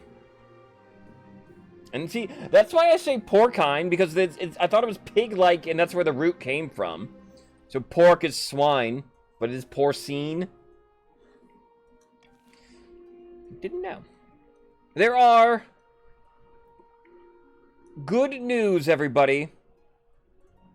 Newborn cubs. Baron Hawk proudly wheels a covered cage into the council hall. Fantastic, your majesty. Look what I have here. He whips from the cloth from the cage to reveal a small, fluffy, white bear. Oh my god, oh my god, oh my god! It's the most adorable thing I've ever seen!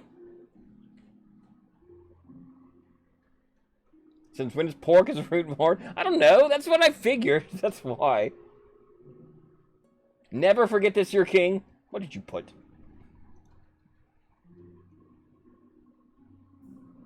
I can kill off nobles left and right, alright? And I love to kill off nobles. Excuse me. Never forget. Never surrender.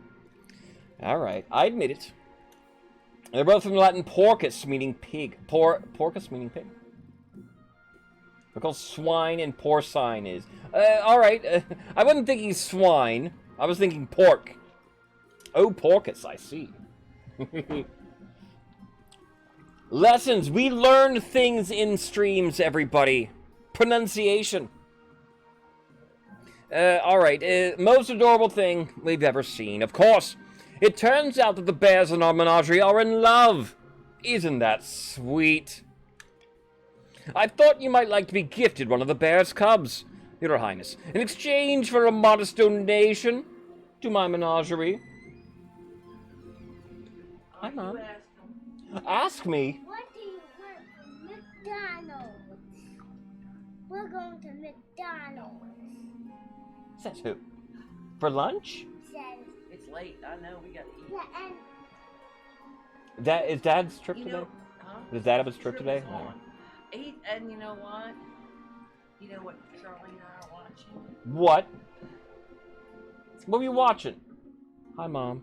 Hi. me and Calvin like to do that every day. Daddy sweeps. You watched what? Wrestling. You were watching wrestling? What kind of wrestling? Who was wrestling? Grandma wouldn't know. She doesn't know wrestlers. Was it John Cena? No, Rock? I saw Roman Reigns. Roman Reigns? He's the champion.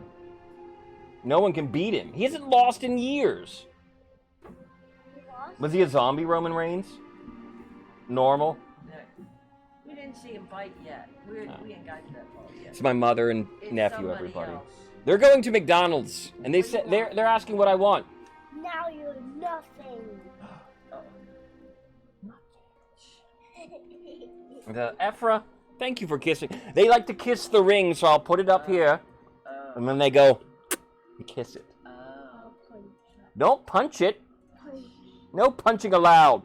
Uh-huh. Do you want to kiss it? What do you want? What do I want? I don't know. I'm fine here. Huh? I'll get I don't know, burgers some kind. Okay. I'll get them later though. What do you mean you'll get them later? I'm busy. Well, I know, but we're going there right now. Well, I know you're going right now, but I won't eat them. Oh. I'll, So you want me to buy you something right if now? you want to. But I know, but what do you want? Burgers. What kind of 8 burger? burgers. 8 double cheeseburgers. Hey, Double Auntie. cheeseburger. 8 triple cheeseburgers. No. Yes. All right. We'll do that. All right. Thank you, Mom. Ask for the winning Monopoly tickets. I need those. Yuri, welcome on in. They're getting McDonald's, so they're gonna get me something.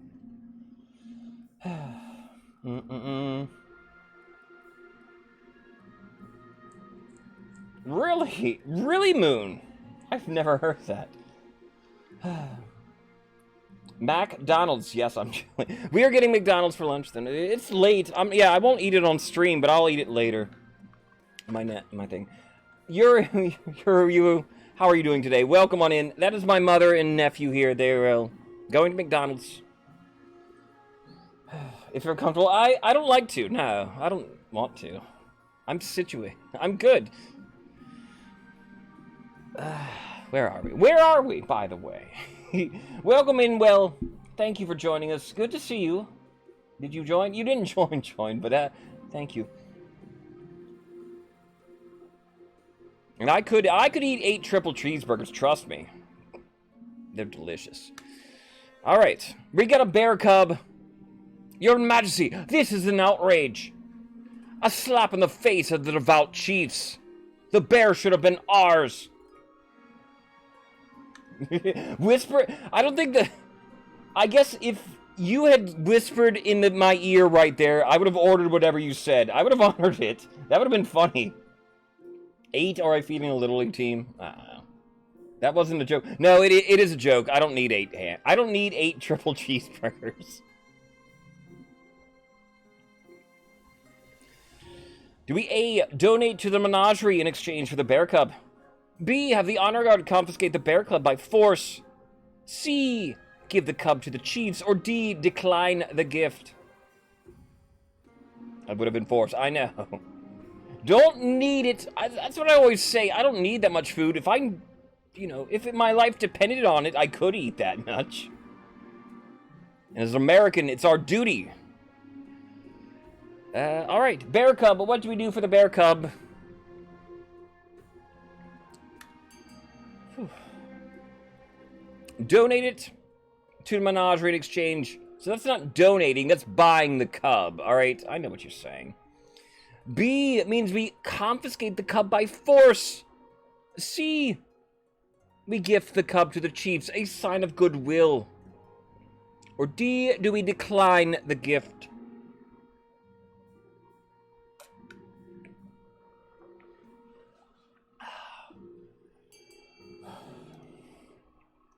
Did you join in? Yuri? You did, all right. I didn't see you join. You are a chieftain for the game. Thank you for joining us here. Good to see you. She'll probably get me 2. All right, 2 burgers. You're here. I didn't see you. I didn't see the join from you officially there. We'll give the cub as a sign of goodwill. We'll give the cub to the chiefs. That sounds nice. Squeezed into a diplomatic situation that they did not intend. The Barons are forced to hand over the bear cub, or look unforgivably rude. Defiance goes up. Barons, play nice, all right? Give the chiefs the bear. The chiefs are delighted. Although they couldn't take ownership of the original beast, this one is the next best thing. The defiance can't get any lower. Worship of Skirnor booms in the north, centered around the sacred cub, who is treated like a miniature king. A McGangbang, huh? I know what those are. I've never personally assembled them.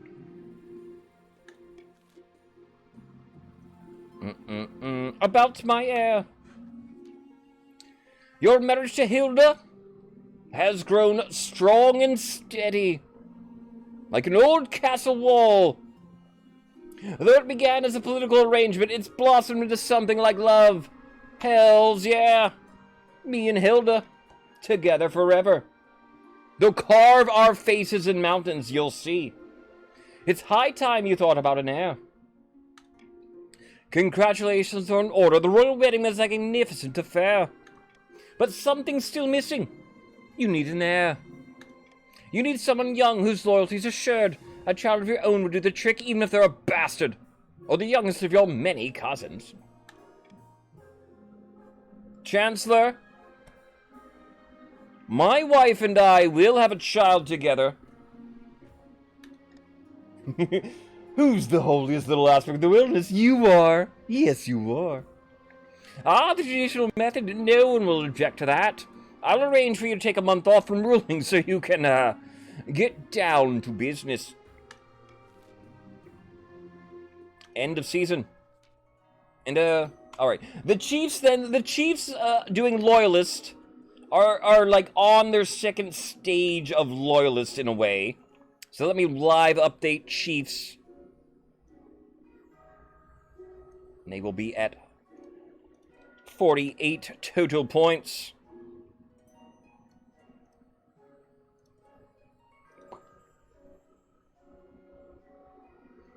So, alright, Chiefs. Not too bad here. You're doing alright. Meanwhile, in the south, Grandy, I Like Freshly Baked Bread, has invited his closest associates to his manor house for some wine and cheese and treason. The council demanded a shake-up, but the king resists all calls to replace his advisors. A great shame. There's little we can do while the king's position is so powerful. The Grandees aim lower authority to 4 or less, so Grandees and Barons have the same goal currently, authority 4 or less. We come to tax season. Cheese and treason pair very well together. 3 ways a monarch may tax the nobles. Cruel taxing you raises defiance, raises the treasury up by 400 gold, and subtracts 400 wealth from every noble in that color. Common taxing has no defiance swing, 100 treasury to wealth. Cheese and... Bribing you lowers your defiance, lowers the treasury by 700, and adds 700 wealth to every noble in the faction. The Chiefs got the bonus this turn. They discovered an ancient treasure hoard frozen in the ice worth 500 wealth. The other nobles only gained 200. Waper continues to gain more money than 3750.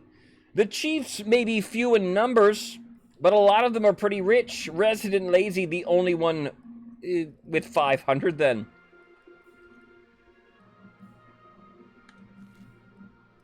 I will not discover, or I will not cruel tax anybody here. Common tax feels safe.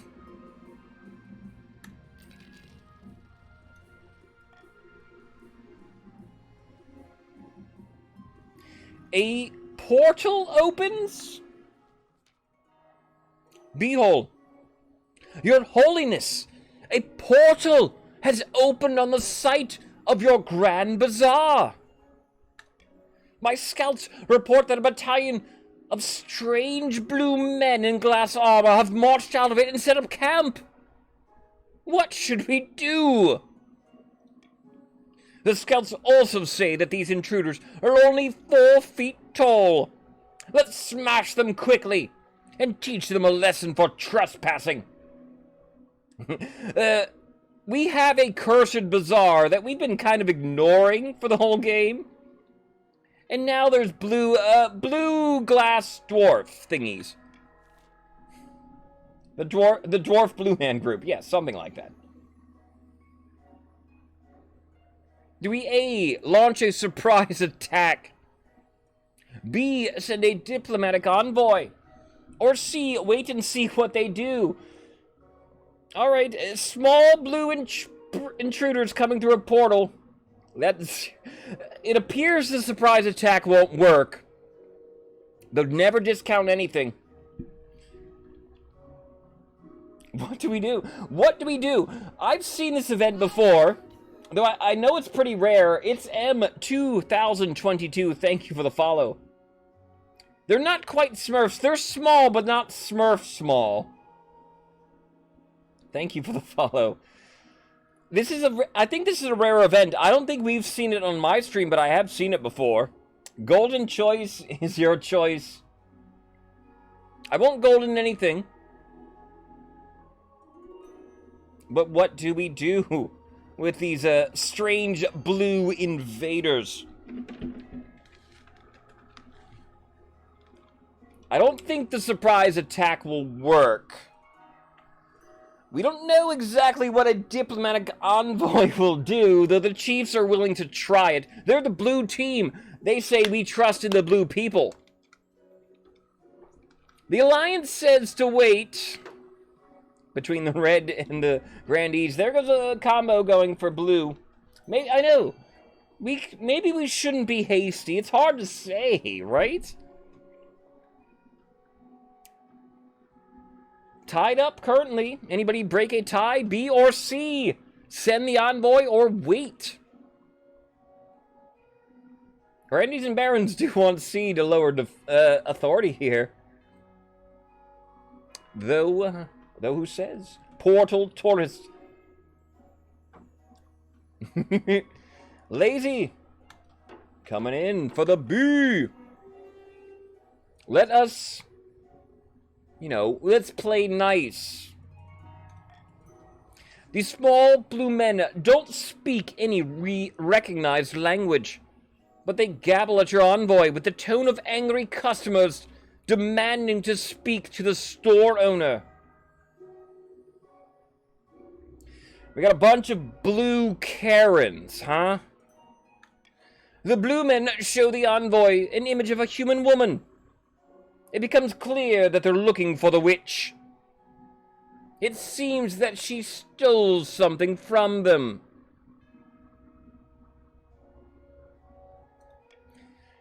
Okay, that witch was hanging around the Grand Bazaar. Do we assure them that we don't know where the witch is to be found? Do we offer them gold in exchange for their otherworldly secrets? Or do we order the Inquisition to assist them in their search? They're here for a common problem. A witch! I will roll. I guess I'll roll to determine this. 1, 2. Assure them that I don't know where the witch is. 3, 4. Offer them gold. Or 5, 6. Inquisition will help you find the witch. Hold on a sec.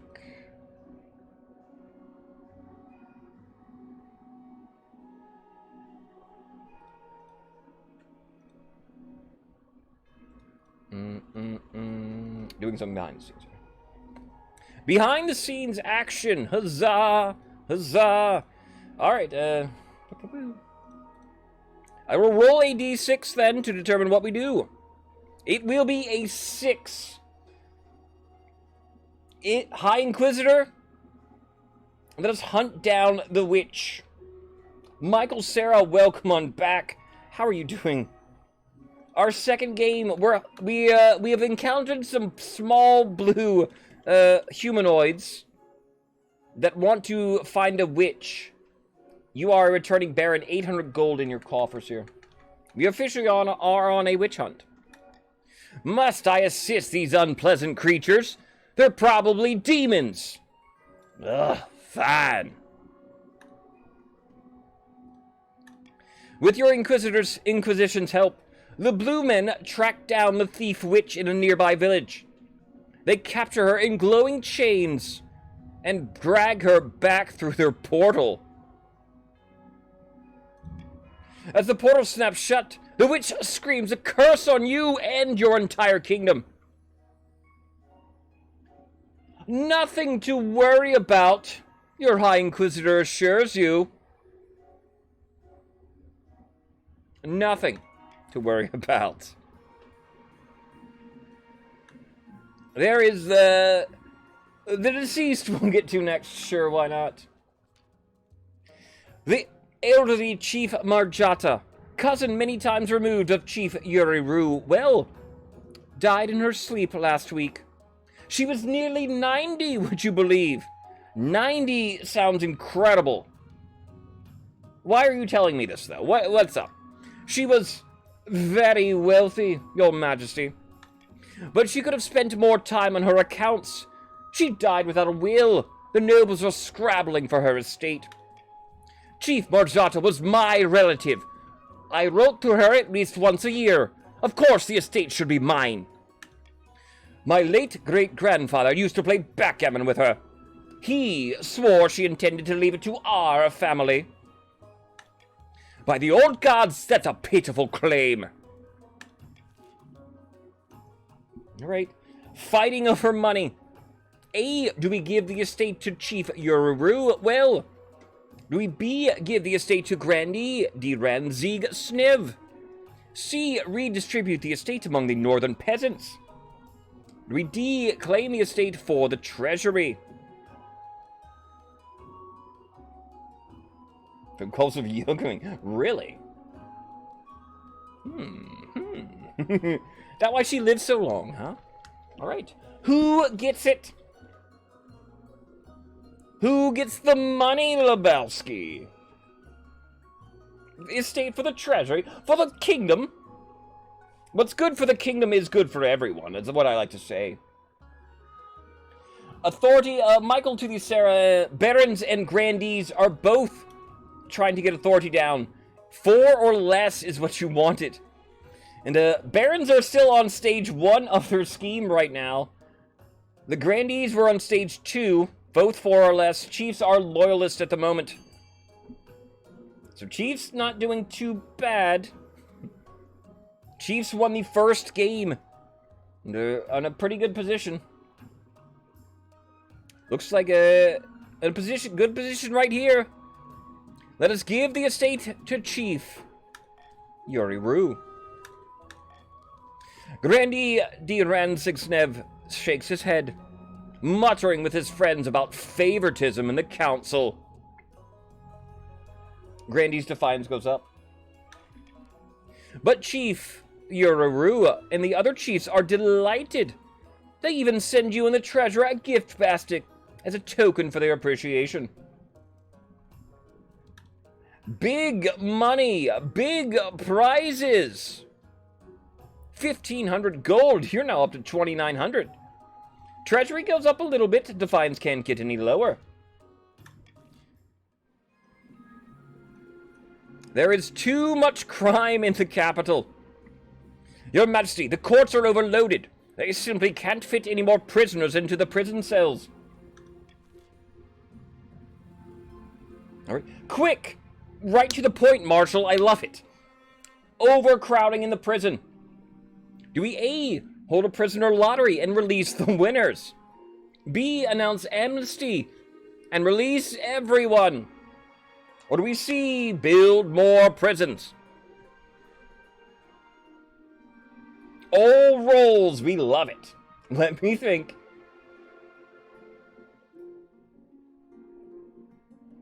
How bad could B be, right? If we release every one of our prisoners. Never mind, go nuts. I will.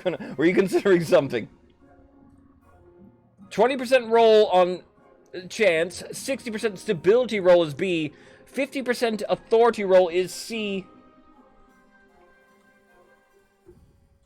What roll do we like? Only one of these is a winner. The others are losers. All right, which one is our winner? We want to hit rolls. Damn it. We're not doing too good on rolls today. 60% of the time, it does work every time. I mean, what's the worst that could happen if B fails, everybody? So we release every single prisoner. We want a battle royale in real life. The nobles grow very nervous indeed. after an influx of criminals into the general population. And it does fail. Authority goes down 3. Complaints rise, along with grumbling about the king's blanket approach. Still, at least the courts are empty. Nice. All right, now, barons and grandees, that was perfect, huh? Almost perfect. It can go down that much. The biggest swings in the game, there are some things, I don't think I've ever seen like a 5 authority swing, but you can have swings of 5 into the statistics. It's the most I've ever seen. I don't know if I've ever seen a 5 authority. There's a 5, there is a 4 stability, I know at least. Losing in the wars is huge too.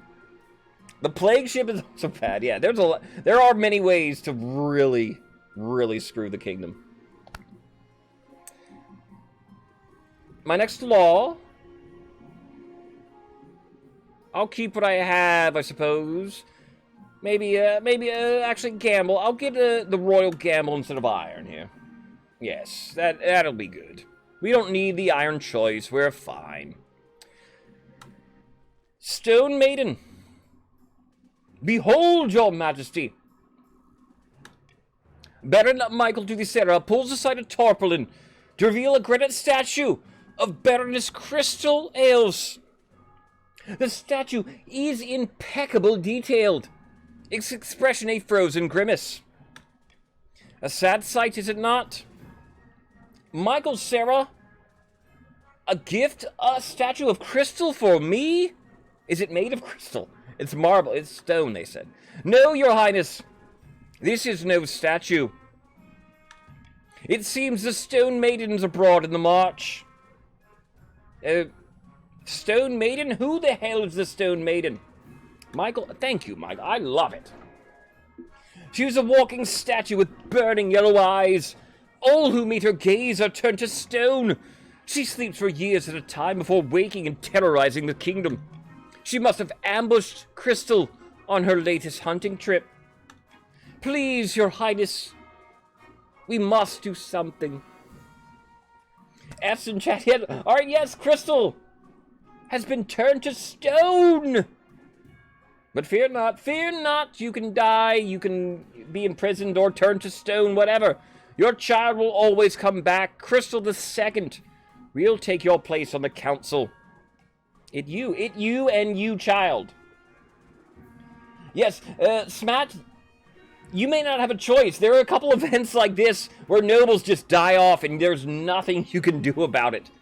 It's like this, there's one called the Gallows Man who will just kill off a noble and take all their money. The bear event can eat a noble randomly. Been a while since you've died. Crystal is immortal in the Hoy dynasty. What do we do? A, let's hire a wizard to take care of this. B, we send an army to smash this thing to rubble. D, we tell everyone in the march to just hide. Or D, we consult the fairy tales for a solution. How do we avenge our friend Crystal? Turned to statue. Not the best of roles. A lot of money for a wizard. How do we make things right? I want to wreck the treasury. It's 2,000 gold for the treasury. We're at 2350. I mean, maybe a wizard could help. It seems the Stone Maiden's somewhat magical. She's a gorgon, I guess. I don't think she has snakes for hairs. Doesn't describe her with that, but... A 50-50... We've been trying the 50-50 rolls. To not much success, I'll warn you. Flip. Flip that coin. Flip that coin.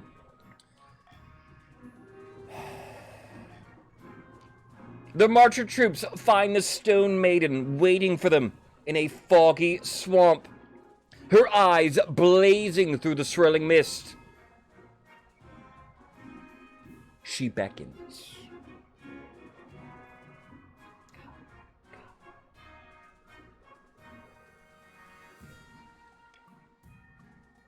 They raise their weapons and charge.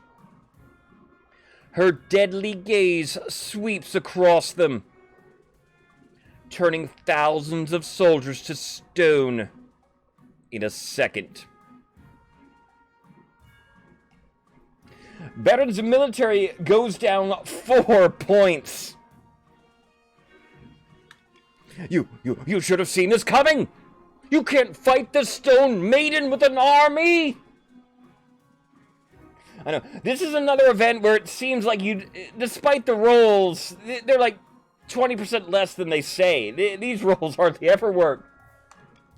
The Stone Maiden, enraged, stalks the march for weeks on end, turning thousands of peasants into twisted granite figurines. Farming will go down 3. Stability goes down 2. At long last, she retreats to her lair deep underground and falls asleep once more. On the bright side, the Barons now have plenty of oddly realistic statues to sell. March gained 1 trade, and hey, Barons, you gained a little money, so there you got that. I don't think it's worth the big hit on military, though. Sorry, Barons. We tried. The Archbishop's request. Your Majesty, I know, very good point. That would be lovely if they would make something like that. A little gruesome, but hey. Your Majesty, I wanted to speak with you about the situation in the north. What is it now? Too long have the Northerners been allowed to worship their heathen tree gods in brazen defiance of the 9th god.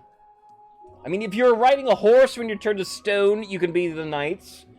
Bishops, you know, if we have a pointy hats. Allow me to send some of my best missionaries to the north for the good of the realm. And, I'll bring it to the council then. Player OT66, welcome on in. Of course, Your Majesty. I would expect nothing less. Player, you are a grandee for the game. Welcome on in. How are you doing here today? Hope all is well here. I assume people who join immediately are familiar a little bit with the game, but if you have any questions here, player, ask us, we can help out. The North are a bunch of heathens. Who isn't a heathen? Why are you singing out the North, Archie? I mean, the grandees are practically heathens themselves. Dakota, thank you for lurking. Do we A, send the missionaries to the North? Or do we D, deny the Archbishop's request for a mission? Alright. What do we do? And if you're wondering, the stats right by me here, we've been playing 2 games every weekday for the past 2 weeks. This is our very last day in my little league competition. The Chiefs and Grandees really need a win here in our second game of the day. Barons, I think, are good now. But at the same time, if they want to stop them, if you're pro-count, counts maybe want to, if you're pro-count, maybe you want to help the Barons. The ultimate prize of my league. Top 3 positions get to fight on the Praise the 9th event. I appreciate going for the roll here, my nobles. We go for the 40%.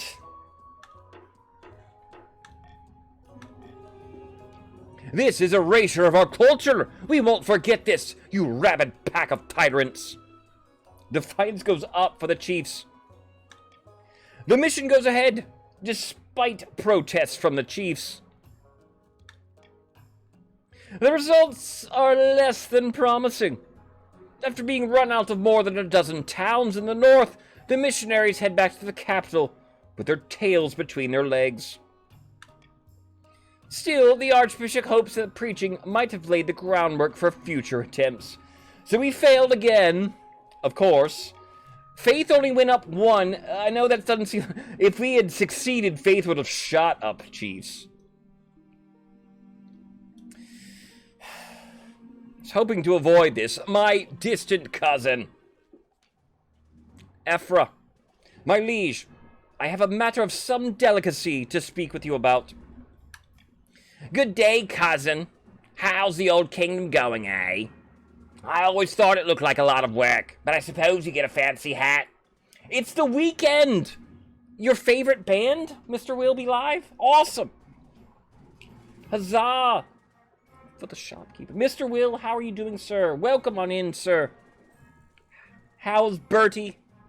My favorite dog. Give me a weekend, Mr. Hoy. Do I? Nice. How are you doing, Will? Welcome on in, sir. Our final game of my little league. Who do you want to see me dressed as, Will? Lord Fitzalbert is your very, very distant cousin. About 15th in line to the throne. You haven't seen him in years. Bits Le Fort. That's him. You want to see me as Slave Leia? I do not have a Slave Leia costume. If you can find one that fits me, Will, I would wear it for you. What's going on here? Lord Fitzalbert's been staying at my estate for the last year. But unfortunately, there have been some financial impacts. He's been borrowing money from me for months, saying he'll pay me back when his luck turns. But now my coffers are bare. Ephra only has 400 gold. Yeah, you are a little falling on a little bit hard times. Yes, poor Ephra Bulbasaur couldn't even afford a little banquet to see me off. I'm sorry it's come to this, but I must petition the court for funds, Your Majesty. Do we A. Pay Baron Ephra for his hospitality. B. Leave Lord Fitzalbert to sort this out himself. Or C. Lord Fitzalbert should be put up in the palace instead. Coffers are bare. Coffers are barren. Damn it, Striker. That's good. What do we do? What do we do? My annoying cousin is now Ephra's problem. Whose problem do we make? Fitzalbert.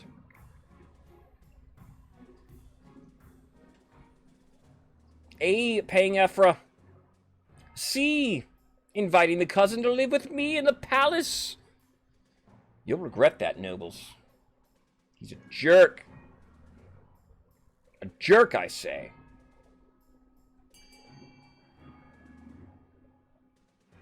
Hello, hello.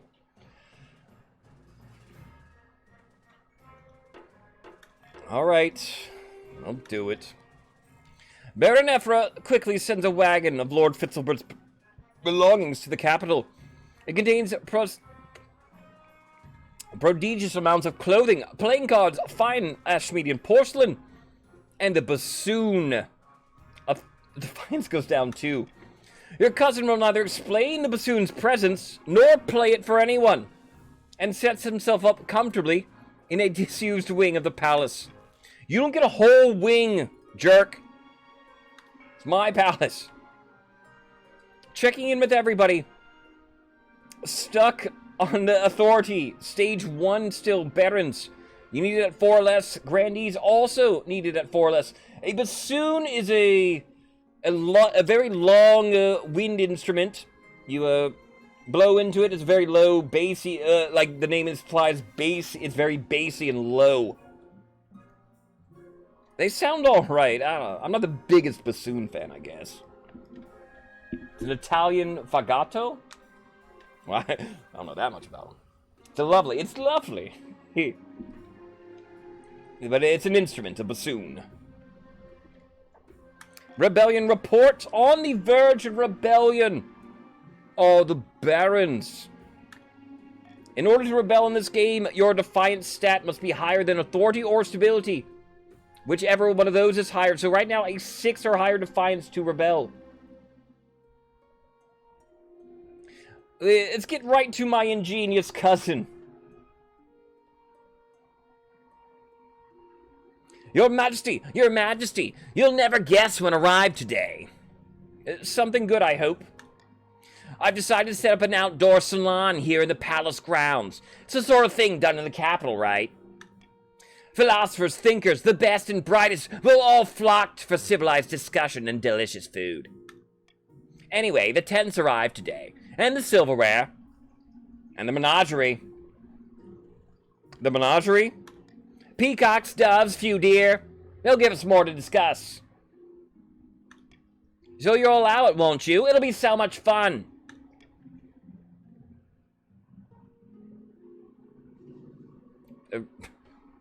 Fitzilbert,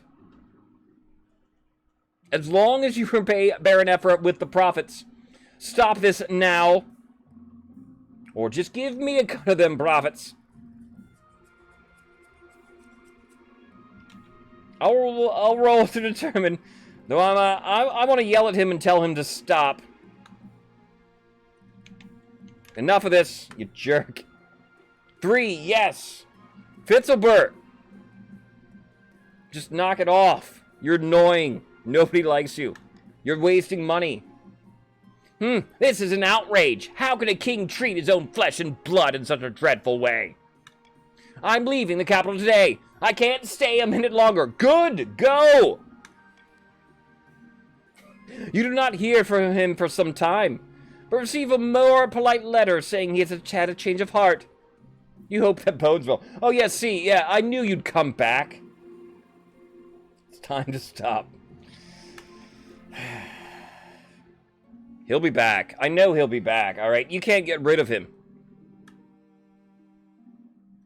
A city in flames next. Why not? Player OT. Your Holiness! There's been a terrible fire in the city of Calaville.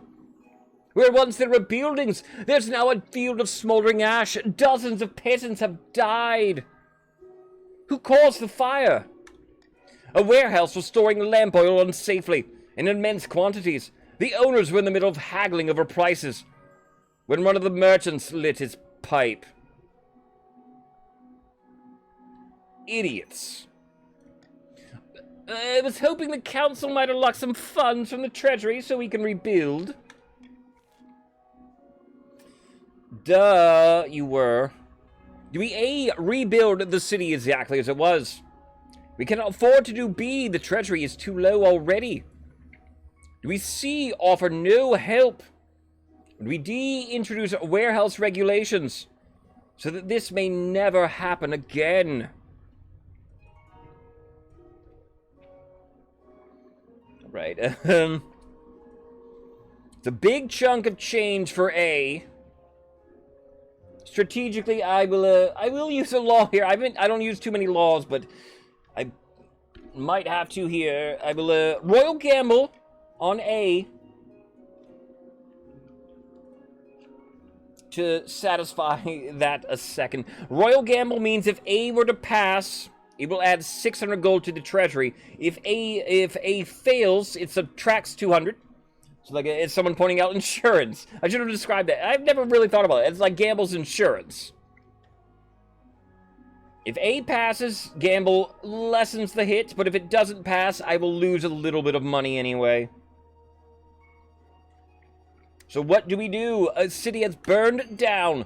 Royal Gamble is on A. That's not the Golden Choice. Golden Choice is different. You do not get money for A. It's just a little insurance. I bought it. There are some pats in this game. They negotiate my Royal Gamble for me. That's what we'll say. They invent insurance sometimes in the game. But what do we do? Rebuild the city? Or offer no help? Even the grandees don't want help. Come on, grandees, that's your city. You want it burned and then nothing? You send word to the grandees of Calaville. that they will be expected to rebuild their own city without the king's help. Grandees lose money, their defiance goes up, their trade goes down, stability goes down. Grandees definitely now our poorest nation. By the 9th, what's the point of having a king in the first place? My heir. Your quest for an heir is finally complete. You stand before the council, holding a small child in your arms. Should I die, I ask that my crown be passed down too. The council hall is filled with nervous silence. My son.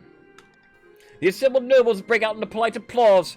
By designating an heir, you cemented stability of the kingdom. It was always burning. My liege, may I be the first to congratulate you on the birth of your son. What is his name? FMX, this is little Sven II. Hurrah, your highness. I'm sure little Sven II will grow up to be a chip off the old block. Congratulations on finding an heir. Now you just need to fulfill your ambition to win the game. Expect a visit from the Spy Master soon. So, Loyalist Barons almost on their 3rd stage, as it were. But the Honor Guard were Barons? Right? The rebellion will be going off, it appears. Is it Barons? Can't remember. Auction, our next auction of the game. Exclamation point fund, space your choice, space how much you wish to bid for an auction. It's veterans, yes. Everybody's noble, I don't even know what I'm doing. Richest nobles on the right. Led by Mr. Waper, 3,650 gold in your coffers. Everybody's money matters, though. Even when you're rebelling, you can still bid in the auction here, Barons, so... What do we have to offer? A, the fortress raises up military for the Barons. B, the monument will raise authority for the kingdom. C, the Grand Bazaar raises trade for the chiefs. D, the observatory will lower faith for the chiefs. E, the prison will lower stability for the kingdom. And then F, the theater will lower authority for the kingdom. Rebellion, yes, the rebellion will lower some of the stats. What do people need here, though? Barons, while you are rebelling, if you're newer to the game, you put your scheme on hold. So Barons, you're just concentrating on winning the rebellion. Maybe that means you want A here, raising your military up. The Grandees need low authority still, and they're almost it's going to lower with the rebellion. I don't know if you need F now anymore. But then again, maybe. Loyalist chiefs.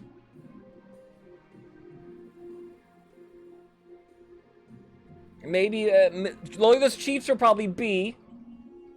Keeping stability and authority high in the kingdom. Maybe A, maybe C. Just your own trade. 60 seconds for an auction. We can get rid... That's true if we want to lower faith chiefs. We're not a faithful kingdom. You have 60 seconds in an auction. Once it reaches 0, I can't extend the timer. So once it's 0, that is it. I'll warn you. I'll try to warn you about the thing here. Only the top 2 buildings get funded. Get in your funding snipes the last 10 seconds. I will warn you. D, the only building with any money being put into it at 1 gold. Bargain price observatory. It'd probably fall apart in the first season. There comes more things. B and F now. B raises authority. F will lower authority. 1750 in F, 1300 in B. A lone coin is in D. Who put that in? Hiruru wants the observatory. You know the third stage of subterfuge.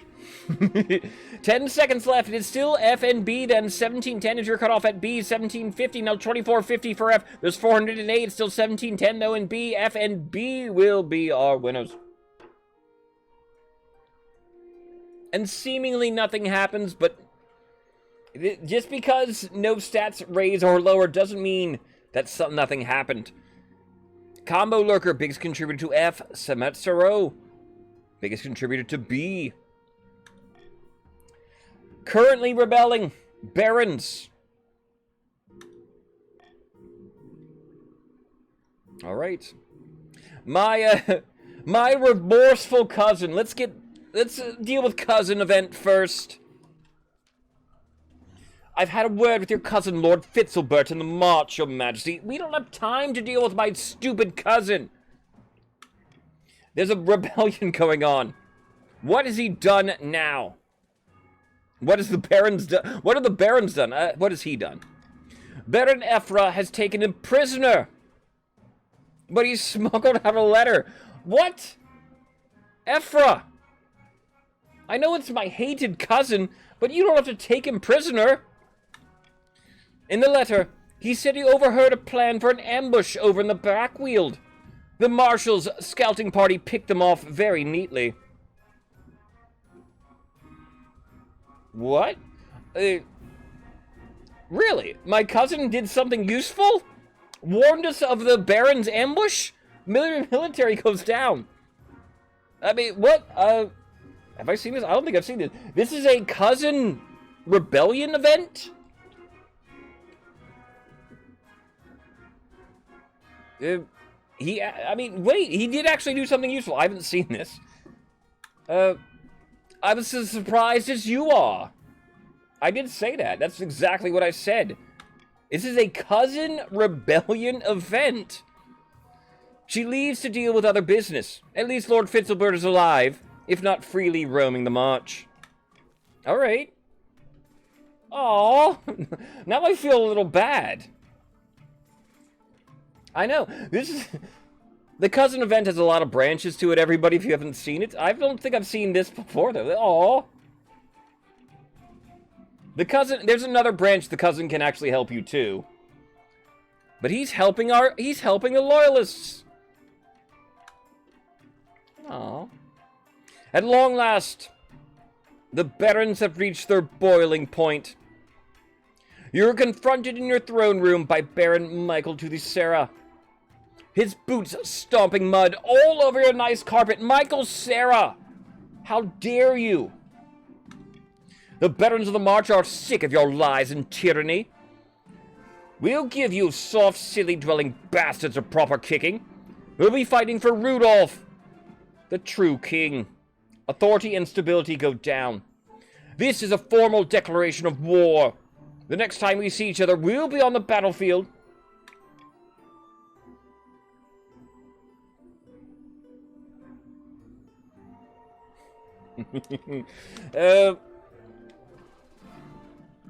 Two choices for the envoy.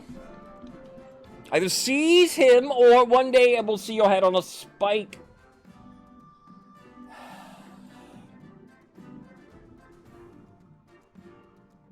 I will roll. Seizing you is the proper way since the stability is higher, but we will roll. I want to seize you. I've been wanting to do this a long time, Michael Sarah.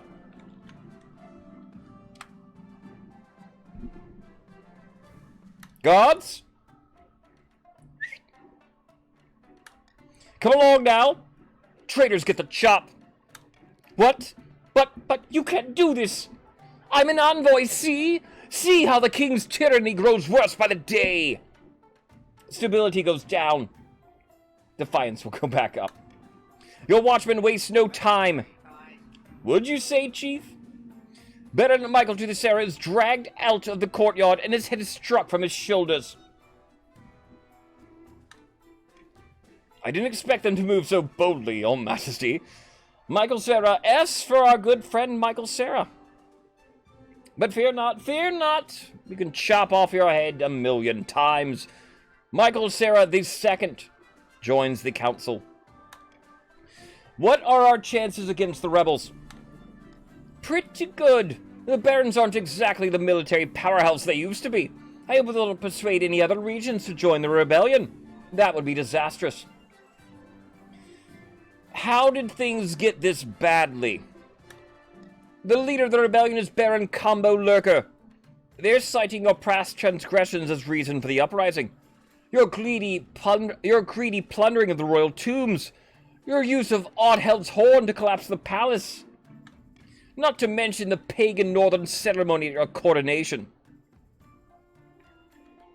So because of that, really? Because of that? That's their excuse. In reality, it's not about you, it's a power grab. And they quote, yes, whatever you've done, they'll quote what you did here. This is it, civil war? That's right, your majesty. The kingdom is divided. There will be a lot of death and suffering before all this is over. I can't wait. I'll go dig out the trebuchets. I know, we voted for that. The opening strike. Combo. The time has come, the walrus said, to talk of many things, of ships and shoes and sealing wax, of cavity, of majesties and kings. The kingdom has grown soft. Is a fight. We are fighting. Under the weak and ineffectual rule of King Sven. As usual, it's up to the barons to fix things. With violence. Aye, too right. Let's march to the capital and kick some heads in. All in good time. But we're the barons of the march. Let's live up to that reputation, eh? Let's be clever. But I want to kick some heads. Oh, there'll be plenty of that. But first, let's think carefully about where to strike first. We can launch a preemptive strike against the chiefs to cripple their military capabilities. If we suspect the grandees may join our cause, we can call them to war. They will be more likely to join us if the kingdom's authority is low. Game checks out. We could also call upon the church to condemn the king, or finally send an assassin to nip this in the bud. Barons only vote. Your opening strike. A. Do you launch a preemptive strike on the chiefs? 60% of B. the time, it Call works. upon the grandees to join your cause. C. Petition for support of the church. Or D. Send an assassin after the king. Otter Valinor, Mr. Otter. Hello there. How are you doing today? Welcome on in, Otter. Thank you for joining us. The rolls. Otter, you are a chieftain for the game, but chiefs are a loyalist to this game. They won the first game using Toot Toot. My honor guard are Baron veterans.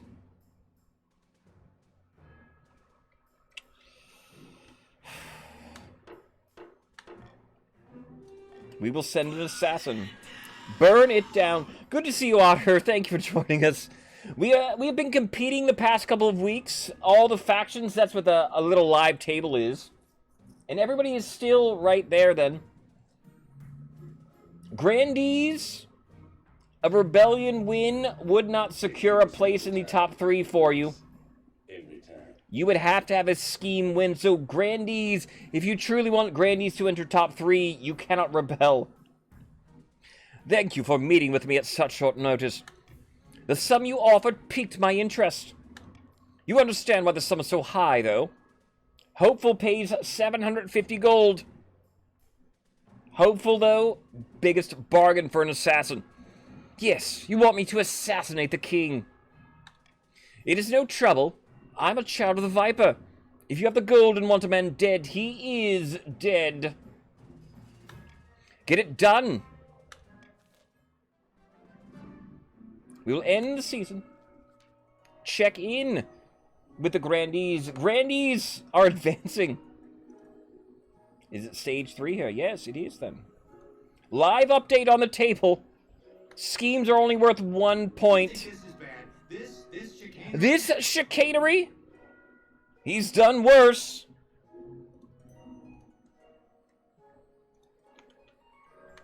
Live table then. Boop. Grandees sit at 46 points now. Scheme and a dream, that's all you need. The Ninth God has finally answered our prayers, my friend. The council demanded the king's advisors resign. The king is too weak to resist. Our replacements are waiting in the wing. Once our advisors surround the king, will have complete control of what he hears. We will shape his reality. We'll treat the king like a mushroom, keep him in the dark and feed him. Now, let's not be vulgar. The question is, what will we do with this control? Grandees, how do you win the game? A, turn the king into a useless figurehead. Or B, force the king to abdicate in favor of their claimant. Win the game now? Like now? Will? Now? We're trying. Kill rings. We're not killing rings. He's the official Pokemon of the thing. Can they win now? No. They can't win right now. Raising others' defiance, B, or stability, A. A means essentially, I think you'll have to win the rebellion. B, raising others' defiance. Does that mean you'll just have to make the chiefs' defiance up a little bit more? Then, since the barons are already mad enough. I don't think it's an automatic win because the rebellion is in place, right? Moon, you are here. 900 gold in your coffers. You are here. I don't think it... B... I don't think it's an instant win. I think it... Is it? I don't think it's an instant win. I mean, usually the refined schemes will have an alternate win condition of allowing a rebellion. Is it? I don't remember. I don't think I've ever had a chance to do this when it is. Already voted? If B goes through, Chiefs can't win a round? Well, maybe it is then.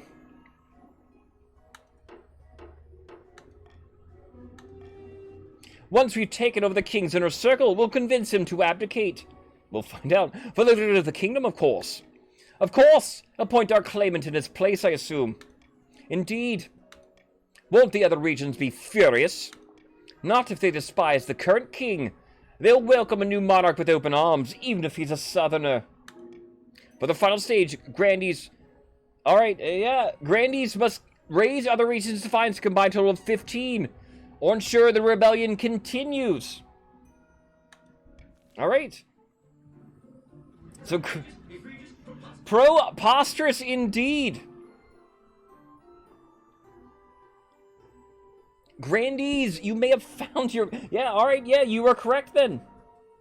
The Grandees may have found a miracle path to victory. But at the same time, the rebellion has one more trick up its sleeve. So I think the Chiefs are out of it then. Officially now. Sorry, Chiefs. Not yet, not yet. We don't know what's happening. Ignore our meta thinking, everybody. 3 ways, tax season, 3 ways our monarch may tax the nobles. Lucy! 50% of the time, it does work every time. Lucy, you are a baroness. I see you in here. Welcome on. Cruel taxing. Raises defiance for a nation. Adds 400 to the treasury. Takes 400 wealth from every noble in that nation. Common tax has no defiance swing. A mere 100 treasury to wealth.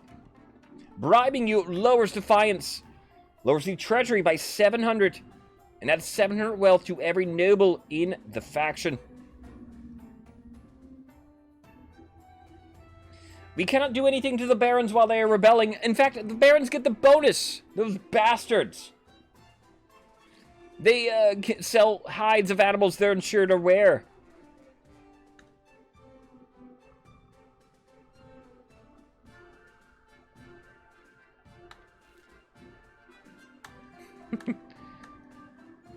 Tax the lawyer, bribe the lawyers. I think I'll common tax here.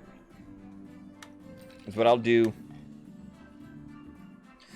On the verge of rebellion are the Grandees, though it wouldn't get off in time. And they wouldn't want to join it anyway, because, you know, they will win. No fooling! I'm from North Guildtown. Do you know Angus MacLeod? We'll go mustering an army for the barons first. Along the march's border, it's an undisciplined chaos. Some soldiers mill about randomly, looking scared. The Baron's troops are gathering, but it's distinctively unimpressive. This is the best force we can muster, is it? No, as a matter of fact, this is only the beginning. I've considered several proposals to further bolster our trial army for the trial ahead. Barons, several proposals here. Do you A, hire mercenaries from Ashmedian Empire? Or D, is the existing marcher army enough? Several proposals. You cannot attempt B because your farming is too low. You can't attempt C because your faith is too low. Will you sacrifice trade, which you have at 10, for military? Seems like a good play, barons. During the middle of a war, you don't need trade, you need soldiers.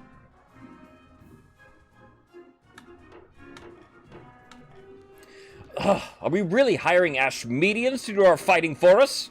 I feel dirty. Military goes up too, trade goes down too. Me too, but we have no choice. This is the price of victory. When the Ashmedian mercenaries arrive in the march, it's apparent how different their customs are from the locals. They pray to Kalgrovaga, the machine god. I mean, barons might do that too, in an attempt to remind him that the world exists. Fast advance and add. Sorry. Tisk. Gamers! You really only wanted A there. I don't think people wanted D, did you? Combo voted D. Combo, you sabotage. They claim their swords are alive and will go hungry if sheathed for too long. They bathe every single day. But they're perfectly capable of enacting hideous violence in exchange for money. That's what the barons need from them. A great battle next. Vast armies darken the landscape like shadows of clouds. Flags are flying, drums are pounding in rhythm with the marching of boots. The kingdom is gripped with civil war. At least that's what you'd imagine. Most of their time is spent in the safety of the palace, poring over a giant map with your marshal. Your Majesty, the army of the march is advancing on the capital, led by that treacherous cur Baron Combo. I received word from a commander of the warriors' forces in the north. If they march now, they'll intercept the barons in a matter of days. Alternatively, they could join forces with the army of the south. It's risky, but together they'd have a higher chance of defeating the accursed barons. What are your orders, Your Majesty? Alright. The chiefs and the grandees should join forces. Or do I tell the chiefs to fight the marcher army head on? Is it a fight? We are fighting?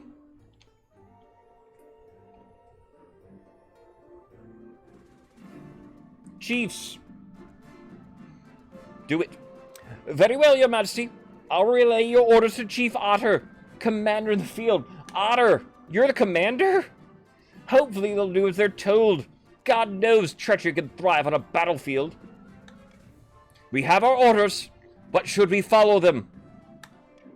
Chiefs, do you A, follow orders and send the Northern Army to fight the rebels? Do you B, defy orders and link up with the grandees? Or do you C, hang back, let the rebels march on the capital without challenge?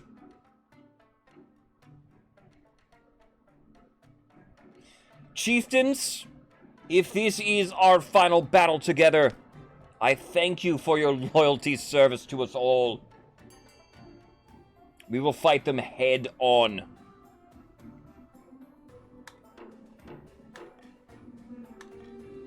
The whole city holds its breath. You stew in your palace, waiting for your marshal's return. Finally, she bursts into your throne room, drenched in the blood and sweat of battle. Marshal, report! At dawn, we drew up in battle formation. It's all very orderly at first, Your Majesty, but after the trumpets blow and the cavalry charge, it's nothing but blood and screams.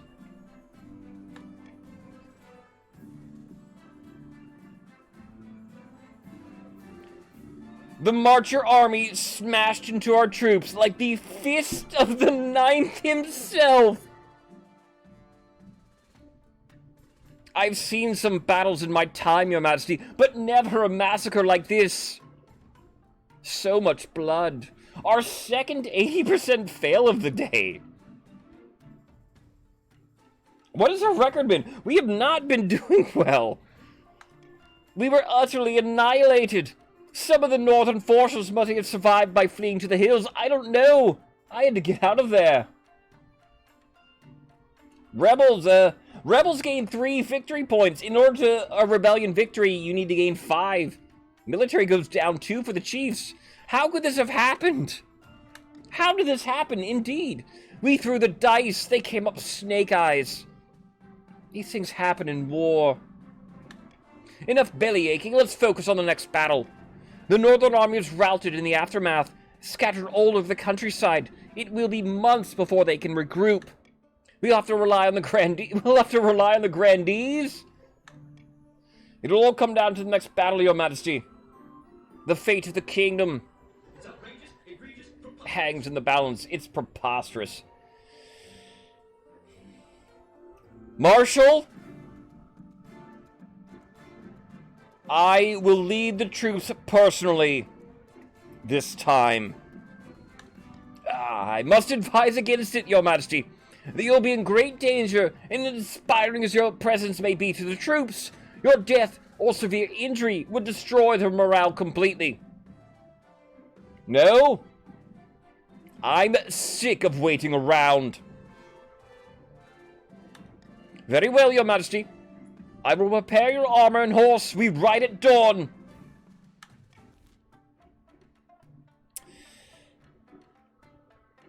But first, something is wrong. It's an afternoon like any other. You're sitting atop your throne, listening to petitions of the common folk. A merchant is droning on and on about the number of beggars in the capital's main square. Suddenly, you spot a flash of movement out of the corner of your eye.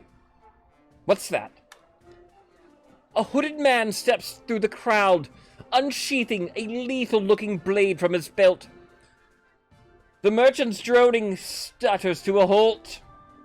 Alright, what have you missed? Dakota? We're in the middle of a rebellion. And, the Baron's not too happy and are marching upon me. They have sent an assassin that appears after me. Gods? Gods! Hello there.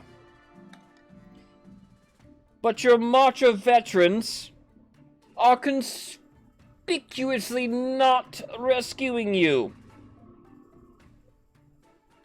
In fact, they've drawn their weapons and formed a line, preventing the watch. If I had a gun, I would use it here. Preventing the watch from stepping in. The assassin steps towards you, completely unopposed, and hurls the dagger. As the assassin flings a blade, your life flashes before your eyes. 60% of the time, it works. You could really die here.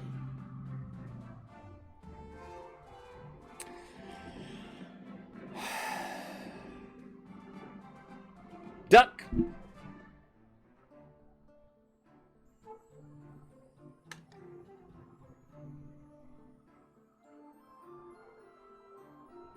With cat-like agility, you dive out of the way of the thrown knife, leaving it to thud harmlessly into the throne's backrest. 60% of the time, it works. Every time. Every time. Somebody do something! The crowd runs about in a panic. Officers sprint in all directions, shouting contradictory orders. By the time everyone settled down, the assassin is long gone. Your Majesty, are you all right? No, I'm absolutely not. Calm down, Your Majesty. I'm not. I was fast. I made it. I ducked. The danger has passed. It's a good thing you're so quick. If that blade had hit you, She pulls the knife out that had been embedded in your throne. I suspect it was coated with venom of the scorpion cat. The slightest scratch and you died in your indescribable agony. Who was the assassin? One of the children of the Viper, the most feared assassins in the kingdom, no doubt hired by your enemies in the march. I think I need some time to process this. Of course, the Barons will stop at nothing, even murder, to bring you down. Things could have gone very differently.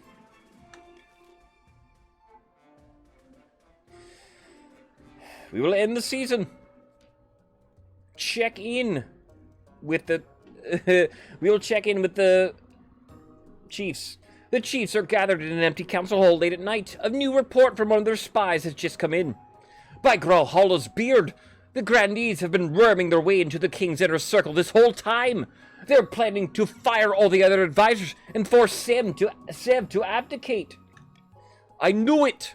No true northern king would fire me for using their cloisters as a privy. I must have been the grandees' doing. They already control a lot of important positions in the palace. Those barons are tearing up the countryside with their damn rebellion at the same time. A war on two fronts, then. We'll take on both the chiefs and grandees, play them on each other. Then King Sven will rule for 100 years. Chief's goal: ensure the barons the king wins the rebellion, produces an heir, and completes his ambition. They may also join the oncoming rebellion, but this will cancel the loyalist scheme.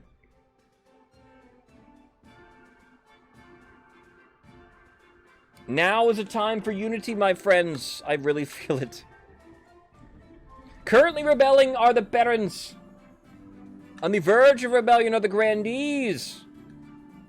However, we truly come to the end of an era.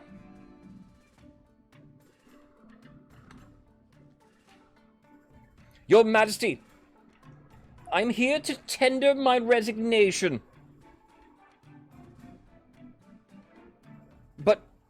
But why?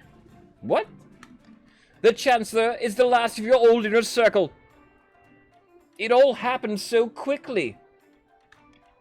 The Treasurer's resignation was last week. The Spymaster vanished without a trace. The Marshal has come down with a mysterious illness, and your physician thinks she'll be dead within a week.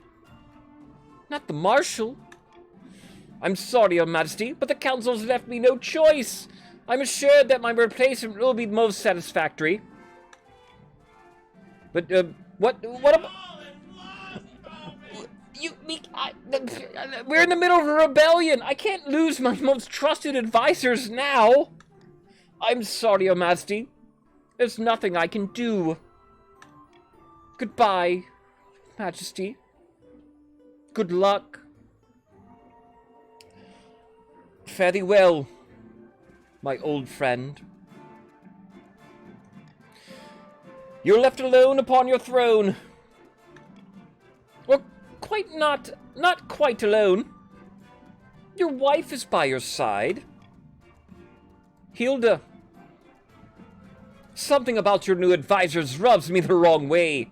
Plus, they're Southerners. Won't they be biased? I know, but what can I do?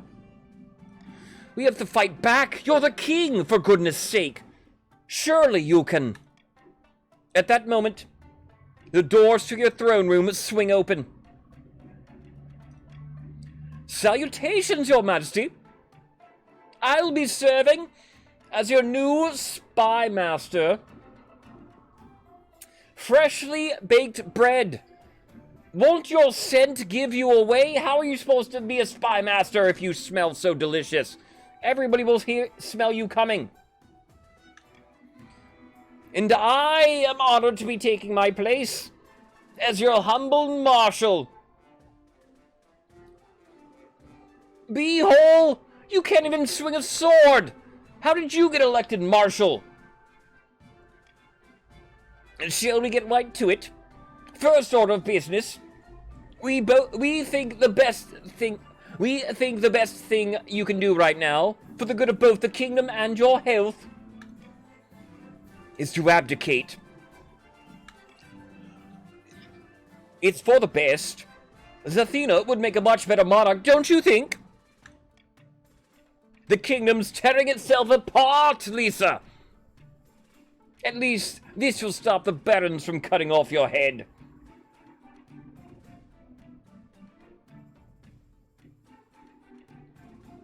Behead this nincompoop! Stand up for yourself, King Sven! And I want to say nincompoop. Your officers conspicuously failed to behead the nincompoop. Instead, they look at Grandy I like freshly baked bread as if they were awaiting his orders. It's your best option, Your Highness. Your abdication is the only thing that will bring peace. Yeah, Yoru, thank you for being here. We are arriving at the end, but thank you for being here. Spymaster, speaking as your Spymaster, you'll be dead soon. Unless you gracefully give up your crown and go live on a farm somewhere, tending cabbages, shepherding your flock, etc. Sounds idyllic, right? Israel, thank you for kissing the ring. No, I did that. Hi, Mom. By the way, it is the patrician's ring for a patrician's victory yesterday. Hi to all the mothers out there. My own mother will be done shortly. Thank you for getting me lunch, victim, Mom. I'll get it soon. Praise the 9th as well. And it is dearly praising the 9th victory for the grandees you might see.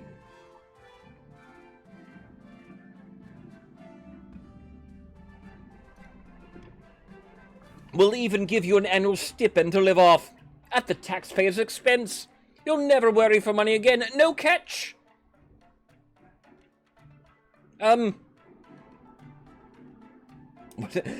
Israel, you are a big help and essential to the Baron's loss. But good job, Israel. Thank you for joining us. Beehole! Free money? No responsibilities? Where do I sign? Your Majesty, this is the wisest decision you've ever made. You announce your application the next day to gasps from the gathered crowd. Within a week, Queen Zathena has taken the throne. Your abdication does bring peace. At least for a while. Concessions are made. A truce is hammered out. And the rebels laid down their arms. Within a month, you're living with Sven on a farm 10 miles from the closest village. No one out here knows your name, or who you used to be. Hilda is, against all odds, still by your side. Oh, I suppose it's a happy ending. She's not exactly happy with your exile, but she's learning to herd sheep. The Chiefs won the first game, yes, Grandy's here the second. You don't hear much about the kingdom, how the kingdom is faring. You soon lose track of who's even on the throne. Instead of sleeping until mid-morning in the bed of silk, you're up at dawn mucking out the stables. Occasionally some disease, disaster, or grand war will sweep over your little slice of country, leaving nearby houses in ashes and friends in graves. But that's life. Things will return to normal, and you know what? You are happy. Though sometimes, secretly, you do miss being the king. It's good to be the king. GG's to everybody. But especially, listen to the music, especially the grandees. And then, alright. Live standings. To update,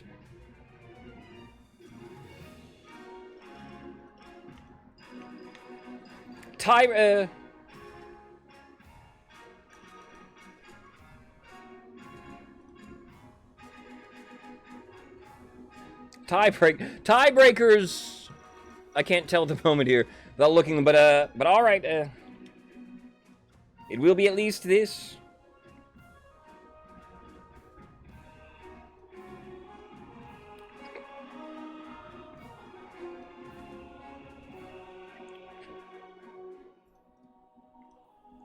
Our live and final standings then. Your top 3 teams are a classic. The Counts, nay, the Counts will fail to reach the top 3. Counts fans weeping as the Patricians, the Barons, and the Grandees are Hoy Dynasty original. Very fitting, I suppose. I cut off something there? I cut off like something there. Where's that from? But GG to everybody. Thank you all for playing the past couple of weeks here. We have had some fun. But we will continue. We will play one more event here. Grandees made it somehow. They needed that victory. And they needed a scheme victory to do it. The Barons, as I mentioned then, just needed to stay the course today. They did plenty. The Chiefs needed to win both of their games. They could not.